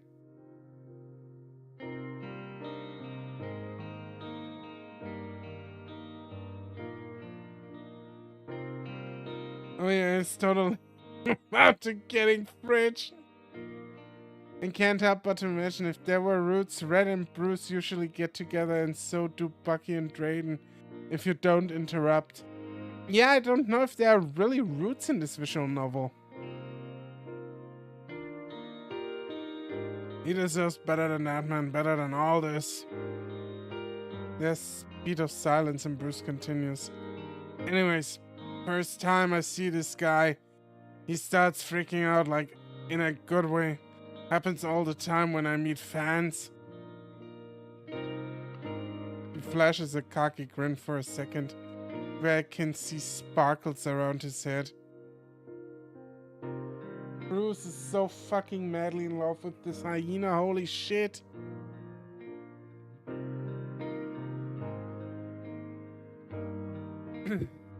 He asks to spar with me. Can you believe it? I absolutely can. He tries to spar with Bucky 3 times a week. Right, but that's cause he's a gay little fuck. You can't just walk up to the biggest guy on the campus and ask to fight him. Anyway, I said yes, but kinda as a joke, cause it's like pulling teeth to get guys my size to roll with me. So, what's this little trap gonna do? And he choked you out. Yeah, maybe in his wet dreams. I made him 20 times in 5 minutes and left him on the gym mats. But the little fucker came back the next day, thanked me, and asked me for a rematch. I always feel like that get annoying fast. Maybe if he was an asshole, yeah, but that's the difference between Red and the rest of these creeps. Red gives a shit. He gives a shit about you, about MMA, about getting stronger. And when he wrestled, he wasn't just trying to prove something or get his rocks off or whatever. He actually wants to get stronger, and he has a fun way doing it. So no, it's not annoying. I'll wrestle him any day. Or at least I would, till I got a fun little sermon from the Komish about fraternizing with lower tiers. I didn't have a problem with it, but he went on and on about how it won't harbor the right attitude that they strive for down here, whatever the fuck that means. And then he joined the picture, and yeah. Been a minute since I got to hang with Red. It's like I haven't been a good friend to him, so helping him move is the least I could do. He looks frustrated, maybe disappointed? Hard to tell, but at least I feel like I can lower my guard a little bit. Yeah, how dare people get along? Segregation is the only thing that should always be. Yeah, exactly. Like, fuck it. We just put people in boxes. All people ever need to be in boxes. Boxes, categories, castes, tiers, whatever you want to call it. I know what you mean. I haven't done a good job at being too friendly with him. Guess he's waiting for me to continue. The way I lived above ground was totally different. I was alone for a long while, and I kind of expected that to be the same down here. But he just never quit. I didn't get it, and it frustrated me. I didn't deserve it. Still don't think I do. So I kept being an asshole. Expecting him to get fed up and leave.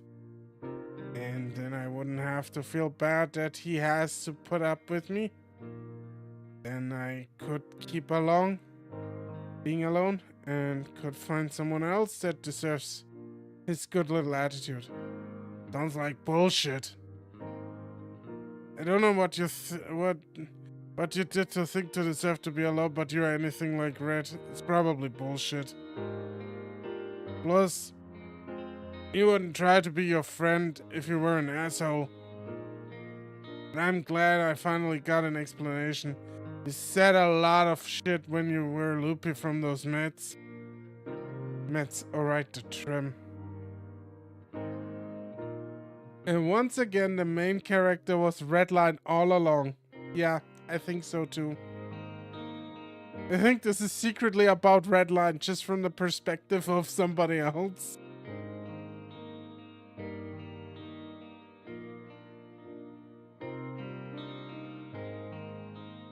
Yeah, I do too, Ivano.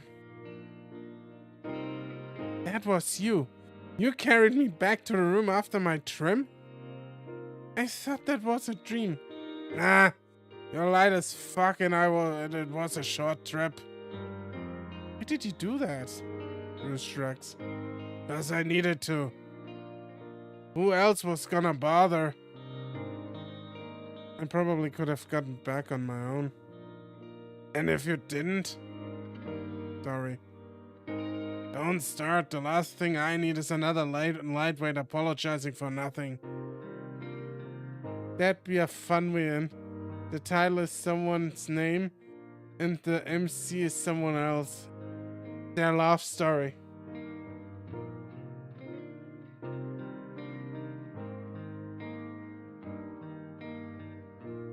But if you're really sorry, then pay it forward. What do you mean? Sounds like we both owe it back. We're putting up with our bullshit, and I don't know if hanging out in this room without him counts. Oh yeah. We really have been here for a while. I let out a small laugh. I'll think of something to do for him then. But we'll probably get in trouble if we stay here for too long. Got any ideas? You still want to hang out? Clingy. Flashes a smirk before standing upright, stretching out as tall as the ceiling. We'll let him. Fine, I got an idea. You might have to break a few rules. Gonna report me? Give me a reason to. His massive head reaches down, probably to ruffle my hair, but I flinch. There's a pause before he pulls his hand back. Let's go. Where? Bruce already opened the door. Claw races to his mouth, signaling me to shush silently. I roll my eyes and follow him down the hall. We creep down one way, taking a side hallway that leads to an elevator. Once inside, Bruce presses his thumb on to a square on the side and it immediately kicks to life. Well, I ask again, where are we going? Penthouse. Penthouse? The elevator stops and opens to reveal a set of closed doors. Bruce unlocks them and steps inside. And Bruce steps into... I step into Bruce's room. No, more like an entire house. The doors lead to into a living room area divided by a hallway with doors that lead into other rooms. This is enormous, just like your dick. Yeah, I renovated and decorated it myself. Did you actually? Fuck no, I'd probably break something. Well, not probably, I definitely have broken a couple of door frames. Come on, I'll give you the tour. Bruce leads me through the entryway. Living room. He's got 2 couches with a huge flat screen TV, along with an entertainment center housing a lot of books and game consoles. I can't help but wonder. Weird. Feels too nice? That's not what I should say, but Bruce laughs. I get what you mean. Like I said, I didn't furnish it. But they did a way better job than I ever would have.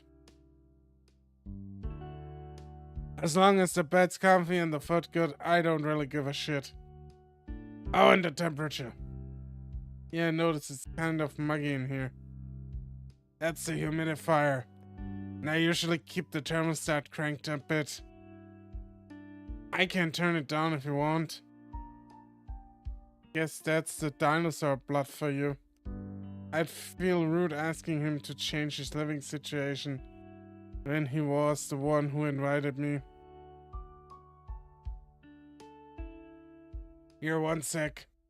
Without asking, he presses a few buttons on a keypad on the wall, and the temperature starts dropping right away. Sorry about that.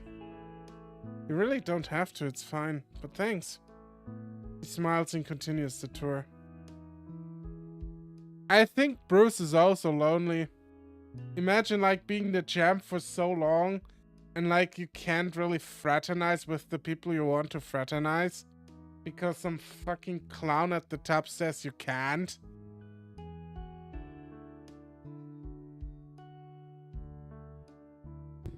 Dining room. Bedroom. Bathrooms at the end of the hall. All so much. Why does he need to... Why does he need a full-size dining room? His bed looks as big as my entire room. And his room is almost 3 times the size of that. I think that was my favorite part about getting champ status, the private bathroom. No more communal shitting. Yeah, I bet you have hot water in your shower too. And a tub. Bruce opens the bathroom door, revealing a bathtub no more like a hot tub, with enough space for even Bruce to walk in. And this is the bedroom. You'll be in here often if you keep staying here. Just be my little fuck slave. You'll just hide you away from the commissioner. Gonna be okay, Zander. They don't even have tubs above ground that fit me well. You could swim laps in this thing. Don't tell Red that, He's already tried. I told him that the pool is for swimming laps, and my tub is for getting dunked underwater while the jets are on. Oh, so he knows about your room too? Yup. I invited that little twerp with a bunch of other guys one time to watch some Apex fights. Apex is a rival fight league. There's a lot of talented guys there. I'm sure Redline fawns over them all the time. I know he's brought it up many times. Many crushes on the men from Gloucester too, so Apex seems to be up his alley too. Sounds like a fun night. Yeah, cleaning up a bunch of wild animals that ransacked my fridge was awesome. There's a reason I haven't hosted a fight night since. Is that a reference? I mean Apex Predator, you know. I don't think it's in, like, Apex Legends or whatever. I think it's more like Apex Predator. Your fridge, you have a kitchen? Oh yeah, the end of the tour. Bruce leads me through the final doorway, off to the side, revealing a massive kitchen. Plenty of countertop space. A kitchen island with a stove and a huge fridge that Bruce starts digging through. Yeah, there's an event called Claw Star Wrestling. Oh, there is? Really? Give me a second. I need to look this up.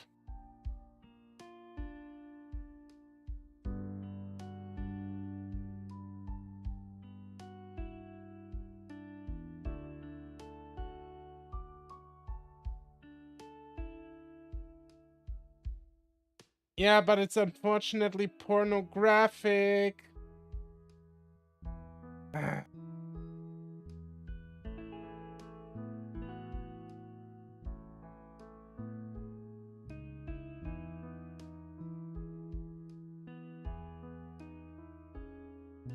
Or is it? It says explicit adult. Adult seems an explicit content. Probably pornographic, unfortunately.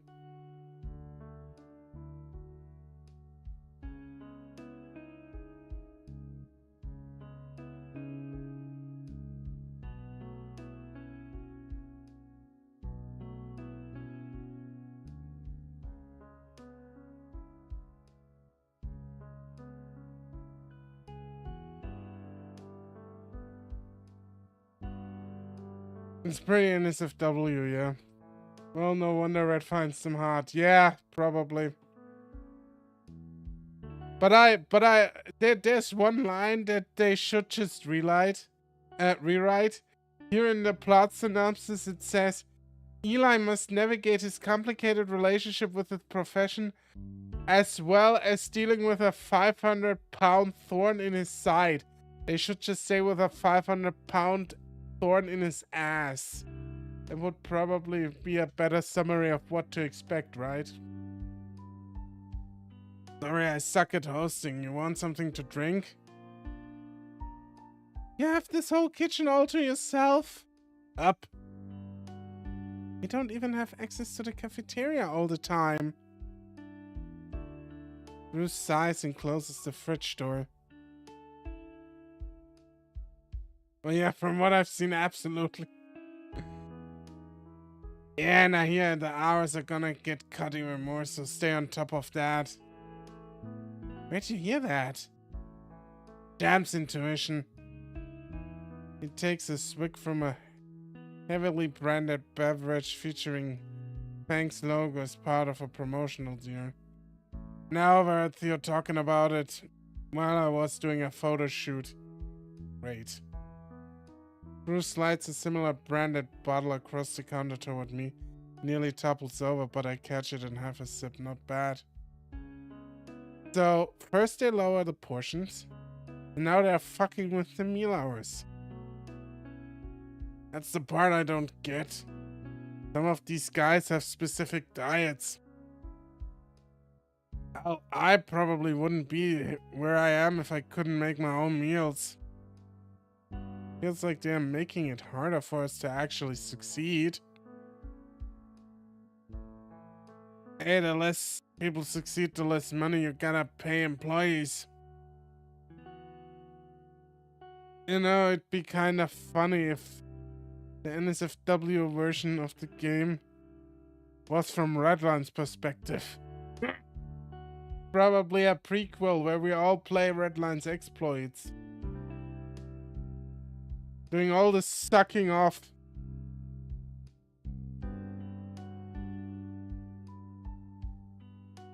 That doesn't feel like a good way to run a business. Well, neither does pitting the smallest guy I've ever seen against a big dumb fucking monster. Hey, the fuck do I know?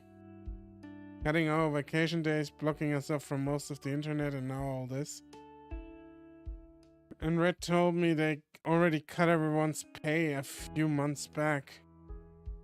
That caused a real big stink. One of the middleweights tried to start some union, and his ass got booted immediately. Poor guy's probably still paying off his contract fees. Is there anything we can do? You? No. They're probably blaming it on some budget cuts or whatever. It happened a few times since FANG got started.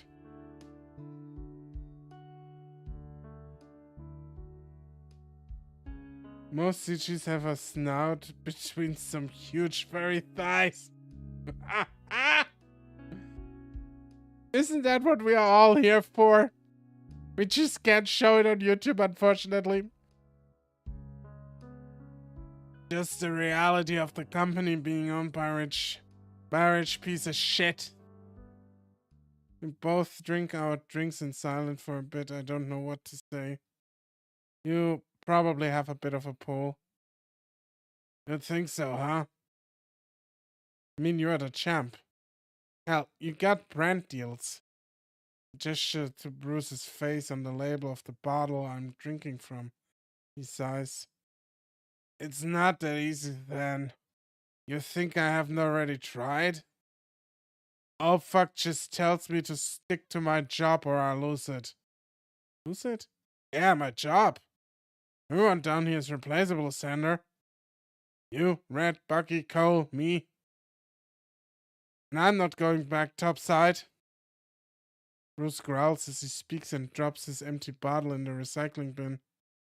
The mood got really intense out of nowhere. I get why he's afraid of losing his job, but our jobs are getting worse. And so, just Zander, just so you get like the full picture here.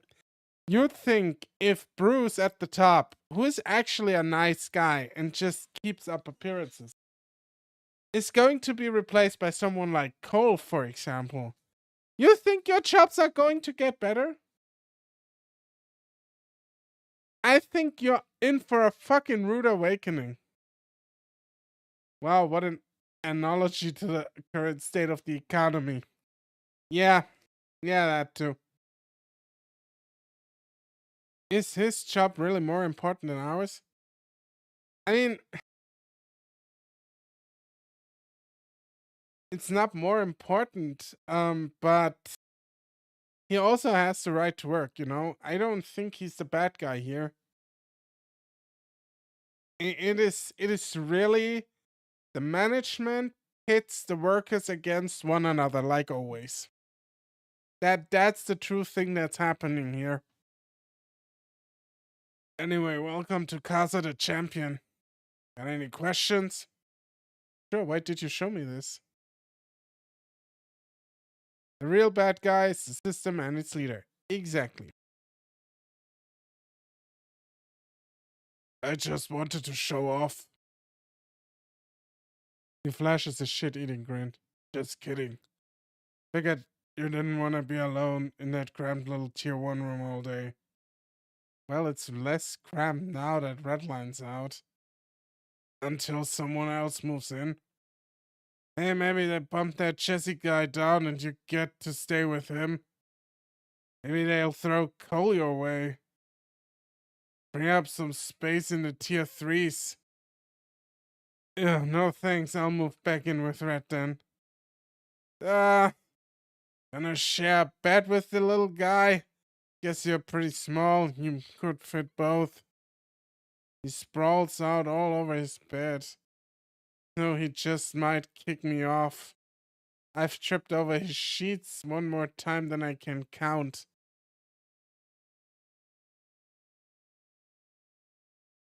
Would that be man versus society? I never heard of a man versus system for the conflict. For a conflict system, to be honest. I mean, the system itself is in place because it's created by man and society, so at least I feel like it is. So it makes more sense that like people are fighting society or trying to change the status quo. Sorry, English class stuff, conflicts and stuff. Don't apologize, it's fine.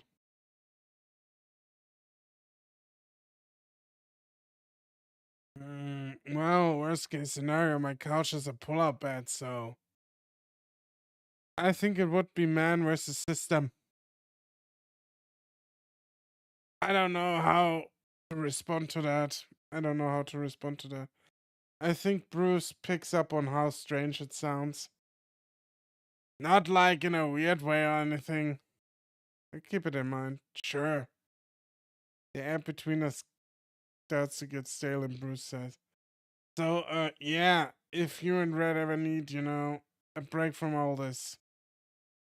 His fingers are tapping at the marble countertop with his other hand clawing at his arm.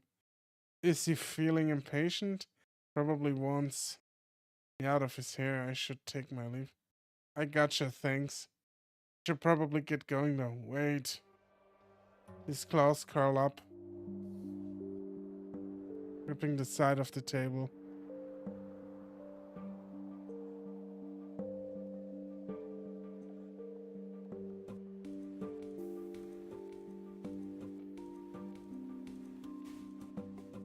In case it's man versus system because FANG is isolated from the outside world, but it's a reflection of society and corporate corruption on a smaller scale. Never mind, yeah. I know. You know how to get back? Elevator? Yeah. Alright, the drink. Maybe leave it here. Can't have them seeing you drink stuff from topside. Would call. You're right on the track for welfare things. And guzzle down the rest of it. And leave the bottle on Bruce's table before making my way to the exit. See you around. See ya. He looks grumpy as always. But as I take one last look around, I can make out some faint details on the walls and some furniture. Claw marks look like it. On the walls and door frames. He's covered them up with some paint. And the ones on the sofa are barely peeking out from under the throw pillow. I look back at Bruce and he's still clawing at his marble. I should leave. I should probably...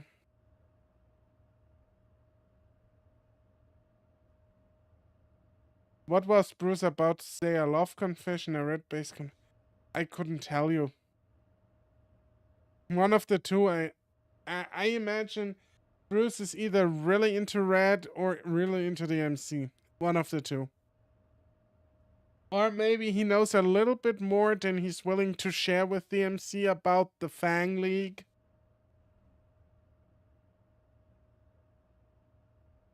Anything really. The door to his room's closed and the elevator comes quick enough. I get the feeling he didn't want to be alone. Yeah, exactly. But I don't know if it was romantic or platonic. I think Bruce up there in his room is fucking even more alone than Zander. And Zander doesn't realize it. Bruce, like I said earlier, Bruce is just alone. Because he can't. He can either he has the he has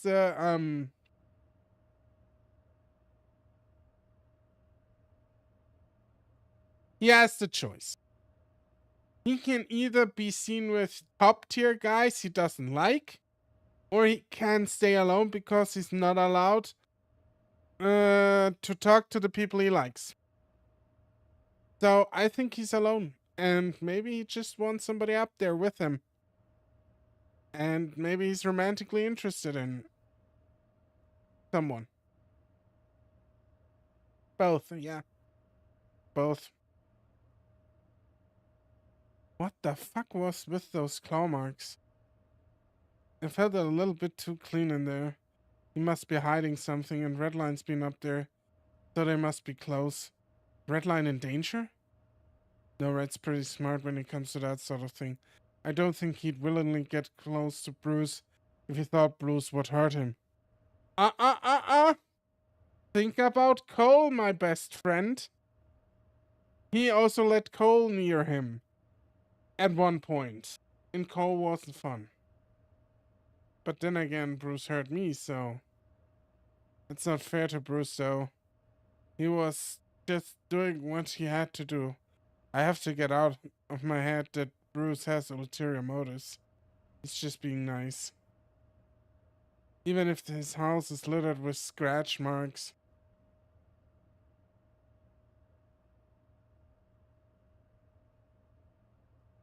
That are so obviously his. I can only imagine how scary he gets when he's actually mad. No, he's got mad before. When he cornered me in the med bay. Right before offering to pay for me. And in the gym when he apologized. Thank God he stopped himself. Those claw marks look pretty scary.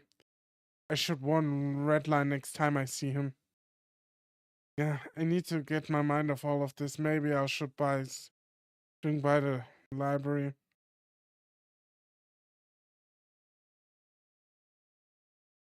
Finally getting around doing what I was planning on doing an hour ago. I hunt down a book I was thumping through last time and plopped down in the chair. There we go, peace and quiet. With maybe less depressing thoughts in my...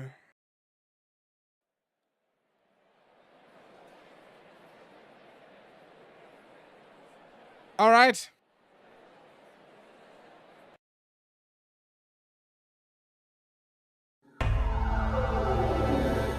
Have you guys ever had stress marks? I only ever had them once or twice. Stress marks? I've never heard about stress marks. I need to look that up. I enjoyed this. Thank you. Yeah. But yeah, we've been going for 5 hours. I didn't even realize. That was intense. I didn't even realize we are already this far into the stream. So I think it's fair to take a break here. We've made good waves. What I call them, at least. when you scratch something often out of stress and it leaves marks. Oh, okay. I don't think I scratch when I'm stressed. I shut more down.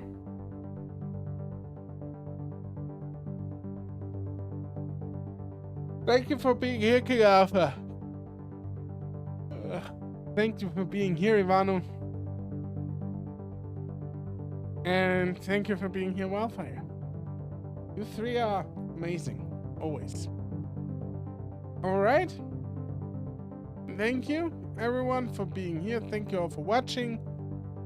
Thank you for being here, Kai. You've been all an amazing audience.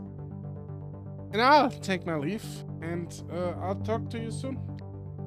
Tomorrow, in fact, at least for the members of this channel, channel members, you know what tomorrow is. Tomorrow is Sweet Pool. And it's been a ride so far, and it's gonna be even more of a ride. Alright, guys, gals, everyone. Thank you all for watching. Thank you all for joining. Take very good care of yourselves, and I wish you all a nice evening, a nice time zone. And bye-bye!